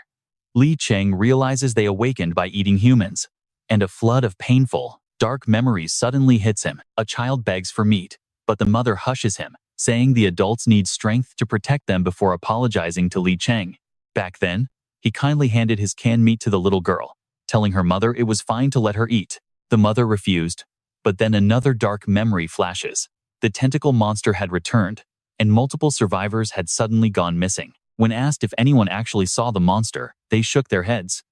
If they had, they wouldn't be alive. Where was his daughter? Remembering those desperate cries for lost children makes Li Cheng feel sick to his stomach, almost wanting to throw up. Fueled by rage, he rushes to the traitor Huang Ling's corpse, tearing her remains to shreds while cursing those absolute monsters. Only after unleashing all his anger for his fallen comrades does Li Cheng finally calm down. He looks at Jiang Xiaoyong with deep suspicion, asking if they also relied on cannibalism to gain their powers. Standing nearby, Li Hongli snorts coldly, telling him they are nothing like those monsters. Jiang Xiaoyong just smiles, explaining the situation in a calm, reassuring tone. He assures Li Cheng that they possess far more knowledge and have completely clean ways of obtaining raw power. He tosses a glowing crystal into Li Cheng's hand. It is a mutant core harvested from zombies or other evolved. While rare compared to human flesh, its power is far superior, with absolutely zero side effects. Frowning, Li Cheng asks, "What side effects?" "I know what you're thinking," but Jiang Xiaoyong looks at him seriously, saying he probably already felt it. Once you awaken, your emotions spin completely out of control. Deep down, violence and slaughter start bringing you twisted excitement, right? Li Cheng nods slowly, his voice dropping. "It is true. So what happens to me now?" "It cannot be reversed," Jiang Xiaoyong replies. "But if you stop eating human flesh now, you can prevent your violent, sadistic urges from worsening." He then turns to Zhang Shengzai with a highly puzzled expression. Zhang asks Zhang Shengzai with a trembling, emotional voice if he can still speak fluently. He tries to say, "Boss Zhang thanks son for saving father," sounding utterly ridiculous. He scrambles his words, asking if Suhai's mother lectured him on morality. Zhang Shengzai frantically waves his hands to correct himself, stammering about President Jiang's son over and over. He coughs, cursing under his breath. Seeing this, Jiang Xiaoyong raises a hand, smiling while trying to keep a straight face. "That's enough, I understand. Your condition is similar to other mutants, right? Even though this bizarre mutation ruined your speech center, your mind is still completely sharp. But honestly, your current form is admittedly a bit terrifying. Bringing you back to the settlement would probably cause widespread panic." Jiang Xiaoyong looks at him with deep understanding, noting that since he knows this area so well, seeing his son safe must bring him immense peace of mind. Zhang Shengzai immediately flashes a thumbs up and a wide grin, praising his boss's massive intelligence. He turns back to Li Cheng, his voice becoming serious, as he notes that the threat has finally been neutralized. He suggests Li Cheng lead the survivors of Shifeng Steel Works, but Li Cheng heavily shakes his head in refusal. He confesses that since he resorted to cannibalism, leading Shifeng Steel Works would put everyone's lives in danger. Hearing this, Jiang Xiaoyong ponders for a moment before his eyes suddenly light up. He proposes that Li Hongli take charge of the Shifeng Steel Works instead, while Li Cheng joins them back at the Chai settlement. Jiang Xiaoyong places a comforting hand on his shoulder, promising to help him suppress the dark inner demons haunting him. Cut to Jia City on the border of S City, where complete chaos is breaking out, and a desperate scream for help echoes. But the cold crowd blocks the path, warning he is beyond saving. Stick around for the next chapter. Right now, hungry zombies are slowly closing in on a helpless young man. Stick with me, we are about to see how this tragic apocalypse unfolds as his friends abandon him. Left behind, the poor guy gets wrapped up in bizarre leaves and dragged screaming into the pitch-black darkness. The monstrous tree beasts tear him apart amidst blood-curdling screams. Once they retreat, only a few scattered remains are left behind. Those demonic leaves keep wrapping around the remains, trying to possess the victim. Meanwhile, the students who barely escaped collapse to gasp for air. One girl whimpers in total exhaustion, saying she cannot run another single step. Another guy snaps back urgently, warning her that stopping means being torn to shreds. But suddenly, one of them raises a hand to halt the group. "Wait!" A faint whispering sound echoes from a distance. "Shh! Listen closely. Everyone, those are the sounds of wind whistling from far away. It is real wind, which means we are almost out of this forest." One of them cries out, overflowing with hope. But right then, Bone-chilling thudding noises echo from right behind. Panic-stricken, the entire group bolts forward at full speed. Now, pay attention, they are gaining fast, and they cannot slow down. Safety is right ahead, they cannot die here. Reaching the edge of the woods, they spot a modern urban district ahead and finally stop to catch their breath. Look, light. There is light ahead. We are right at the edge of the forest. The woman happily points her finger forward. We made it. We are finally saved. But out of nowhere, a thick vine shoots down from a tree, wraps around her neck, and yanks her up. A massive, terrifying man-eating plant appears, instantly swallowing the poor woman whole. Her severed lower half drops right in front of her friends. A horrific end. Ah, Xiaodong. My Xiaodong, please wake up. But the rustling noises behind do not stop. The plant monsters are still pursuing them. Oh no, those monstrous weeds are catching up. One guy screams, violently shaking his friend who is weeping over his dead girlfriend. Xiaodong is gone. If you do not want to die with her, snap out of it now. Apologizing quickly, the remaining four sprint out of the forest. The wooden monsters pause at the forest edge, hesitating for a moment before suddenly stepping out to invade the city. Looking around, the girl tries to get her bearings. I know this place. This is the suburban park of City M. We actually made it to City M. One of them cheers, but his tone quickly turns to deep suspicion. That is weird. Why is there absolutely nobody here? Yeah, it feels like the whole city is abandoned. Another replies, with City S facing such a disaster, it makes sense they evacuated neighboring areas. Suddenly, the group jumps in fright as a human figure casually steps out from behind a utility pole. It is a survivor. Looks like others made it out too. One guy shouts, "Hey friend, where is the evacuation point?" But as Jiang Xiaoyong steps into the light, his half-plant appearance absolutely terrifies them. They immediately bolt, leaving Jiang Xiaoyong standing there, completely baffled by their sudden panic. After running a distance, the four of them stop, panting heavily. Is it chasing us? Doesn't seem like it. One replies, voice trembling. What on earth is going on here? How are there plant monsters outside the forest? Has the outside world fallen too? Why didn't the forest expand here? Another mutters, what do we do now? Just as the words leave his mouth, those dreadfully familiar rustling noises start up again. Plant monsters burst out from the trees. Damn it, they are over here too. We are completely surrounded this time. One guy collapses in despair. I know what you are thinking, this is pure despair. If they had stayed in the forest, maybe they would still be alive and Xiaodong wouldn't have died. Seeing the monsters charge, one hopeless young man raises a knife to end his own life. I do not want to be ripped apart by them. I refuse to die like this. But in that exact split second, one of Jiang Xiaoyong's powerful tentacles whips forward, crushing the beast instantly.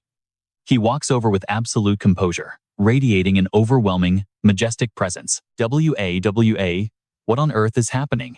One of them stammers in absolute terror. Back at the fortress, Jiang Xiaoyong stands on the roof scanning all directions as cold winds howl. Suddenly, the system notification chimes inside his head. Utopia Social Quest is currently in progress. Mission objectives. Expand the community. The branch establishment of the Shifeng Steel Factory is complete. Evaluation score increased by 20 points, bringing the current rating to 62. Reward: 80 bonus points. Total point balance: 231. Jiang Xiaoyong laughs out loud, saying he has 80 more points and too much to spend. He checks the system interface, and several enticing options appear. A level 2 heavy military chest costs 20 points. A level 3 awakening supply chest costs 100 points, while a level 2 black technology chest costs 50 points. 4 points just to refresh? He mutters, but his eyes light up when he spots that level 3 option. Holy crap, level 2 already gave me an overload card, so what will level 3 bring? Without hesitating, he buys all 3 chests at once. Opening the level 1 military chest rewards him with an armored jeep. Opening the level 3 awakening chest rewards him with a level 1 enslavement crest. This brand lets him enslave enemies, forcing absolute obedience. Trust me, you and I are going to love his next move. Maximum enslavement limit is 1. Opening level 2 dark tech supply chest. Reward received: physical enhancement potion plus 30. Only one person can be enslaved? Jiang Xiaoyong muttered, his eyes scanning the system notification screen. Right now, both he and Li Cheng have stabilized things. But stick with me here, because he needs to observe before acting. Suddenly, a new notification echoes in his mind. The Utopia Community Quest is currently in progress. The quest details: expand the community. Progress. Protect the independent stronghold. Defend against one invasion. Reward evaluation points plus 10. A new quest. Weeding Volume 1. Mission. Eliminate the threat of these weeds. Reward. 100 system points. Jiang Xiaoyong frowns, totally confused. So the system basically wants me to go pull weeds? But right then, his walkie-talkie suddenly screeches with an urgent voice. Brother Xiaoyong, do you hear me? Shuai's dad has turned. Hurry back to the other side. A zombie? What is going on here? He scowls, trying to piece the clues together. Could that zombie be one of Chief Jiang's old crew? Without hesitating, he drags a weed monster along with him. From afar, Shuai rushes over, choking back his tears. Dad, Zhang Shengzai stammers, his heavily mutated voice distorting words about his son and a wedding. Shuai looks utterly confused. His wedding? Jiang Xiaoyong shakes his head to clarify. No, he means his wife. His mutation is messing with his brain's speech center. Watch closely, he looks like he's completely lost the ability to speak. The husband and wife embrace tightly, tears flowing after being separated for so long in this hell. Meanwhile, Jiang Xiaoyong turns back to examine the weed monster's dead body. He mutters, "Is it really this thing? A borderland staple. Meat stewed with vegetables. Meat stewed with veggies." Li Cheng chuckles nearby and quickly explains, "Boss, let me break this down for you. We came from S City, and right now, the entire city is covered by a massive forest. Many people even mutated into plant-like monsters like these." Plant-like monsters? Jiang Xiaoyong frowns. "But boss, honestly, this foggy city of yours is not safe either. You must have seen it on the way here, right?" Li Cheng nods, his voice dropping lower. "Most of the population has turned into zombies." He turns to Jiang Xiaoyong. "Behind the ruined wall east of the base, 2 blocks away, there is an armored jeep. Send someone to drive it back later." "Will do." Jiang Xiaoyong nods decisively. "After that, you guys come with me to the city border to check out the situation." A moment later, they return to the forest edge they just escaped from. Jiang Xiaoyong kneels down, watching those vines grow rapidly in mere minutes. He mutters, "We have to enter the forest." "Wait, what?" "Boss, trust me, it is way too dangerous in there." "I know what you're thinking, why go back?" One survivor panics, asking why they would return after barely escaping. "If we leave it alone, the Shifeng steel plant will soon be completely swallowed by the forest," Jiang Xiaoyong explains sharply. "That would completely destroy our survival and production. But first, we have a much more critical task to handle." "What is that?" someone asks curiously. Jiang Xiaoyong smiles. "Giving you the power to face danger on your own. Get old Li and the steel plant crew. For the next few days, we hunt." Cut to a few days later. As a zombie casually munches on some raw meat, it suddenly catches a strange sound. It whips its head around, but the area is completely empty and silent. It has no idea Jiang Xiaoyong is already behind it. With a cold sword and one clean slash, the zombie is sliced in half before it can even react. The others jump into action, unleashing their combat skills and spraying bullets to mow down the nearby zombies. Shell casings rain down as zombie corpses pile up. Jiang Xiaoyong steps forward, carefully harvesting the energy crystals from their bodies. Somewhere else, a scream echoes through the ruins. "Oh, shit. A zombie. It is another zombie." A massive zombie that actually kept its human mind appears. It roars out. "Where are the living? Is there seriously no one left alive?" Another zombie rushes over, shrieking, but the giant grabs it with one of his massive hands and crushes it instantly. "I am sick of roasting zombie meat. Can I please just run into some humans?" Right then, it sniffs a familiar scent, its nose twitching. Humans. It turns around and spots Jiang Xiaoyong's group busy hunting down other zombies. It wants to attack, but then remembers its chief's warning. Do not go outside without permission. One of the guys snaps. "What? It's fine. Chief Jiang's team cleared out this whole area. Quit whining and get inside." Watching from afar, the giant zombie grins wickedly. Fresh humans, and better yet, they have never tasted infected flesh. Pure prey. It licks its lips, but notices their heavy weapons. Facing them alone is way too risky right now. Drooling, it reluctantly backs off to wait for a better day. Inside the room, Jiang Xiaoyong checks his system interface. Refresh successful, exchange successful. "Trust me, you and I are about to see him reach God tier." "All right, you and I are jumping right back into the action." He radios Uncle Thang to get everyone to the meeting room. Xiaoyong laughs. Working together really paid off. Just 3 short days of hunting, and they already brought back a massive haul. Turning to Li Hongli and Zhang Qi, he points out that sharing these mutant cores equally is not fair. since Xiaoyong's team did most of the work. That is true. Li Hongli nods, agreeing that while everyone worked hard, they cannot just turn down such a valuable reward. Since ammo and weapons are not an issue, they should focus on building top-tier fighters, instead of having a bunch of weak, low-level survivors. The rest of the group agrees. Come on, old Li, just take them. When has Xiaoyong ever made a bad call? Exactly. They trust Xiaoyong completely. Xiaoyong then turns to San, telling her to follow him outside. Soon, they find a quiet spot outside. San shuts the door and asks in a hesitant voice, "What does he plan to do?" Sensing something suspicious going on, the rest of the guys sneak over to the door to eavesdrop on them. A voice inside warns that it might hurt and tells her to bear it. Suddenly, the door flies open, catching the eavesdroppers off guard. They tease him about being too fast, but Xiaoyong just laughs and drags Jiang Qi inside by the ear. Now, watch closely as things get interesting. Jiang Qi winces in pain, begging him to go easy before asking San about her injection. Jiang Qi grins, thanking Xiaoyong for the favor. Since he absorbed so many mutant cores, he now considers himself an elite fighter. Xiaoyong smirks and tells him to spar with Sandy. But Jiang Qi shakes his head, claiming he does not fight girls. Bullying girls, huh? Xiaoyong bursts out laughing and tells San to teach this cocky kid a lesson. San smirks, telling him to go all out because she can take it. Jiang Qi remains incredibly confident. Smiling, he boasts that he is ridiculously strong now, telling her to bring it on. Before he can even finish his sentence, San unleashes a brutal punch that sends him flying out the door. Luckily, two guys catch him. Xiaoyong laughs, explaining he gave her physical enhancement drugs. Aside from Xiaoyong and Sung, nobody in their group can stand against her now. Embarrassed, Jiang Qi grumbles that he thought he was in Xiaoyong's inner circle. Someone tells him to shut up. Everyone bursts out laughing, teasing him that Xiaoyong is not into guys. Once they quiet down, Xiaoyong gets serious. All right, I know what you are thinking. A dangerous mission? Yes, Xiaoyong orders Zhou Xingkai to guide them back into S City. Me? No way. I barely escaped from that place alive. I am not going back there. Xiaoyong scolds him. They are willing to help rescue his family, yet he is acting like a complete coward. Xingkai shakes his head, begging not to go back. He is even willing to do hard labor here instead. But after some convincing, he finally gives in and agrees. The scene shifts to the western outskirts of M City. Over in the forest, a mutant mutters about his decaying mind. If he does not get fresh human meat soon, his condition will only get worse. Just then, he hears a rustling sound nearby. Smirking, he knows he is in the right spot.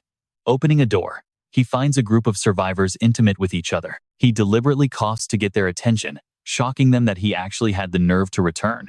The intruder begs them to stay calm, claiming he is only there to share information, not steal.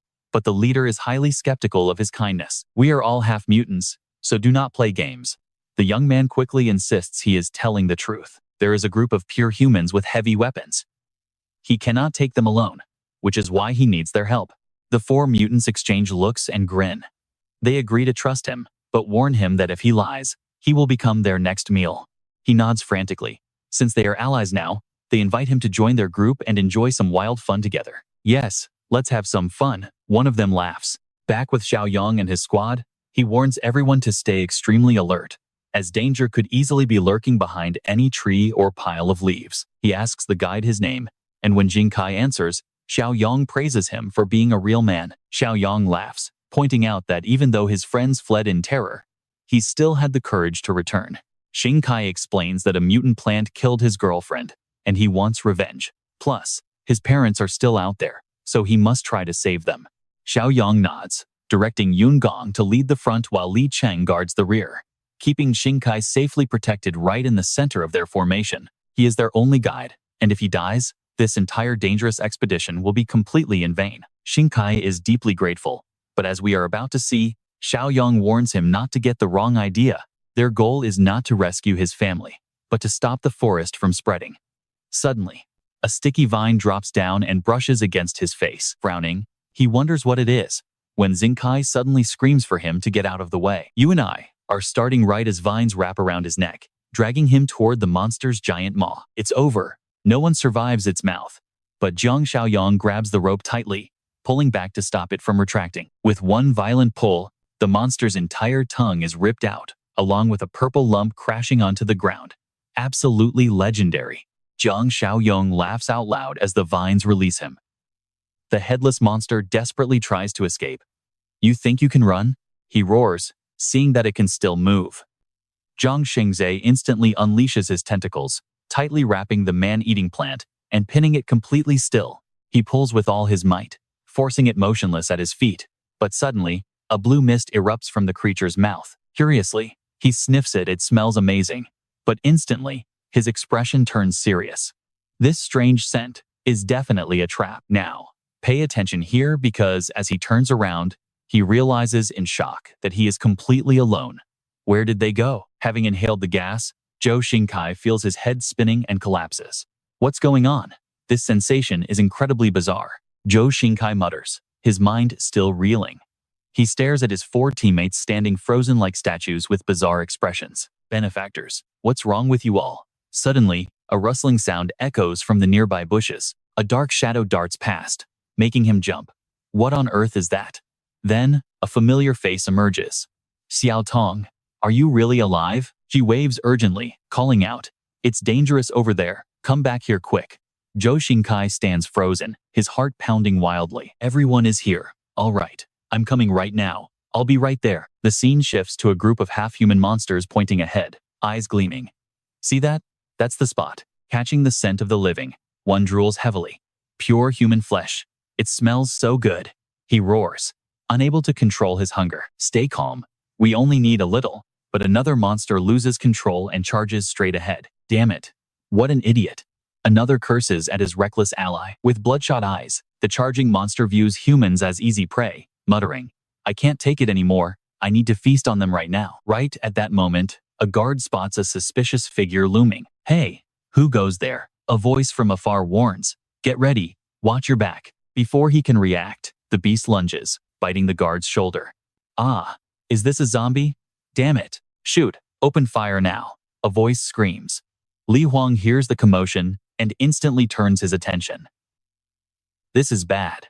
The armed guards are shaking in sheer terror. Their bullets hit the monster, but he shows no fear, growing even more thrilled. He lunges at the shooter, but watch closely. Li Huang steps in with a massive punch, sending him flying back. The beast quickly regains his balance, but Li Huang gives him no mercy, unleashing a hail of bullets until the panicked monster flees. Damn it. Get the wounded to the clinic. Stop the bleeding. Meanwhile, the heavily injured monster pants heavily. After dragging himself a bit, he collapses. His mutant allies appear with sinister smirks. Look at you. What's the rush? Got yourself wrecked, huh? Stop mocking me and go fetch some flesh. I need to heal. The wounded mutant roars. Who do you think you're ordering around? Stop complaining. Suddenly, a woman in their group delivers a brutal kick to his neck. What are you doing? One less mouth to feed is always better, she replies coldly, executing him on the spot. So how do we break their defense next? Those human cattle are hiding inside the factory, heavily armed. One sneers. Easy. Are you guys stupid? We still look human, not like zombies. We can just walk right in. Back to Jiang Xiaoyong's side, Zhou Xingkai is still deeply trapped in the hallucination. Why do I feel so floaty? He mutters. Zhao Tong's voice echoes again from afar. Don't hesitate. Come over here quickly. All right, I'm coming. I'm coming, he replies, but suddenly, a flying knife pierces the figure of Xiao Tong. Xingkai screams in despair, tears streaming down his face. Xiao Tong. He rubs his eyes, trying to see. Jiang Xiaoyong growls. Impressive, even I almost fell for this illusion. Why? Why did you kill my Xiao Tong? Your Xiao Tong? Look closely. What is that thing really? Jiang Xiaoyong points, and Xingkai stares in horror as Xiao Tong morphs into a monstrous tree vine. He slaps his own head hard. Wake up. Stop dreaming. Li Cheng, just snapping out of the illusion, looks at his own body and mutters blankly. What happened? It feels like years have passed. He mumbles about history films, high-speed machinery, and his son traveling to Earth. Zhang Shengzhe explains, I had a dream. I was driving to pick up my son from school. Xiaoyong says sternly, that flower must have released toxic gas to make us hallucinate and lure us in. He crouches down to inspect the dead monster's vine. Li Cheng asks curiously, what are you doing? Checking its internal structure to see if this mutant drops an energy core, Jiang Xiaoyong replies, seems I overthought it. This thing is just a puppet. not the actual body. He finds roots burrowing deep. The main body is far, but trust me, you and I will find it. Alright. Let's dive back in as Xiaoyong digs deeper and gets a shock. He pulls up a massive, potato-like root, which seems to be this plant's nutrient storage core. Might as well collect it. Maybe it's edible. He turns to Zhou Xingkai, asking what he knows about these plant creatures. Xingkai shakes his head, saying he only knows they're extremely dangerous man-eaters. But Elder, he would definitely know more. Elder he? Xiaoyong frowns. Who is that? An expert from the Agricultural and Forestry Science Institute, Xingkai replies. Before escaping, I took shelter with him in a high-rise. I don't know if he's still alive now. Sounds good. Xiaoyong nods, telling him to lead the way to Elder he. Later that night, a woman from the other side fakes an injury, dramatically falling right in front of the guards. One of them spots her and gasps in surprise. Look, it's a survivor. Another guard stops him, saying wait. But the woman quickly strips down, showing off her seductive body. The first guard still tries to stop him, insisting they report it first. Report what? Can't you see she's dying? Let's help her inside. The other argues, if we leave her here, the zombies will eat her. Miss, are you okay? One asks. Yes, help me, please. The woman whimpers. Don't worry, you're safe now, the guard says, carrying her inside. Watching from afar, 3 half-human hybrids chuckle, whispering, wow, she really is a master actress. Suddenly, the woman pulls the guard onto a car roof, whispering, actually, I'm even better than her. After a quick, wild roll in the hay, she smirks, preparing to slip into the steel factory. Meanwhile, back with Xiaoyong, he frowns as darkness quickly rolls in. Don't blink now, because these woods are pitch black as Xingkai whispers.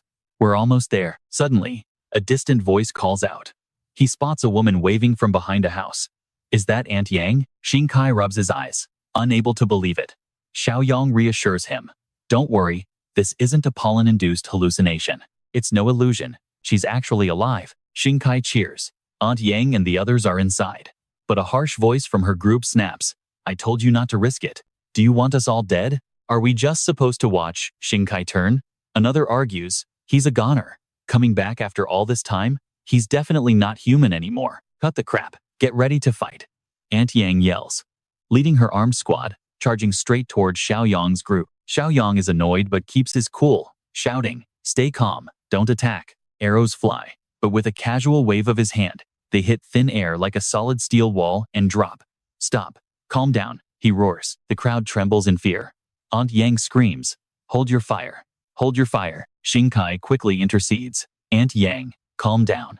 They're not enemies. There are saviors from outside the forest. Aunt Yang hesitates. But what about the others who left with you? And Xiaodong? Xingkai's voice drops.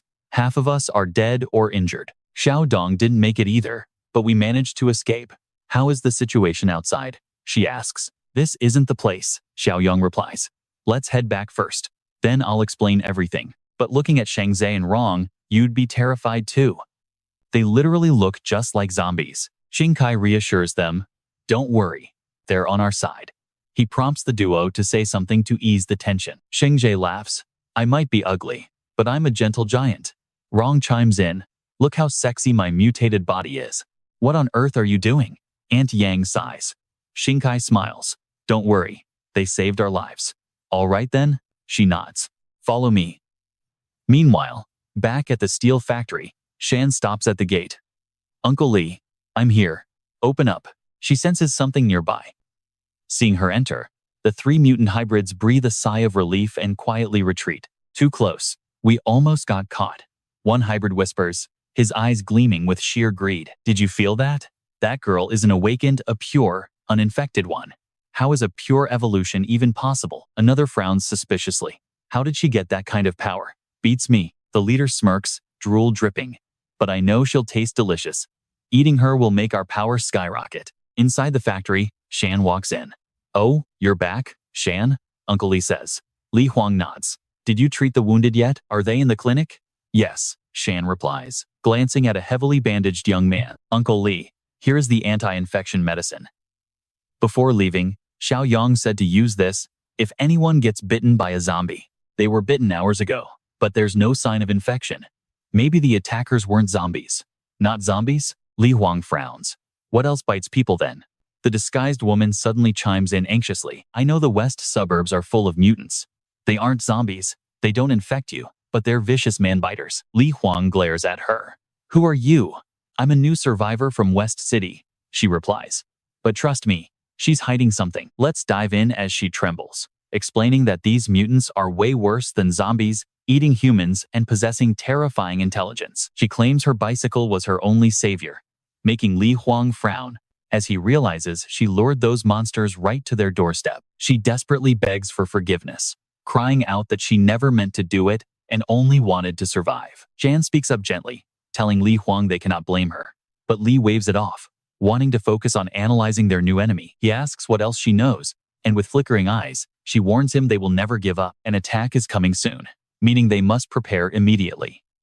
Honestly, this piece of intel is absolutely crucial for their survival. Li Huang nods, telling everyone to rest while ordering food for the injured, advising them to stay alert and endure one more night of watch for safety. No problem, one of them replies. Jian keeps a watchful eye on the newcomer, her silent suspicion prompting Li Huang to ask what is wrong, to which she admits the woman feels incredibly off. Shan whispers that she cannot explain it, prompting Li Huang to smile and tell her she is likely just dealing with too much stress. It was truly reckless of Xiaoyong to dump such a heavy, dangerous task onto a young girl like her. Meanwhile, Jiang Xiaoyong arrives at a building ahead, looking up and wondering why on earth the survivors chose this specific place to gather.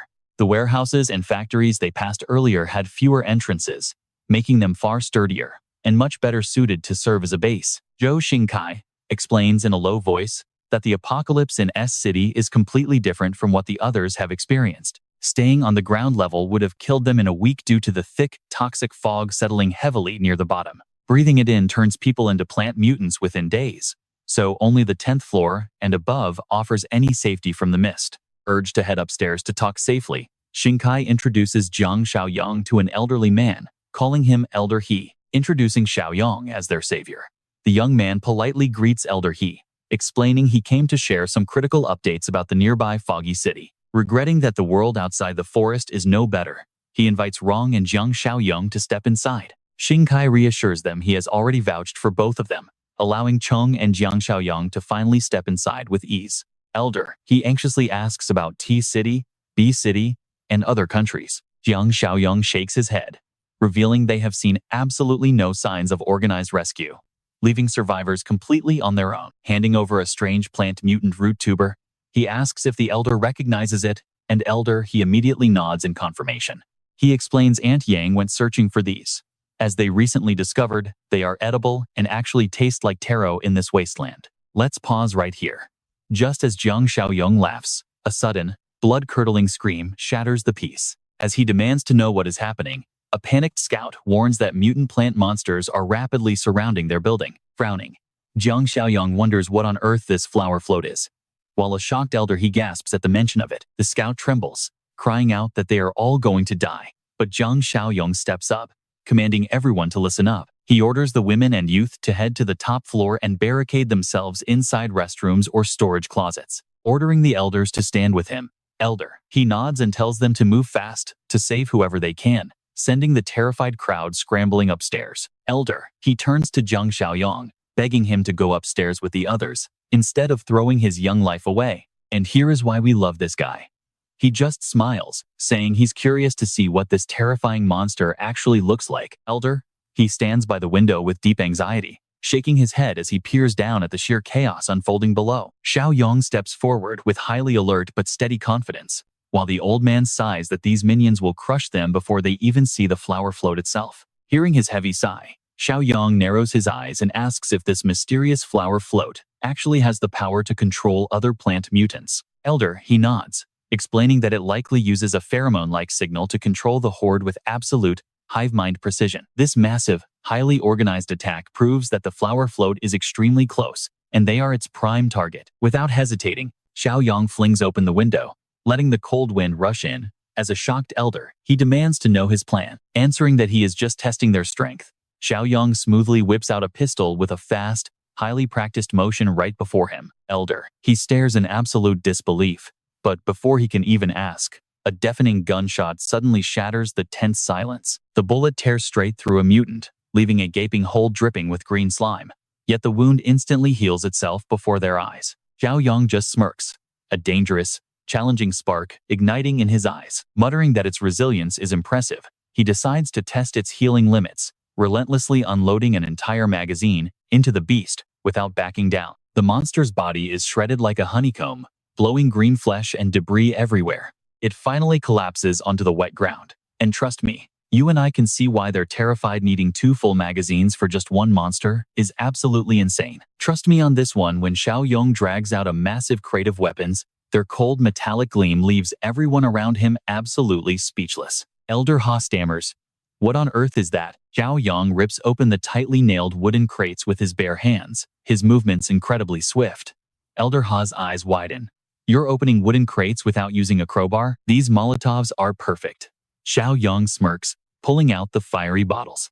"If any beasts slip through, use these firebombs to defend yourselves." Slip through? What do you mean by that? Elder Ha cannot even begin to comprehend. Before he can finish, Xiaoyong leaps straight out of the 16th floor window, his body diving like an arrow.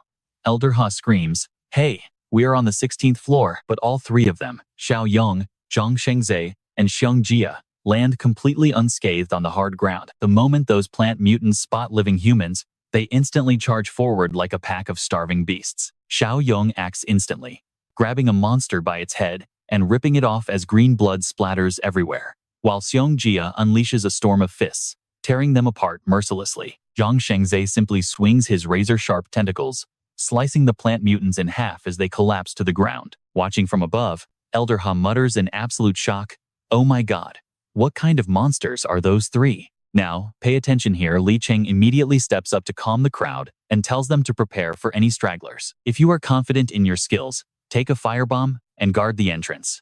The rest of you, move all flammable materials away from here." "Got it, we are on it." Fired up and ready, everyone instantly springs into action. With the last of the beasts wiped out, their bodies pile up on the floor. Xiaoyong drops a corpse, dusts off his hands, and sighs, "Finally done." Turning to Jiang Xiaoyong and Xiangjia, he orders, "You 2 stay here and check if these plant mutants dropped any mutant cores. I am going to check out that flower chariot." Meanwhile, in the hallway, the escaping monsters are completely consumed by the flames. Someone shouts, "With fire, fighting them is way easier." Li Cheng nods, "True, but we mostly owe it to Master Li and the Jiang brothers." He turns to the crowd, calling for the others to come down, declaring that the danger has finally passed. "How is the situation downstairs?" someone asks. "It is over," Li Cheng replies, but then he suddenly frowns. "Wait, why is the Jiang brother missing?" By this time, Xiaoyong has already slipped deep into the forest, where the air is heavy with mold and poison. In front of him, a massive, twisted entity looms, the flower chariot. "This twisted monstrosity must be the flower chariot," he mutters. His eyes turn ice cold. Is that its true form? Suddenly, the giant roots of the flower chariot whip forward, launching a vicious attack, like razor-sharp blades. Xiaoyong dodges the strike, his movements lightning fast. This beast is incredibly strong, easily matching Jiang Xiaoyong. He notes with a smirk. "But you and I both know he is already a master at shredding tentacles like these." He unleashes thin threads as strong as steel, tightly wrapping around the flower chariot and locking down its every move. The monster roars as its thorny mouth spew out a thick cloud of poison gas. "Haha, completely useless." Xiaoyong sneers. "I have already seen this trick from your kind." Taking a deep breath, he completely ignores the toxic fumes and charges straight ahead. The flower chariot stumbles, one of its giant legs buckling. Seizing the moment, Xiaoyong activates his enslavement mark skill, his hand glowing with energy as he slams it into the central flower. A surge of dark energy erupts, consuming the entire space. Back with Elder Ha, the old man panic screams, "The flower chariot? Its true form hasn't left. It is heading straight towards us." Staring out the window, Elder Ha turns pale. "Yes, that twisted shape. I will never be able to forget it for the rest of my life." He looks around anxiously. Where is Xiaoyong? Did that thing get him? Right at that moment, Xiaoyong's voice echoes from the distance. "Jiang Xiaoyong, Xiangjia, how did it go? Did you find any mutant cores inside those plant beasts downstairs?" Jiang Xiaoyong replies, "None from mine, but yours got double." Xiangjia sighs. He means not every beast has one, but we still got a lot. Honestly, dealing with one guy who stutters and another who speaks in riddles is exhausting. Still in shock, Elder Ha asks, Xiaoyong, is the flower chariot down there? Xiaoyong simply smiles, pointing right behind him. That thing? It belongs to us now. Don't worry, it is not going to hurt a single soul. He speaks with pure confidence, his eyes flashing with victory. Elder Ha cautiously creeps closer, swallowing hard as his trembling hand touches the twisted body of the flower chariot. The monster does not react at all, lying perfectly still, as if completely defeated. He sighs in relief, his eyes widening in shock. It really has been tamed, he mutters, then turns to Xiaoyong with intense curiosity. How did you do this? Xiaoyong smirks, dodging the question with one of his own. Elder Ha, as a botanist, what do you think of this thing? Even though it mutated into a monster, its plant characteristics and instincts should still remain, right? Elder Ha falls silent, his sharp gaze studying the bizarre patterns running across the flower chariot's body. And that's where we leave it in this post-apocalyptic world. The brutal fight for survival is just as unforgiving for plants as it is for us. All right, you and I are about to watch a brutal war for sunlight, where tall trees conquer the sky and leave the weak to wither. That is why weeds rarely survive inside these dense, dark forests. Pointing at the flower cart, Old, he says softly, I bet this beast became savage because mutating cost its height, losing the fight for sunlight. To survive, it had to start hunting animals. Just then, the flower cart's tentacles twitch, creeping forward, as if testing the waters. Li Cheng instantly draws his blade, ready to strike, shouting a warning to watch out. Xiaoyong stops him with a calm, firm look. Wait, do not attack. I have controlled it now. Let us see what it does next. Even so, he lets a tentacle wrap around his neck. Suddenly, it strikes hard, leaving a long, bleeding scratch. Xiaoyong grits his teeth, his gaze turning serious but unfazed. How does it look, old he? Pay attention here, this entire city has officially become a savage survival arena for mutated plants. Those unable to compete for sunlight must hunt animals for nutrients. Looking at the flower cart, he says coldly, but you belong to me now. I will handle your survival issues myself. With a wave of his hand, the flower cart's cocoon cracks open, revealing its true, bizarre form. It slowly crawls out and fuses directly into his palm, merging with his body. Li Cheng scratches his head in shock. Is that thing living symbiotically with you now? Xiaoyong lifts his arm to test it. Instantly, as if sharing his thoughts, tentacles shoot from his hand and wrap tightly around a nearby tree. In a flash, the trunk is torn apart, sending debris flying. Jiang Xiaoyong stammers, wide-eyed. That is even stronger than my own tentacles. An alert echoes in Xiaoyong's mind. The system announces the gardener achievement is unlocked, rewarding him 150 points. Now possessing 153 points, he smirks and mutters. An achievement unlocked? That is a first for me. Job done. The group heads back, leaving a pile of corpses behind. Over at the steel plant, a knock sounds, and a gorgeous woman appears with a seductive smile. Another fish took the bait, she whispers with scheming eyes. Who is it? Hey, sister. A young man enters excitedly. I brought you a late-night snack. Who told you to bring me food? She replies. Her eyes turn sharp, yet her body still oozes deliberate charm. Nobody. I wanted to do this myself. He smiles. I know what you are thinking, this guy is walking straight into a trap as he lunges, while she plays completely innocent. Coughing, he stammers. Sorry, I thought, then lowers his voice. This place is too crowded, and the walls are thin. Why don't we go outside the plant for something more exciting? Sure, she agrees, her smile never fading. Intimate sounds soon echo from a nearby car. A while later, the exhausted man gets dressed, panting heavily as he says, You are absolutely stunning. By the way, what is your name? He asks. But his eyes accidentally drift to a jacket inside a nearby trash can. What is this? He picks it up, suddenly terrified. Wait, this looks like Zhao Chen's shirt. Why is it thrown in here? Unfolding it, he finds the personal belongings of those who went missing. Before he can react, her razor-sharp claws flash behind him, grabbing his neck with pure killing intent. Meanwhile, in an empty lot, a half-monster thug is woken up by his partner. What are you doing? Having a nice nap? I was keeping watch. The other argues sleepily. If you did not even notice me coming, how will you spot her signal? The leader growls. How long have you been asleep? I was not sleeping, just closed my eyes for 10 minutes, he defends. Useless trash, the leader snaps. We have been taking turns watching, but still no signal. I bet she wants to keep everything for herself. Let us check around the factory for any traces of that witch. Arriving at the spot where she disposed of her victim, they are furious. I told you I smelled human flesh. One yells. That woman stole a meal behind our backs. Another female member chimes in, her voice dripping with greed. If she can sell her looks to infiltrate them, why can't I? The leader grabs her throat, his eyes bloodshot. You want to keep it all too, don't you? I know exactly what you are planning.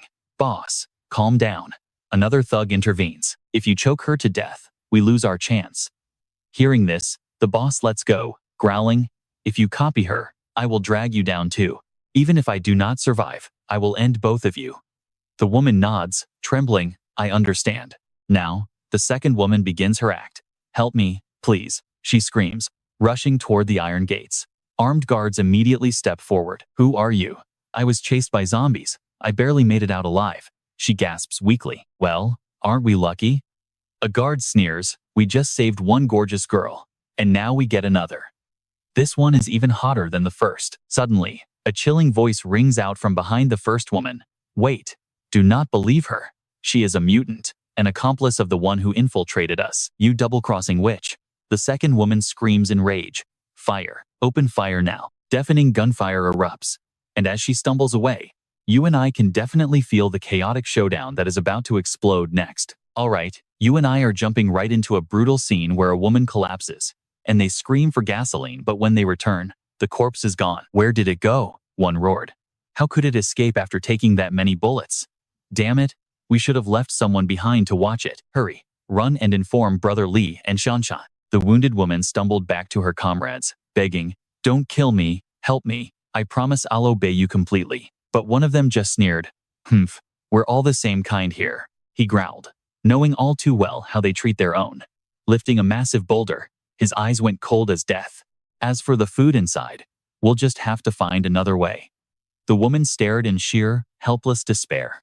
But out of nowhere, another comrade swung a blade, decapitating the man holding the rock. As his head rolled and the boulder crashed down, she stammered. Thank you. Haha, the other sneered. An arm and a leg are enough to heal your wounds.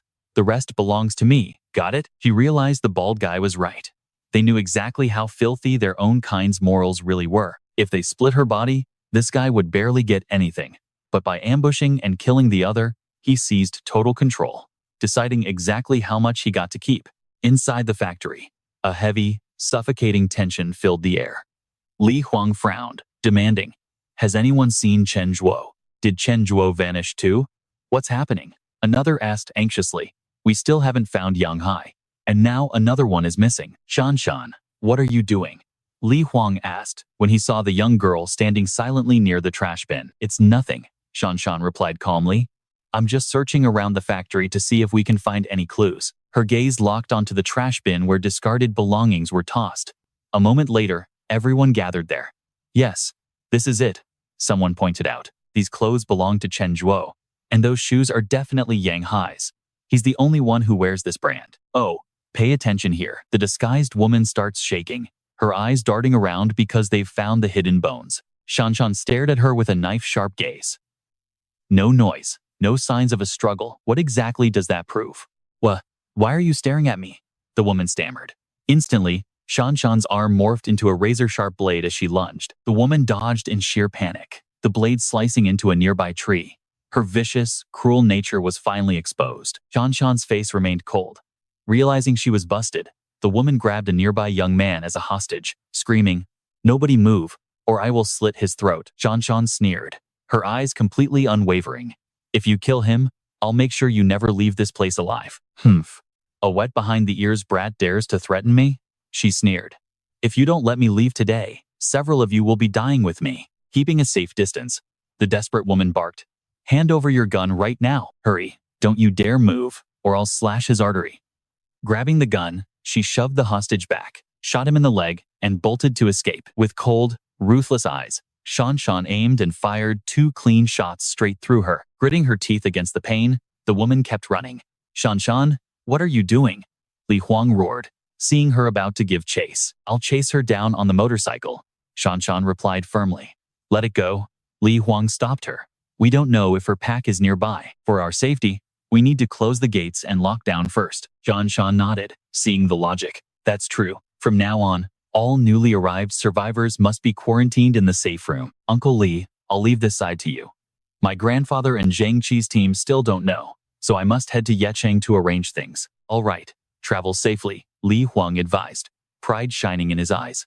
Honestly, you and I can see how much Shanshan has grown into an incredibly brave warrior. Meanwhile, on another battlefield, Xiaoyong and Jiang Xiaoyong are busy wiping out hordes of tree monsters. Jiang Xiaoyong's sharp tentacles whipped through the air, brutally tearing the tree monsters into shredded bits. With incredible skills, Xiaoyong unleashed precise, devastating strikes, shattering their woody bodies in the blink of an eye. The others helped pour gasoline over the remains and lit them up, letting the roaring flames incinerate every single trace. Watching from afar, Elder, he muttered in utter shock. Is this a feeling of safety? Or is it just absolute, overwhelming power? Suddenly, a mechanical notification chimed in Xiaoyong's mind. System alert. Utopia Project Quest is currently active. Community expansion progress. The independent sanctuary against invaders is fully completed. Reward, plus 10 evaluation points, bringing your total evaluation score to 72. Reward, plus 40 accumulation points, bringing your current balance to 193. Xiaoyong smirked, absolutely satisfied. Jiang Qi and Shanshan's teams certainly didn't let him down. Soon enough, Xiaoyong's squad finally returned to their home base. A scout ran up, shouting excitedly, "Brother Xiaoyong, you're back." There is trouble at the steel plant, so Shanshan went over to reinforce them. Xiaoyong knitted his brows. Did any major chaos break out? No, not at all, the man replied. Just a few members got bitten, and Shanshan brought the inhibitors. And who are these people? Xiaoyong asked, pointing at the crowd behind them. These are survivors from Frog City, he introduced. And that's where we leave it. Things are getting crazy. All right, you and I are about to meet Elder. He, a top botanist, as we dive right into this crazy survivor camp. Elder, he smiles warmly and bows, expressing how deeply grateful they are for all the help they received. Xiaoyong nods resolutely, explaining this shelter is temporary and he will escort them to the city forest edge soon. Leaving Elder, he thoroughly surprised by the sudden plan to establish a third gathering point. Xiaoyong answers, his eyes gleaming with ambition, just as San returns, drenched in sweat, as the sound of a car engine roars outside. Asking Xiaoyong when he got back, San warily recounts everything that went down back at the steel factory, his voice filled with caution. That is how it is. Meaning we absolutely cannot trust any new members right now. Elder, he points to himself with a gentle smile, reassuring them that they are safe because he knows their backgrounds very well. Xiaoyong smirks at San, calling it great news, while San stares in disbelief, realizing a new target simply means more rewards for them to collect. The system chimes with a brand new mission to eliminate the threat of the evil cannibals lurking in the western suburbs. With a reward of 120 points, Xiaoyong nods with an icy gaze. Now pay attention to this dark corner, where a wounded, exhausted woman collapses against a wall as a shadowy figure slowly approaches, dragging a cold metal blade. The man sneers, mocking her for being abandoned by her new allies, while Gu Bianming weakly whispers that it was just a misunderstanding. I have a plan, she gasps, but he scoffed, pointing out her plan almost got him killed before ordering her death. Another cold, ruthless voice rings out as the woman screams, but her accomplice does not hesitate to plunge a sharp sword straight through her body. Spitting blood with eyes full of deep resentment, she curses him, but he calmly asks what she could possibly complain about. He speaks with an icy voice, saying she should have died long ago, as she desperately turns to a red-haired woman nearby, with a trembling, manipulative plea. Do not trust him, because when I was injured before, he used this same trick to ambush the bald man. He only cares about his own benefit and will betray you without hesitation. But the red-haired woman remains silent with an icy stare. Now that I am wounded too, she says, you hold all the power here. Do not kill me. Kill her instead, since she ruined everything for us, which makes the stabbed woman scream back, calling her a hypocritical wretch who is no better.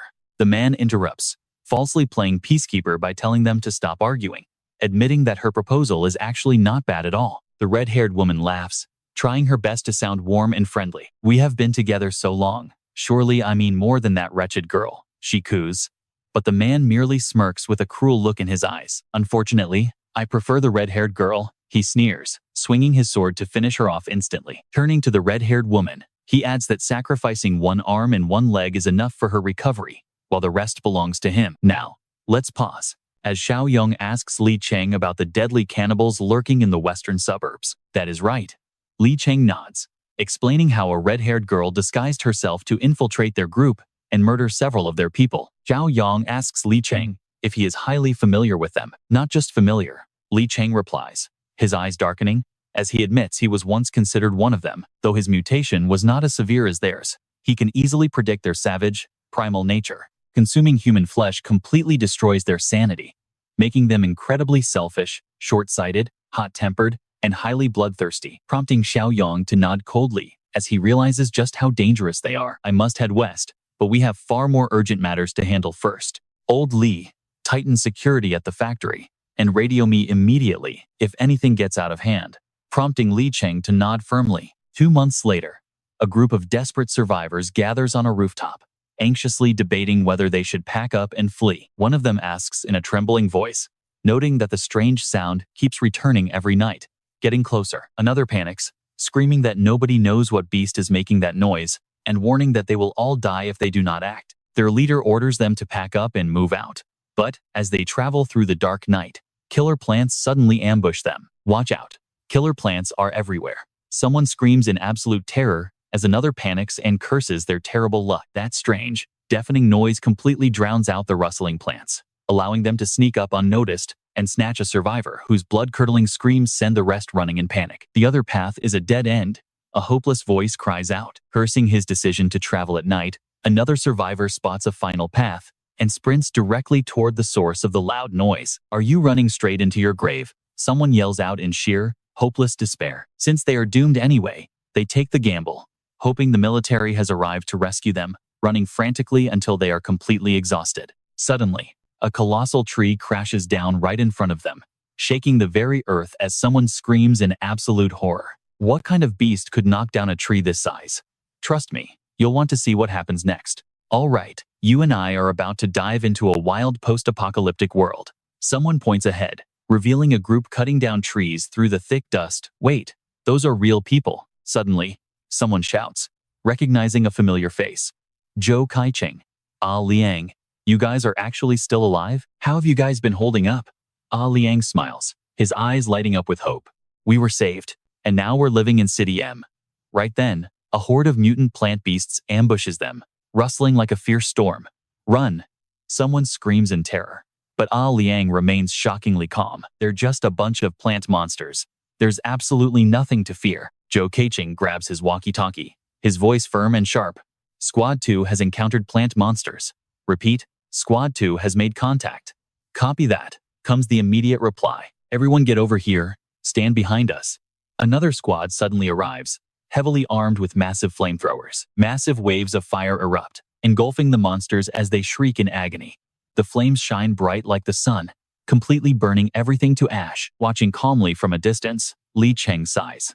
At this point, dealing with these low-level pests doesn't even require us to lift a finger. One of the rescued survivors asks in complete disbelief.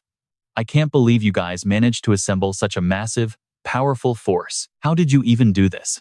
Now, pay attention here, Ah Liang proudly replies. It's all thanks to our leader, Xiaoyong. Just then, Ah Liang notices Jiang Xiaoyong and Chongjia standing nearby. Another survivor gasps in sheer panic. Wait, there are still people over there? Don't panic. They aren't monsters. They're actually the ones protecting us. Ah Liang nods and continues. We're short on hands, so I'll take you to meet leader Xiaoyong. Soon, they head deeper into the forest, where a massive farming area suddenly opens up. Everyone stares in absolute shock. This makes no sense. You guys are farming right inside mutant plant territory? Suddenly, someone hands Ah Liang a bizarre tuber that wriggles as if it's still alive. Ah Liang flinches and tosses it aside, his voice shaking. Don't freak out. But what on earth is this? The farmer explains that while it's technically a plant monster like the ones they burned, they've domesticated them. Not only is the yield incredibly high, but they're also super easy to harvest. This is an outstanding crop. Did the heavens literally bless you guys? One survivor mutters, still unable to believe his own eyes. Everything you see here is solely thanks to leader Xiaoyong, Ah Liang proudly states. Elder. He examines the crop rows with deep admiration. Crops that can change their traits and forms according to our will. This is something I never would have dared to dream of before. Xiaoyong steps up, asking, any other requests? Just tell Zi Hoa all at once. No, nothing else. Elder, he replies with a bright smile. Things are already incredibly convenient as they are. Xiaoyong nods with satisfaction. Good. Our land clearing is going smoothly. If any other plant monsters try to invade, Li Cheng's squad will take care of them. He turns away, his gaze turning razor sharp. Now, it's time for me to head to the western suburbs and deal with those man-eating beasts. All right, let's pause for a second, because things are about to get dangerous. In the western outskirts of City M, Xiaoyong and Chongjia sense a powerful stalker. Yeah, I noticed. Xiaoyong replies, scanning the surroundings. Their strength is on par with Zhang Qi's group. What's the plan? Chongjia asks. Xiaoyong smirks coldly. What else? Just more food for you. Up on a high building, two figures watch them, their eyes glinting with pure greed. Perfect opportunity. One whispers, hold on. The other stops him. What are we waiting for? Someone else might steal our prey. They already did. The first replies, pointing down. A group of savage mutants, their eyes filled with bloodlust, close in on Xiaoyong, treating him like a tasty snack. This is top-tier prey like we've never seen. One growls. A purebred evolver. Eating him will definitely level us up like crazy. Wait up, another says, pointing at Chongjia. What on earth is that thing beside him? Does this guy have the power to control zombies? Even better. If we eat him, maybe we'll steal that power. That would make dealing with that guy in the northern suburbs a total breeze. They've left themselves wide open, the two watchers whisper. Let's just wait and see. Having our prey stolen might not actually be a bad thing. Suddenly, violent sounds of battle ring out. Looking down, they see Chongjia relentlessly slaughtering the mutants, each strike hitting like a hurricane. With just a few effortless sword swings, Xiaoyong sends the remaining survivors fleeing in pure panic. How is this even possible? One mutant screams in terror. How can a monster this powerful even exist? Run. He frantically tries to climb up to the rooftop where the watchers hide. You idiot, don't run over here. One of the watchers roars. Are you trying to get us killed? Get lost. Down below, Xiaoyong picks up a long iron bar, narrowing his eyes to aim. With a powerful throw, the bar flies, skewering the climber and embedding into the wall right between the two hiding watchers. They tremble in absolute terror, yet Xiaoyong seems completely unaware of their presence. These guys were pretty strong, Xiaoyong mutters. They probably have mutant cores. Above them, the two watchers cautiously peek down. Damn, are they gone yet? One whispers. Yeah, they left. Let's go down. Checking the bodies, he grins. They only ate 3 corpses. The rest are all ours. Elsewhere, Xiaoyong turns to Chongjia, teasing him. Your appetite is seriously slacking these days. I barely managed 3. My body is small. How much can I eat? Trust me, you and I will love what's next. All right, stick with me, because right here, Xiaoyong hears a strange noise in an alley and creeps closer, weapon drawn. A terrified middle-aged man holding a bow appears. He warns Xiaoyong to back off or get shot, wondering if he is human. Xiaoyong raises his hands, telling him to stay calm, but the man shoots anyway. Shockingly, Xiaoyong catches the arrow with his bare hand. Catching an arrow with bare hands? The archer is absolutely stunned by his reflex. Instantly, Xiaoyong disarms him, telling the others to come out since they are not cannibals. The hidden group cautiously emerges, asking a hopeful question after a quick explanation. Does that mean you found a way to fight zombies without resorting to eating human flesh? That is amazing news. Someone sighs in relief. Xiaoyong then asks where they are heading. The West Wind steel plant is in the southern suburbs, one replies. They used to broadcast messages inviting survivors to join them. We wanted to go there, but a group of normal people like us would never survive the cannibals on the way. Wait, do you actually know of a safer place? Another person asks, and Xiaoyong nods in response. There is a human community in the north that hunts cannibals, and we are heading there. The group is amazed such a place exists. Someone cheers. They only dared to make this trip after hearing rumors from captured cannibals. Supposedly, their leader is a powerhouse who can take on 5 or 6 cannibals alone. A skeptic asks, just by himself? Don't blink here, as they worry about dozens of Western cannibals. Another survivor drops a major hint. Just the other day, I saw a few cannibals gathering, plotting something big.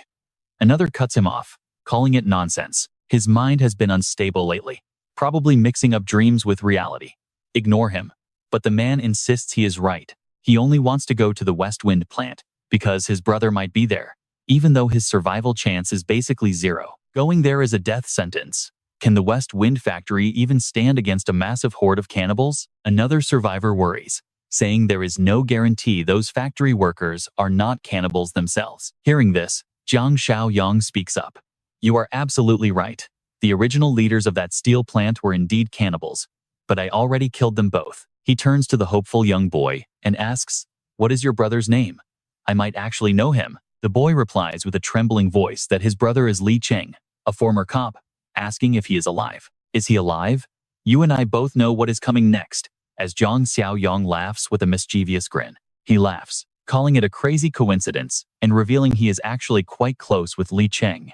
The boy is thrilled, and Jiang Xiaoyong nods, explaining that Li Cheng is currently managing the farmland. The excited kid eagerly asks if they have actually managed to restore agricultural production already. This is amazing.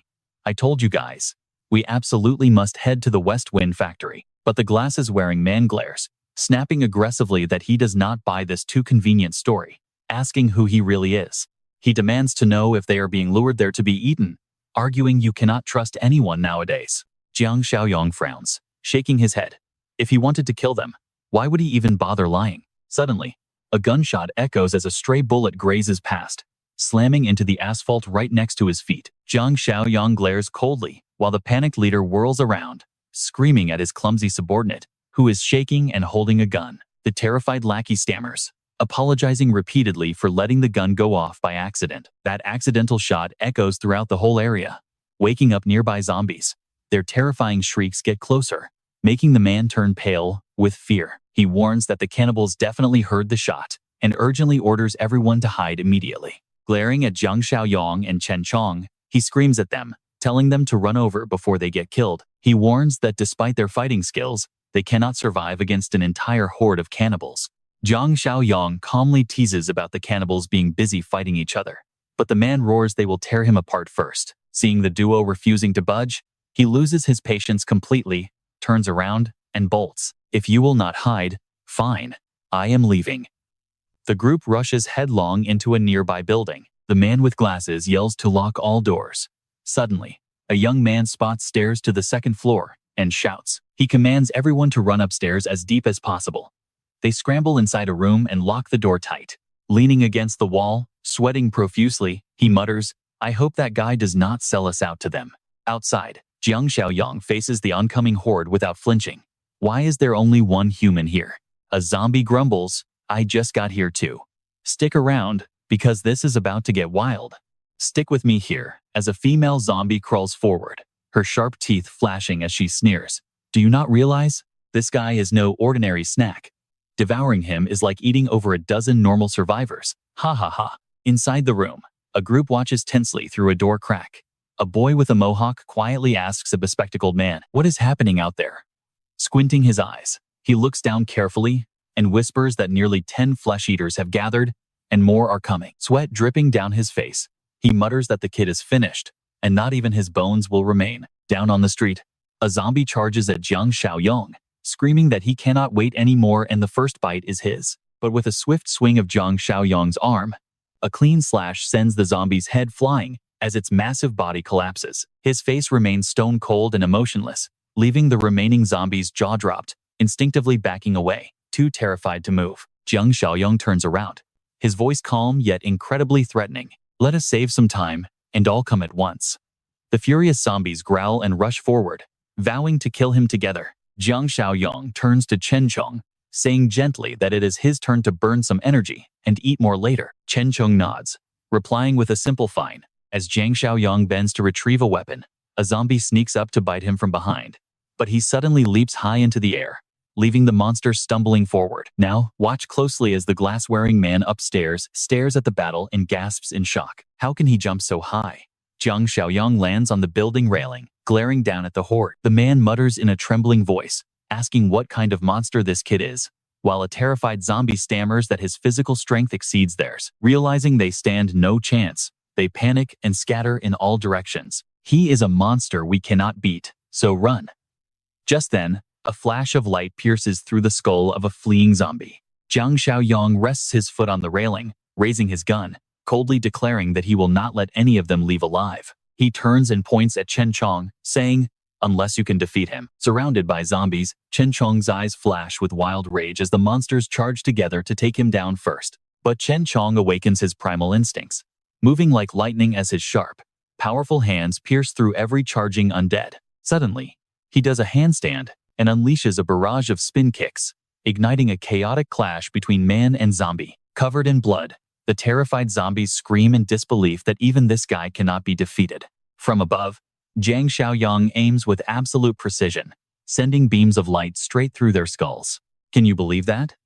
The spectacled man watches in awe, as just the two of them wipe out the entire flesh-eating horde. Jiang Xiaoyong stands on the railing, raising his weapon, and calls out for everyone to come out. Sensing the coast is clear, the man leads his group outside, their eyes widening in sheer horror at the carnage before them. Jiang Xiaoyong leaps down from the railing, landing softly as the man quickly speaks up, saying they have made their decision.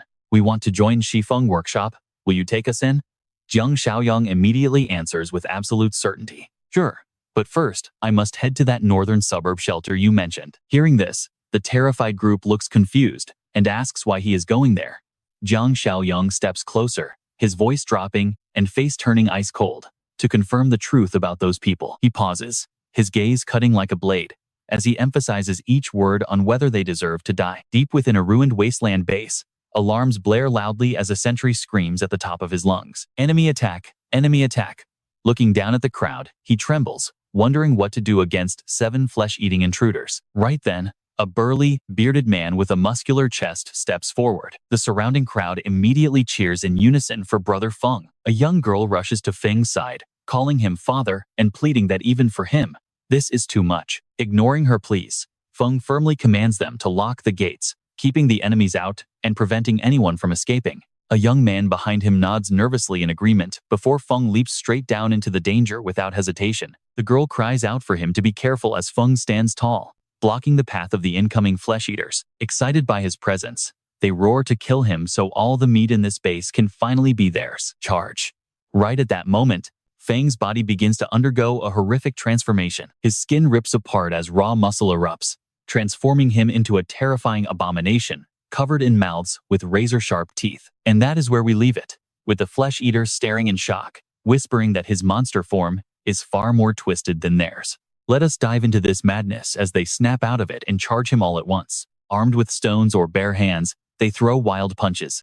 But before they can even strike, a terrifying surge of energy explodes. The cannibals are instantly sliced in half.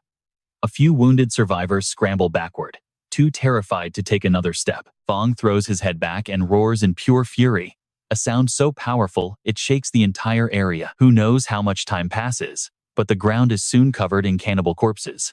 By now, Feng is completely exhausted. His face slowly returns to normal, dripping with sweat.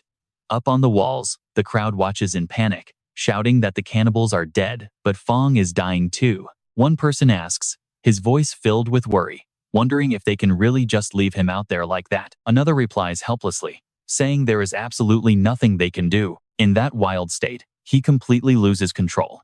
He locked us inside just to make sure we stayed safe from him. Feng's daughter calls out to her dad with teary eyes. The crowd behind her murmurs anxiously, realizing he cannot move at all. If they do not help him eat those corpses, he will die. He is going to die like this. Open the gates. We are willing to take the risk. The young girl cries, completely overwhelmed by their support. Hearing this, the boy in the hat speaks up, agreeing to do it since everyone is ready to risk their lives. Watch closely here as they throw the gates open and rush to save him. Even though Feng is screaming at them to go back, but the crowd ignores him, each dragging a corpse closer. They yell out that they cannot just leave Dong Than there to die. If he dies, they will not survive much longer either. The boy in the hat throws a corpse toward him, warning them not to get too close. Suddenly, the sharp-toothed mouths covering Feng's body spring to life, pulling the corpses in and devouring them greedily. Watching this gruesome sight, the crowd cannot help but shudder. Someone trembles, unable to take it, while a few others start throwing up right on the spot. After a while, Feng slowly recovers and stands up, his body still shaking. Around him, the survivors keep dragging more corpses closer to feed him. One guy quickly warns another, asking if he wants to die by stepping too close to the beast. Just throw the bodies from here so you do not get hurt. But right then, a group of shadowy figures silently creeps up behind Feng. It is more cannibals. Looking at the messy scene, one of the new arrivals mutters in surprise, wondering why this beast looks so beaten up. The other replies with cold eyes, guessing that the creature must have just finished a brutal battle against their own kind. Hearing this, the first cannibal drools and laughs, thrilled that their dead kin paved the way for an easy meal. I know what you are thinking, are they doomed? The survivors spot the new monsters and panic. At that moment, Xiaoyong and Chen Chong step forward. Seeing this, the base survivors panic even more, muttering about another group of cannibals. But then, realizing something, one points directly at Chen Chong, arguing that the monster is clearly not one of those cannibals. The other frowns in confusion, asking how he can be so sure since all cannibals eventually end up looking like freakish monsters. Xiaoyong covers his mouth, trying to hold back a laugh. Even the cannibals look over, their eyes filled with deep suspicion. Is he one of us? No, he does not smell like our kind. Are you a purebred, evolved human? Is that even possible? Wasting no time, Xiaoyong waves his hand and commands Chen Chong to attack. Chen Chong warms up his arm, complaining that he always gets stuck doing the dirty work. Before charging straight at the cannibals, they immediately prepare for battle, screaming that they have already killed countless low-level zombies before. But before he can even finish, Chen Chong delivers a devastating kick that sends him crashing into the dirt. Watching this, the survivors at the base break into a cold sweat, shocked by how this monster is even stronger than Fong. Just then, a group of men wearing glasses steps up to reassure them, explaining that these guys are elite fighters from the southern suburbs. The survivor is stunned to hear this, admitting they thought Fong was the strongest person left in this chaotic world. Seeing their buddy get taken out in a flash, the remaining cannibals immediately lose their nerve. One of them trembles in pure terror but still tries to fake a laugh. Do not worry. Do not be afraid. If we attack together, we can definitely take him down. Another nods in agreement, but despite their tough words, they all stand frozen, too scared to take a single step forward. The monsters start shoving each other, urging one another to go first, while promising to follow right behind. Taking advantage of the chaos, one of them charges at Xiaoyong with a smug look, saying he is done playing nice. He claims that purebred evolved human for himself, while his angry comrades curse at his betrayal. Xiaoyong quietly watches them, raising his hand with a deadly, cold glare. And that is how we leave it, with Xiaoyong casually punching a hole right through his chest.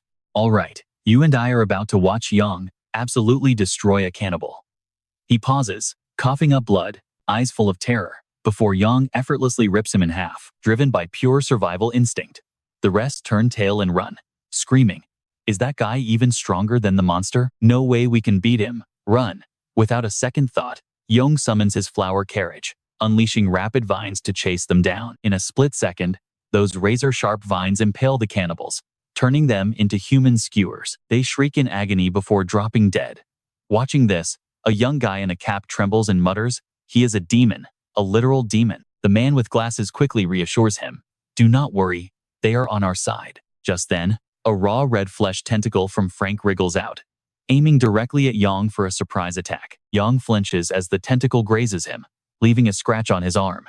Confused, he asks, "What kind of monster is this?" With no hesitation, he binds Frank with vines, but the pulsating flesh on Frank's body stretches, trying to break free. Yang mutters, "Damn, this is disgusting.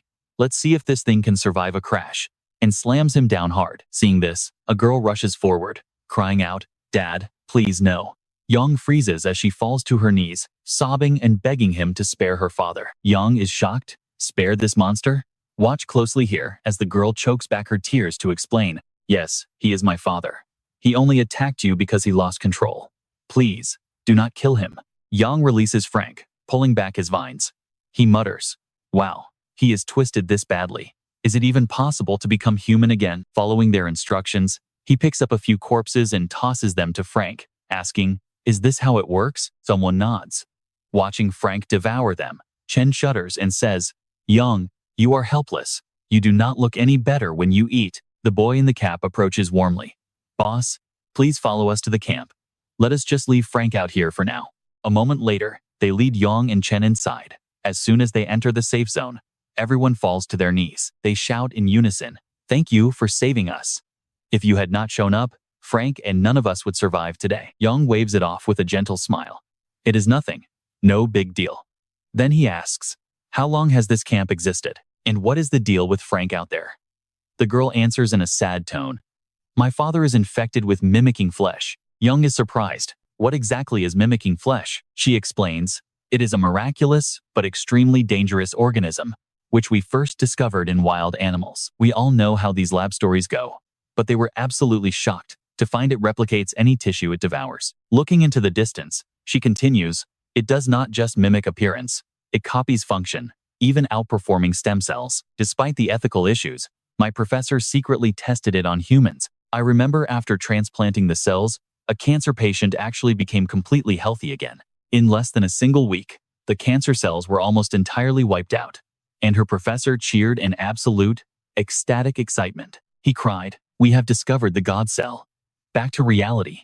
Her voice drops as she says, but then disaster struck. City M and City S fell into absolute chaos, and survivors from neighboring cities came flooding into this place. We thought the God cell was the key to saving us, but that key turned out to be the disaster itself. Yang raises his hand, murmuring, "If I am not wrong, those stable tissues eventually started spinning out of control, right?" The girl nods sadly.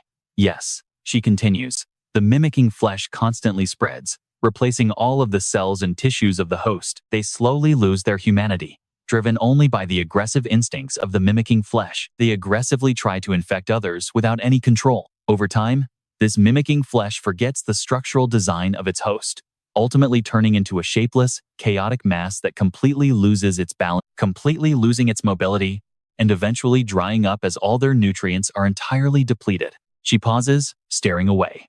That is why, while they are still human, they gather to form their final resting place, a slimy sea of flesh. The terrifying imagery of her story makes everyone shudder. Suddenly, a deep voice echoes from behind, warning him that he is now one of them as well. Yang turns around in confusion. It is Frank, who has fully regained his human form. He approaches, asking in a deep voice, "That wound on your arm, did I cause it?"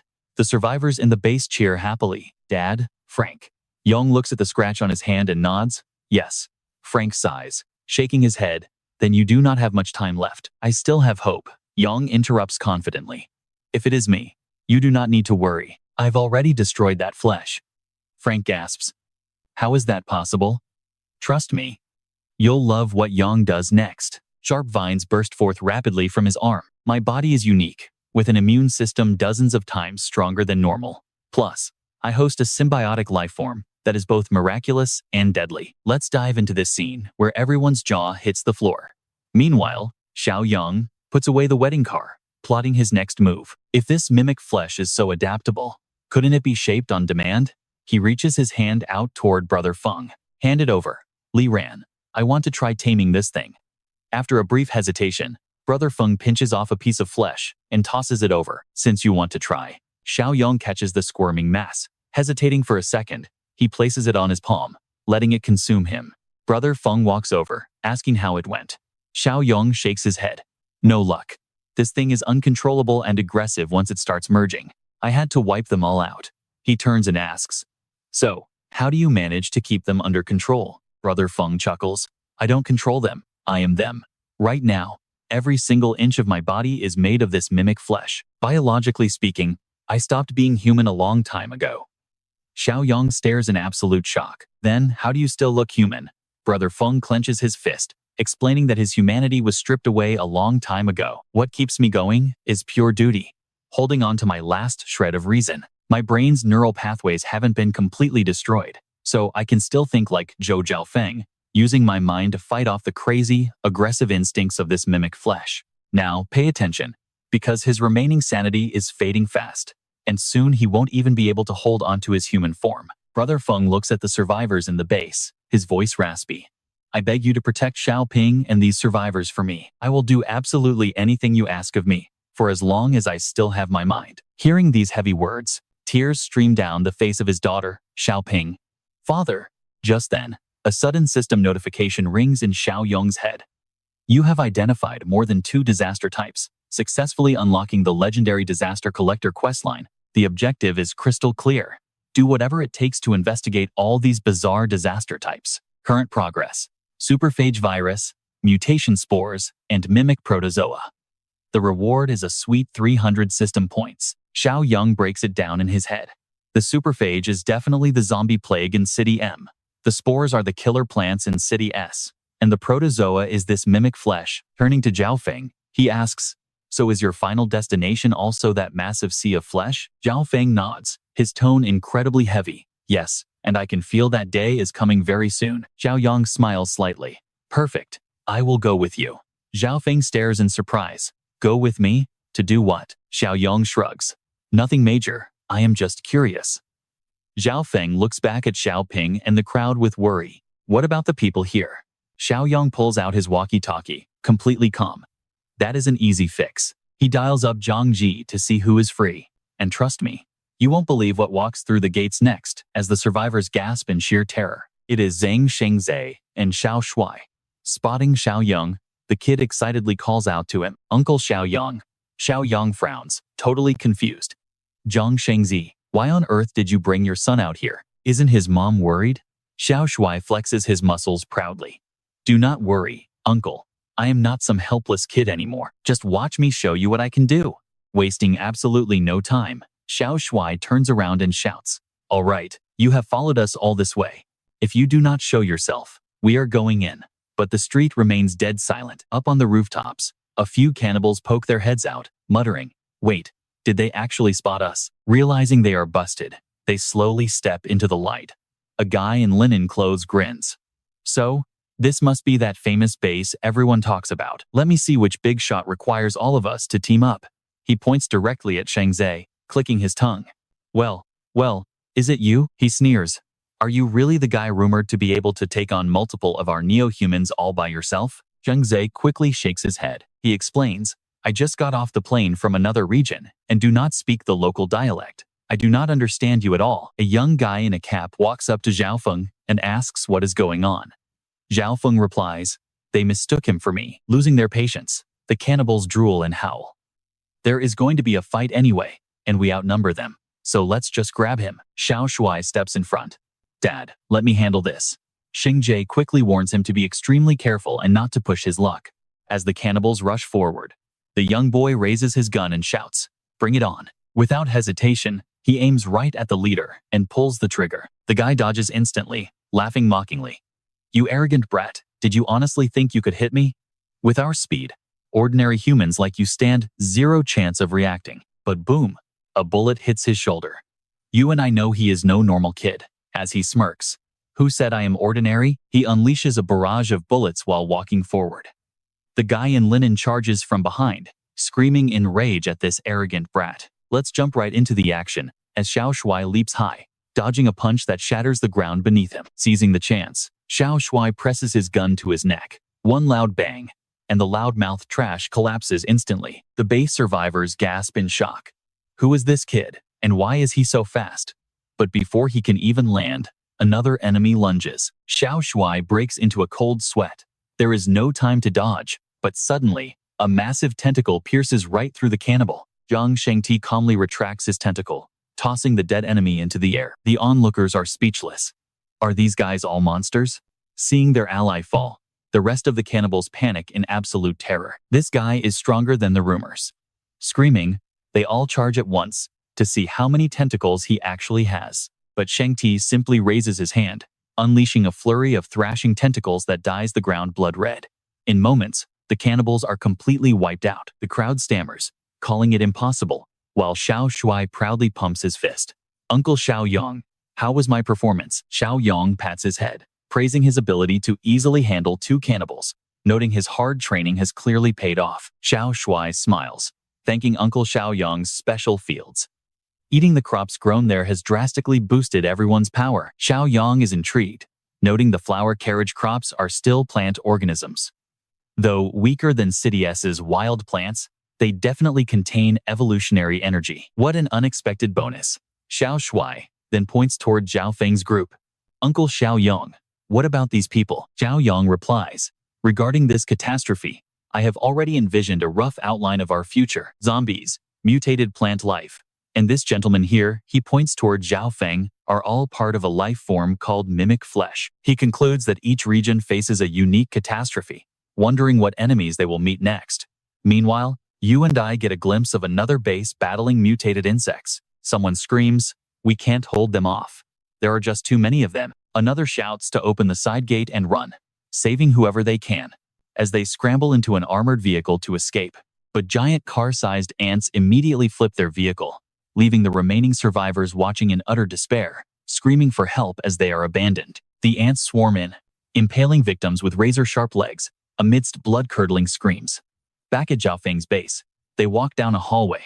Xiaoyong reassures them that with their strength, a couple dozen cannibals pose absolutely no threat to the base. Suddenly, his gaze freezes.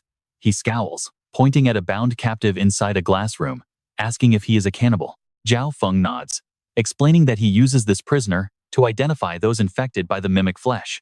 Xiaoyong is surprised as Zhao Feng adds, I realized cannibals have absolutely no desire to eat those infected with mimic flesh. Not everyone can resist its true nature like I do, making our kind far more dangerous than any cannibal. Staring at the captive, he explains they hide their identity, silently infecting the healthy, which is why they need him. Suddenly, the captive grins evilly, sneering that they won't need to torture him today. He will willingly reveal who is infected. You and I can feel the tension skyrocket as Zhao Feng and Xiao Ping stare in shock, while the prisoner mockingly asks if he'd grieve his daughter. Hearing this, Zhou Xiaofeng's expression darkens as he demands in a freezing, deadly tone, what did you just say? The cannibal sneers, revealing that his beloved daughter is already infected with mimic flesh and hinting heavily at who the culprit is. Xiao Ping stares blankly at the scratch on her arm, remembering what happened earlier as her face turns completely pale. Zhao Feng's face goes dark with despair. Xiaoyong steps forward, patting his shoulder to calm him down. Zhao Feng looks up, his voice filled with bitter despair. What terrifies me is how calm I actually feel right now. He looks at Xiao Ping. She is infected, and he should feel devastated, yet he feels nothing.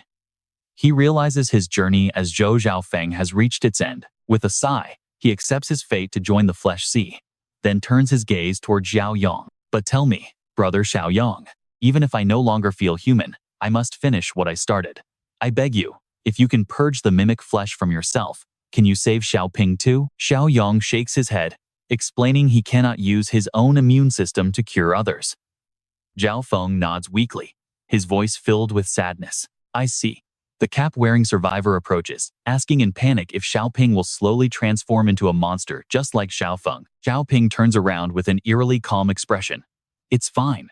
In a world like this, I have nothing left to hold on to. She asks them to put her down once she finally loses control, but Xiaoyong suddenly interrupts, telling her not to give up yet. He reveals there might be another way, pulling out a syringe and handing it over to Xiao Ping to inject herself. The capped man stares in shock, asking what it is.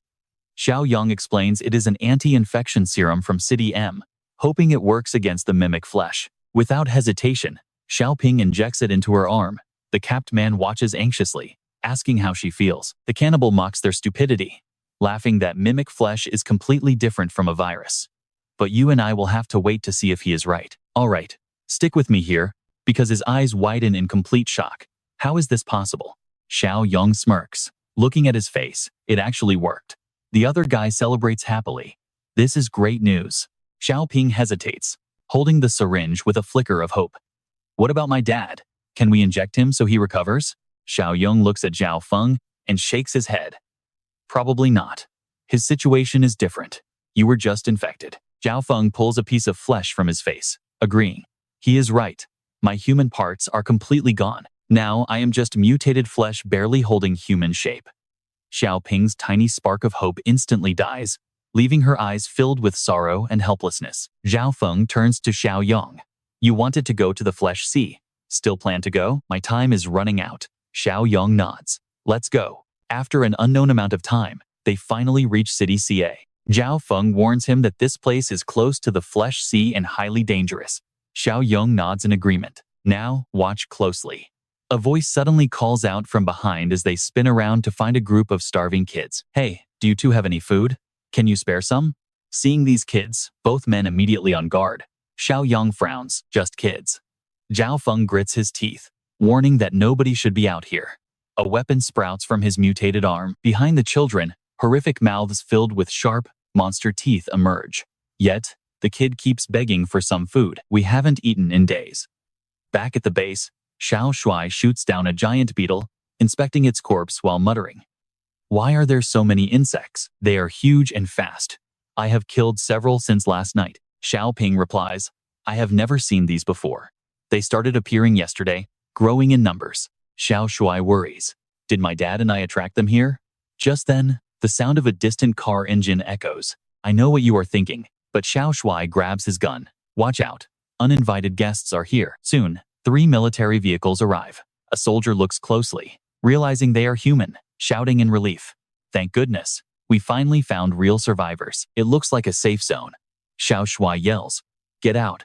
A man steps down, hands up. Do not shoot, kid. We are not enemies. Xiao Shuai observes. They are not cannibals. Nor are they evolved humans. Just normal people. The commander raises his hand. Calm down. We mean no harm. Do not worry. He orders his soldiers to lower their weapons so they do not scare them. Still, Xiao Ping whispers to stay careful. Xiao Shuai nods, agreeing they seem harmless. He approaches the commander, who looks totally confused. Kid, what do you mean? You are not the leader here, right? Xiao Shuai answers proudly. I am not, but I temporarily protect them, and that is where we leave it, with a soldier laughing. Protect them? A tiny kid like you?